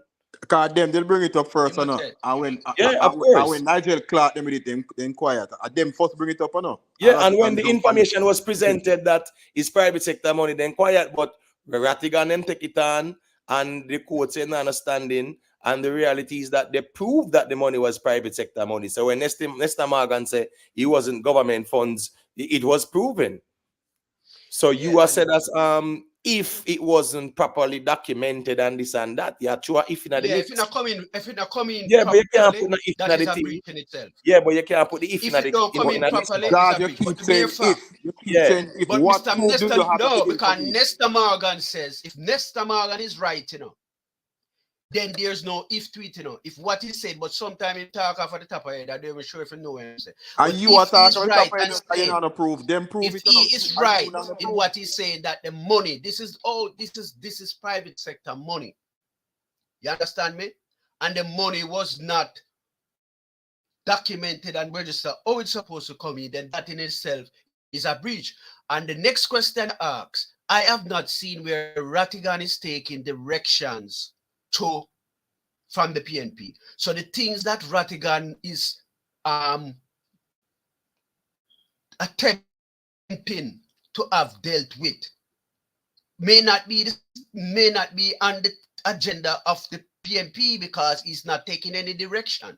He's going after corruption wherever he sees it. And that is what I think you are missing. No, but hold on, no. Me not a problem. Me not a problem with Mr. Rattigan going after corruption, right? I'm talking about that May 10 protests. You understand me? I say, and who were the supporters of it and the promoters and everything. It's people who are of a PNP political persuasion. We can't go around that. So what's this now? Nobody now say Mr. Rattigan follow instructions, but it is not Mr. Rattigan alone in New York. What I say is that the people who promote and support it and encourage it and everything were of the PNP political persuasion. That's just the reality. We can't beat around the bush with that. You can't tell me say Jamaican Carlos and man down on a PNP or pro-PNP. You can't tell me say we alone some of them and a pro PNP. You can't tell me say mystic them and a pro PNP. Make we talk them and a pro PNP. You can't tell me that, brother. Come on, let's keep it real. Let's keep it real, bro. What evidence do you have to say Ratigan is a PNP, Carlos is a PNP, and the people that make car? What evidence? I said pro PNP, pro PNP. Yeah. All right, Judge, you lose a case. Yes, and what? You lose a case, so give you next one of them have a court where you say them a protest. Give you another case. Right, yes, and what? No, where you say pro PNP, yeah, mean say them cause Andrew Onless, call Andrew Onless and Juliet all kind of name, they then call them all kind of derogatory things. Every day is just like tear down Andrew Onless and slander and something there. And it's all about, promoting PNP things and degrading anything JLP. That's what these platforms do. I mean, if you not see it, I'm sorry. We can't help it. Are you aware that the people coming to the rally could have brought any sign that they feel aligned with their belief? Right, and it shows the type of people holding up the signs, not true? Yeah, but in other Thank words, you. What I'm saying is that the people coming there can have the things that affect them personally, and it must be the same thing in terms of what Ratigan is centered and are focusing on. But those are issues that people have that people are bringing to the fore. So at the end of the day, is it about one's personal interest or what's in the best interest of Jamaica, though? At the bottom line is that they want to get what is best for Jamaica. No. Get rid of Andrew Onless. Well, I know. Get rid of Andrew Onless at all costs, right? Slander them and say him a dictator and corruption. And sometimes when people talk them way there, people are gonna say, oh, someone is JLP and whatever. We're calling a spade a spade. I don't care about no political persuasion like that. Me see politics enough, so here you go on something where, man, you just look at it and you study it and turn it into a case study. Right? So what I'm saying is that them not care about Jamaica as long as them get out Andrew unless he must go and he must go prison and man, him a corruption, him a dictator, and time come for him to leave. So when I said the objective was not about a collective concern about issues. No, it was just like it was 200 people, them say, a little handful of people. You know why them have a problem with Andrew? What I not, Judge? Let me tell you something. That event, if anyone asks Ratigan the truth, ask the whole of them the truth, they were disappointed with the turnout. 200 people in a New York City, 200 people. Very, very disappointing. Just ask them and they will tell you the truth. So that whole attention thing, that was just for the optics and the media. But 200 people, I said them attack for the diaspora of 500,000 where they're in the tri-state or whatever. Come on, man. And people feel like said that have no validity. Well, Immaturity, if it was 200 people, right? And we spend 7 hours one time to talk about it, and we know on it again for another hour and a half to talk about it, that means it's make an impact. No, man, it's a case study. Nothing wrong with the impact, man. I'm good with that, And once it's making an impact, it's good. No, it's all it needs to do is to make an impact. It's a case study to show that sometimes when we put our political interests above the interests of the country, sometimes it can be counterproductive. That's all it shows, and that's all it is. So I am okay with us talking about it in whatever context, because Mark Golding appealing to the US citizen sitting in parliament now, it all have to do with the diaspora thing. That's the reality, because in feels these couple of people who can bring out 200 people to one protest are that powerful in America where they can sway the position of the people against the government or whatever. In a real life, 200 people come to a protest and people are going to look at that and say them can sway something. What can they sway for Mark Golding to put him foot in their mouth just to support them? Immaturity, it takes 7 persons to start a movement, you know. If you have 7 persons who think the same way and are moving in sync, that can start a movement, you know. So if you reach 200, you know, you multiply that I've already multiplied several times, you know, because you only need 7 persons to start the ball rolling. Well, me certain say if you ask Mr. Rattigan, boy, how him feel about the turnout, boy. I mean, people talk about weather. But listen me, that's what I say. But Judge, if we're talking about being patriotic and things like that, you tell me say little rain, people are use that as excuse for weather due to the bad weather. What kind of bad weather did go on? And just little rain and some, and you know, it did cool, or probably 50. You get what me I say? Or 54 they're on about. So you tell me say you so patriotic and you find an excuse like that if you say why you never turn up. 200 little people. Put it this way, Imote. There were more than 300 people at going and coming through that event. And if you live in New York, any at all, and you open your door and see rain and say cold, very, very hard for you put on your jacket and say, boy, you face that, you know.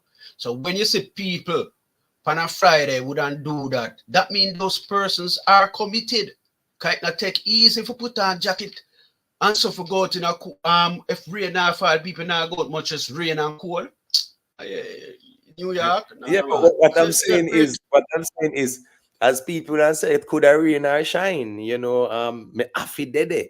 You get what me I say? So when me I say 200 people, speaking to say them represent the diaspora, and then Mark Golden I go look on that to make it look like said them can move the needle to the point where him I go put for him political career on the line with that dual citizen conversation, because him say 200 people in New York, 200 people. Well, you say that 300 strong there, Imote?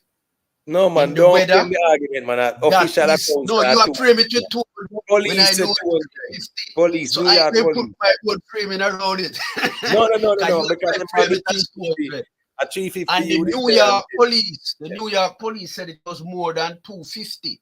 No, sorry. No, they said it's 200. Right? New York police so said here 200. me I say no. Yeah. As my point out to you, brother, people had umbrella there, you know. People had on raincoat, you know. In a New York cold day, you know. That in itself, you know. If that now make you take note, then nothing will. Trust me.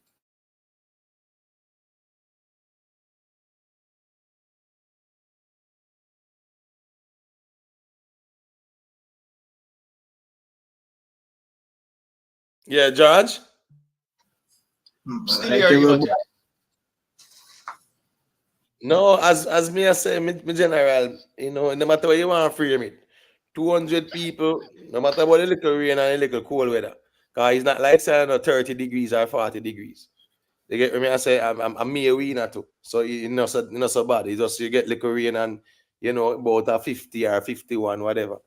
Yeah, some 50s kind of weather. And that go on. So I never nothing serious. If nobody have no excuse. But when me I say 200 people, not supposed to trick Mark Golden if you make it look like say them speak for no diaspora. You understand me? I say, and nobody can go around the thing for saying a PNP, no whole heap of pro PNP people them turn up. Pretty much anti-pro PNP, anti-JLP. Them turn the thing in a political thing and not a Jamaica thing. I write this out there. Imote, are you aware that politics is a vehicle that control government, you know? And through politics, why you have formation of government, you know? And if you are not actively in a political environment to help to impact and change policies, you are going to end up with governments that always underperform. And that is where we want people to be. We want people to be actively involved in the politics of the government so that we can frame the government that we want. You understand me? And if anybody don't take note of those 300 persons who weathered the storm and came out in rain, then be sorry for them, you know. Oh, you're not going to frame it as 300. As Cliff said, you said, you know, I live in a cool land if you don't take note of the 300 strong in New York. Huh? You talk to Cliff Hughes, can't say what you want to say, because at the end of the day, Cliff Hughes can go against the official account. The police them say, and that's an official account, 200 people. You're lucky when the observer say 80 people, I pay a ball in a ball. You say 350, now you say 300, and you still a try to use that 300 strong thing there because it tie into a quote-unquote narrative. 200 people were there. The weather wasn't that bad. Nobody can say no bad weather. Liquor rain and liquor, you know, quote-unquote chilly temperatures. These people live in a New York City, live in a north, so them used to cooler weather. Them used to January, February weather. You understand what I say? So don't use this as no deterrent to say that's the reason why it was a low turnout. 200 people, no, that can't look good. You get what I said? But the reality is that there's a difference in, you know, turning something into a political thing.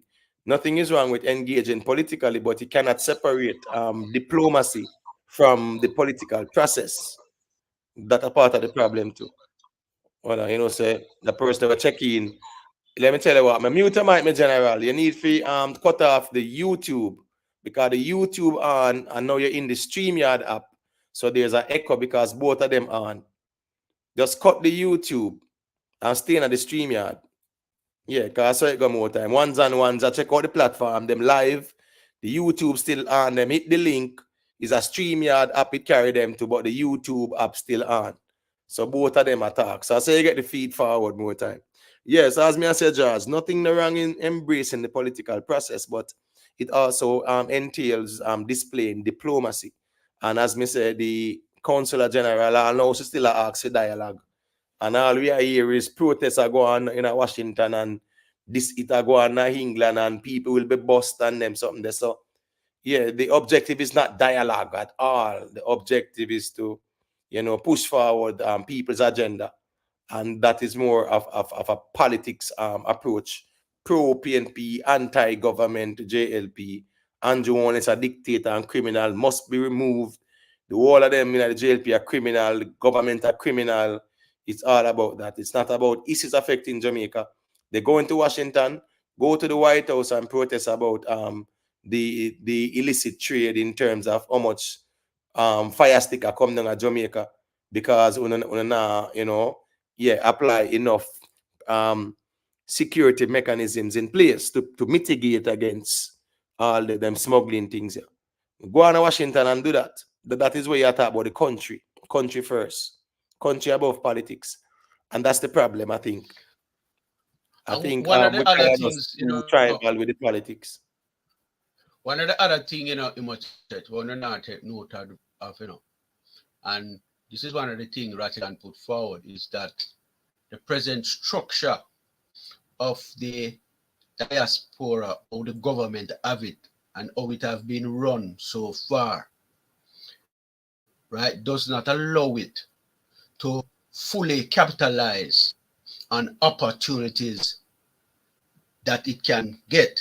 And therefore, the structure of it, the structure that the government have, they need to divorce themselves from that structure because that structure is anti-productive. You can't have government appointees. You can't have a diaspora board with government appointees. And those things, those are the dialogues that the government must engage in and ensure that these things are straightened out.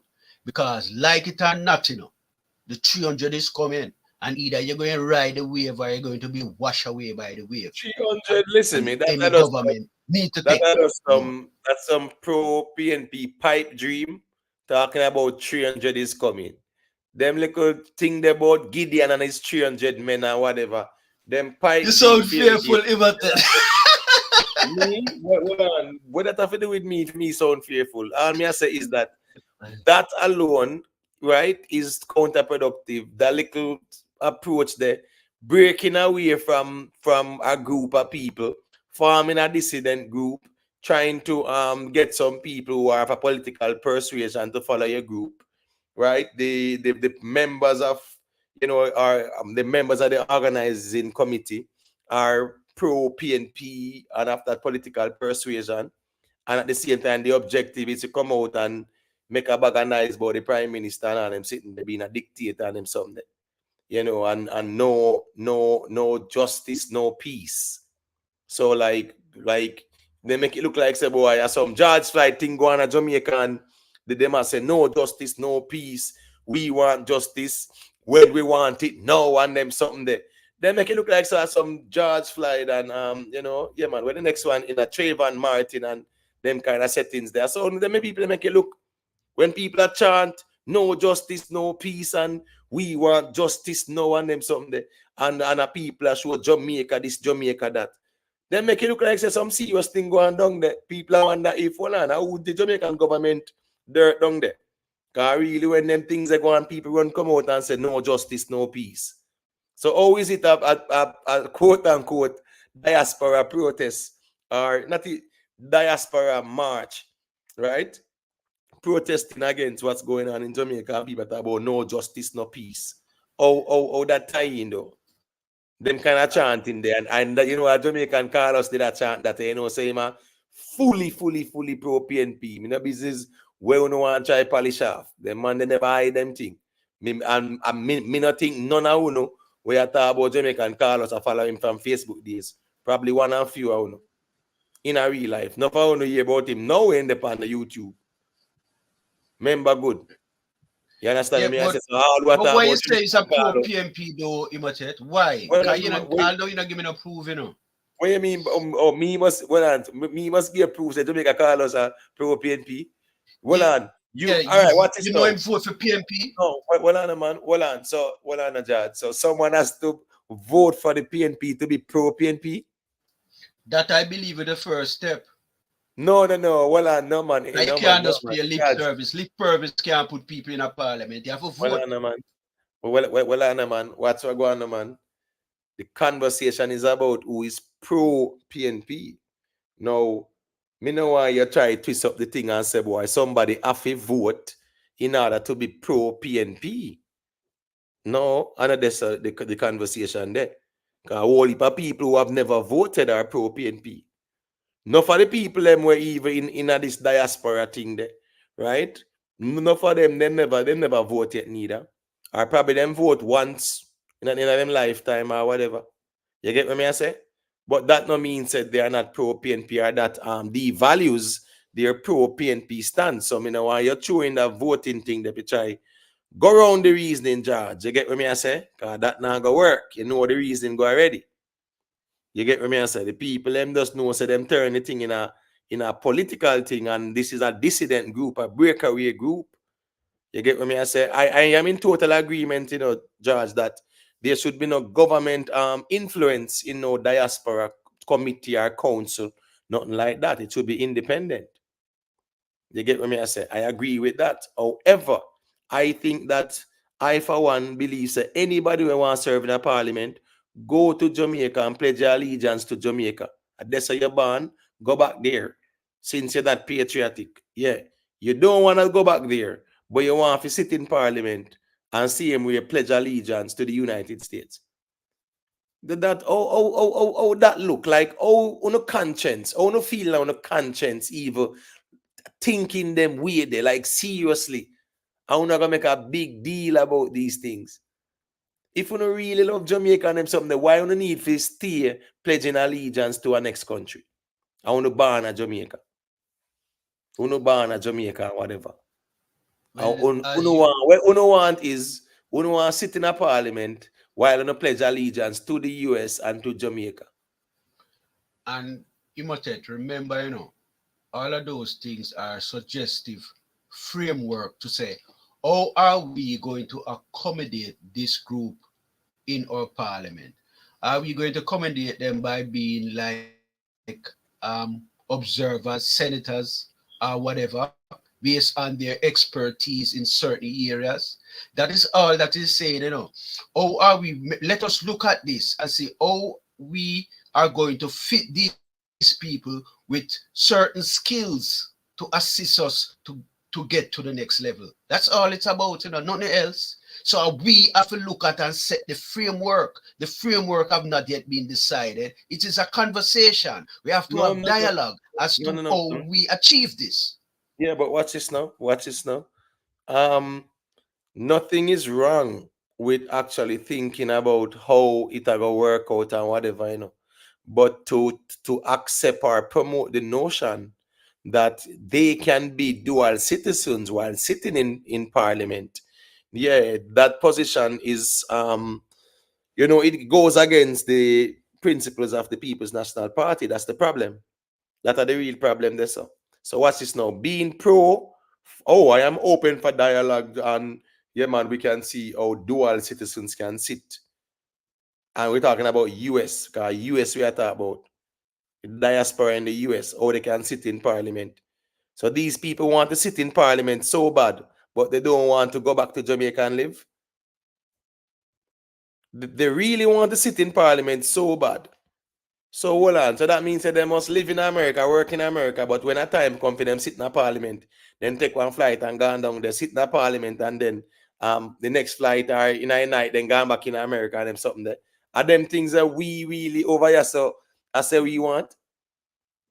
No, I don't saw it for No, but according to what have been proposed, Imotet, it would require the same proof of residency that a Commonwealth citizen would have to prove to vote in Jamaica. So it wouldn't be moving from that framework. That would be the same framework, establishing residency and the time that the person must be there in order to have these privileges. That is all it's all about, nothing else.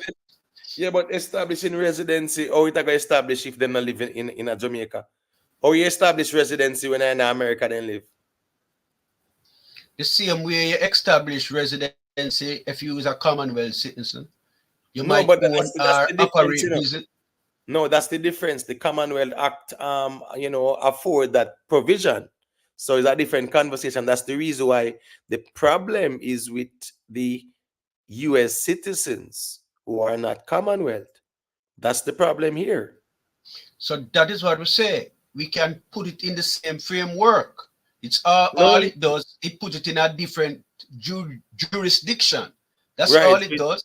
So you're right. So you're saying that no, the PNP should go against the principle of the party that was established in 2007 when them call out the JLP people who were dual citizens to backtrack now and make a U-turn and slap all of the elders them in the face who stood on that. All the previous leaders and Portia and Peter, slap them in the face by making a U-turn. George, you really think that makes sense? No, what we are saying is to put the issue on the table. Let's discuss it and see how we can best frame this to incorporate everybody. That's all we're saying. No, we're talking about the dual citizen sitting in parliament, right? And Mark Golding is saying he is for that. Yeah, they will have Canadian who are dual citizen sitting in parliament. Commonwealth that different from the US. That's right. So all I'm saying is that the jurisdiction is going to change. The jurisdiction being US now, different from being Caribbean. That's all changing. Nothing else not change. But as I said, that would be a departure by the PNP from their previous stance. That's a flip-flopping. That is the problem, George. You can't look on it one-dimensional. That would be a departure from the previous stance of 2007, where it became a national thing. A big, because 2007 to now is 17 years, Imotet. Yeah, but you still have your views on certain things from 17 years ago is going to change to now. Yeah, but you will not show me the political transformation within that time there for warrant accommodating this. What you mean? We change two leaders. We change two leaders,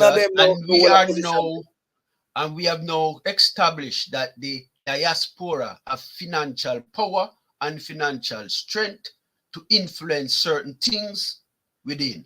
So those two are two great change, leadership and economic power. Using economic leverage, right, as political leverage, yeah, me understand that. But to say that within the last 17 years, because the question is, how has the PNP departed from that position within 17 years? And we have to show we the change in the political climate. Still not sure we no changes. Remittances, that's an economic thing. And we know say sometimes to certain crisis and conditions can also, say limit the flow of remittances. But what I say is that the argument is that these people, be dual citizens sitting in parliament, that you opposed before, and you have taken legal action, take the people them to court, national firestorm, and you're gonna depart from that position. That's where it's at. It's not no, oh, it is a case study, and yes, man, yeah, man, whatever. No, Mark Golding does see the 200 people them, right, who are YouTube vloggers and fans and things like that, and in does feel like said those are the people who really represent the diaspora. He went to Florida and must have met with some and whatever, and really think that appeasing them will really move the needle in terms of People's National Party support. I think that is a miscalculation for him to lose the people in Jamaica by saying that he will depart from the principle of the People's National Party. So you are going to lose the people upon the ground to accommodate the people overseas who pledge them allegiance to a next state. And the people who are Jamaica who not pledge an allegiance to nowhere else, you are going to depart from the core principles of the party to appease those people. That can't look good. No. Mark Golding a big blunder, that brother. I mean, I know how people are go around it are probably people not see it like me still. That's why I'm glad how me made things. I'm glad how me made things, Because at the end of the day, yeah, man, you cannot depart from the principle of the party. That's why you see them a twist and a turn and a wiggly thought and I say, it's his opinion. No, it has gone through the gate already. I know your opinion that. As you always say, you have to read the room. And Mark Golding is reading the political atmosphere and the changes that are taking place from then to now. Remember, this discussion that they're having in terms of the whole constitution is at least 30 years. During me and your lifetime, this conversation have been going on. And therefore, leaders with different perspective and time bring on certain different changes that we must be cognizant of. And those two must be taken into consideration when leaders are making decisions, because this is how leaders influence and motivate others. Raphael Beckford, no matter what George said tonight and how long, George can show we how the political landscape has changed from 2007 till now to justify Mark Golding holding the position. That's why you see him kind of carry the reason to a part where so Mark Golding just wanted to look at the options and sit with them and look at the possibility and things with that. But another one, yeah, Marcus. Then not sure it out as a discussion. It's a discussion in want around these topics, Well, I know. If that was the case, why you think? Well, I know. Mark Golding, even the big stone skit, when them pull up the slavery skit, right? Mark Golding never apologized for that. You feel say if Mark Golding knew that what he said, he did nothing wrong, they would have tried to correct it and talk about it was his opinion in his personal capacity. You think there was a need for them to clarify that? Read the room. Yeah, read the room, George. But according to, and the same thing goes, Imhotep, because as I said, now looking at that can be subjective. Because me looking at the old Big Stone skit, me just consider it a skit. And that is where I leave it. I know if you never mention it, I would even remember it. You understand me? So some people look at things differently because of the lens they are looking through. That skit was my inappropriate. lens. That skit was inappropriate. I would say that much. I would say that much. But slavery, it's the history of slavery and what it entails. Yeah, that skit was insensitive because watch this now. The certain say him could not make a checkered suit and put a man in and say him liberate the people them like how them liberate them people from them people in a World War II. Yeah, him couldn't do that. You must be mad. That would be what? Serious problem. So I am saying slavery is not something that you make a joke with because of the past and the history in Jamaica. In Jamaica is a very, very serious matter. You know, some people might not see the value in it and whatever, but you can't put it on a political platform where you approach the sufferation, so to speak, of people on a political platform like that. No, that was inappropriate. Who put the skit together, Immaturity? Me don't know. Me see Mark Golding act it out, brother. It no matter who put it together. You know, it was Big Stone idea. Well, it no matter who for idea, Mark Golding. Well, I know. So, and the black man idea. Well, I know, man. But member said, man idea. When the fire reach, that's why they call him Master Mark. You know, remember say Nigel call him Master Mark, man, because that skit gave them the ammunition to call him Master Mark. In a real life, because at the same way them play it out. So a Big Stone skit, yes, but Mark was a participant in the skit. So him now give them ammunition to call him Master Mark. You think Mark comfortably hearing that? You can't do that, man. Wrong skit that, man. Come on, man. You better you put him in a one jail suit and whatever and say, the JLP of the people in prison, in economic bondage, and I am here to free them. Yeah. And you just, you know, you put him in a handcuff. Put him in a handcuff and whatever. Put him in a one jumper suit and something like that. You understand me I say? And do it that way there. But that slavery skit there, yeah, that never sit well. And that's why them are calling Master Mark now. You understand me I say? So I just saw that go.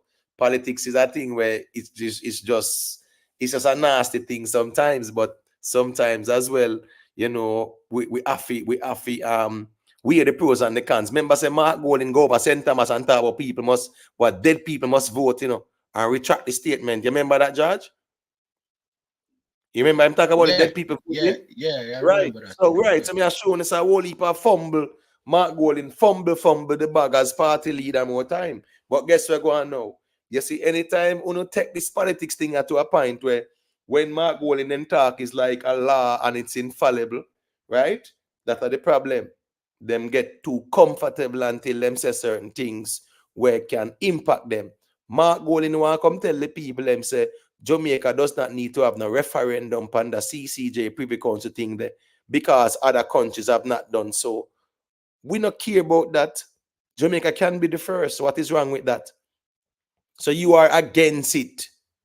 Why are you against a referendum when that is the epitome of democracy, the people's voice? Uno as two top politicians or whatever, uno play political chess game with the Jamaican constitution, right? Yeah, some personal thing uno take and deal with the thing. And we say, all right, since uno can't deal with it, and uno take the thing personally, allow the people to decide. That's the best approach because there's a lot of political immaturity being displayed by both sides. See the JLP take it and carry it gone there. Both them are disseminate when it no sign off pan by the PNP. So it no valid. Political immaturity again and peer feelings are displayed. So if you put feelings in the constitution of Jamaica, step aside and let the people them decide that then. But no, you are come tell me say, yeah man, there has never been any country in the Caribbean who has done so.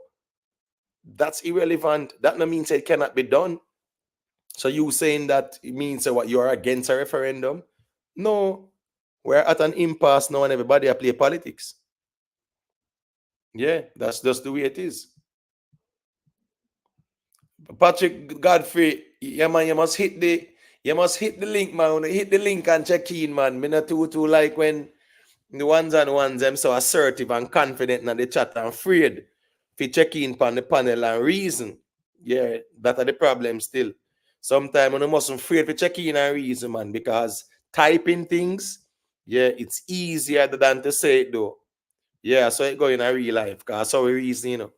Yeah, man. But in a real life still, politics is a thing where, yeah, it's a nasty something still, you know. People just get very tribal. But right now, with this constitution thing, yeah, both parties are displaying political immaturity, is bickering, people are holding people hostage, people are said don't sign off on nothing. So therefore, no phase one thing, nothing like that. Me understand and me agree with Mark Golding too.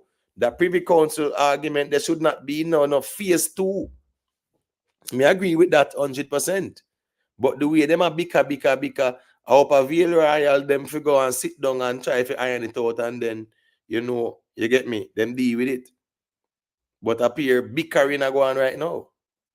And people are trying to score political points and political leverage and all kind of things like that.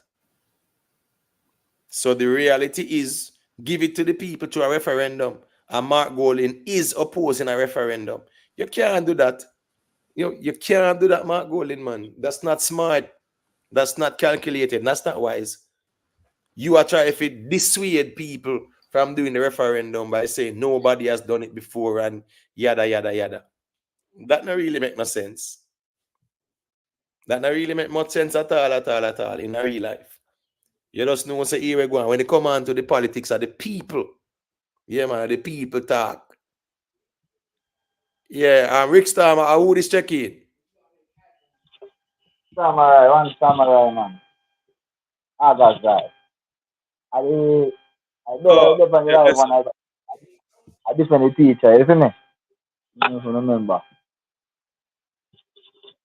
Oh, yeah, man. Remember what? So, I wanna do. I can speak it to you know. You know, see, I dig where I dig off here now, though. Forward late, probably have to go catch it, the balance of reason over Emotep live tomorrow. That's it. A long time they want to be a reason. So yeah, man, 5 hours. Yeah, some stuff more I go deal with you now before me bed, so I don't know anything. But yeah, man, I real talk. I saw 1:30, I know. Late start. Yo. But I be a thing, you know, so next time we can deal with it, you know? Yeah, man, that's your word, man. I don't know where they are, man. You know, sorry I didn't catch you live earlier still, you know. One of them did have a nice segment of reason about the whole cartel thing. Yeah, right. Right, yeah. Just get cut out. Good reasoning, gentlemen. Yeah, man, give thanks, Jar. That's it. All right, blood. Yeah, I know James Bond run tonight. Yeah. James Bond goodly after just, you know, step away. You drop no argument. James Bond. Bless up imitate. You know, drop no argument, man, to make James Bond run, man. Come on, man. You know better to Jazz. Bless up, man. A man has a respect, man. I always appreciate. Oh, you mean me not drop the argument? The 300 NY strong. What? Cho, are you well on, let me tell you who did say that now. You have a brethren in Germany, then call him the propaganda minister named Joseph Goebbels, where him say you tell a lie so often it becomes the truth. So yeah, man, go and sing your 300. NY 300 strong. Yeah, don't stop repeating it because it will become the truth. God so big up yourself, Ricstormtv. Yeah, man, that's you know the thing going on. Big up in the people. And manners and respect. That's not like I don't know where you out, man. Respect the thing. Big up. Yeah, man, that's your word. So Agazai, make sure you check in the next live. I see it. Yeah, man. Make sure you check in the next live. All that. Self-made, where are you? Big up yourself, you know. Yeah, man. Wagwan miss perfectly imperfect. But me there, man. I go deal with that thing and touch my bed, you know. So big up on yourself, respect, and I like a bit. All that Kirk. Yeah, Patrick Godfrey. That's how I think, go, man. You know, people supposed to can reason them things without wanting to kill them one another. You know, shoot them one another and pray them one another. Said we see it. Yeah. for the most part, you know, say a judge and Imhotep reason it down to and James Bond. You see it, but they are still. Yeah, man. So big up on yourself, man. That's your word.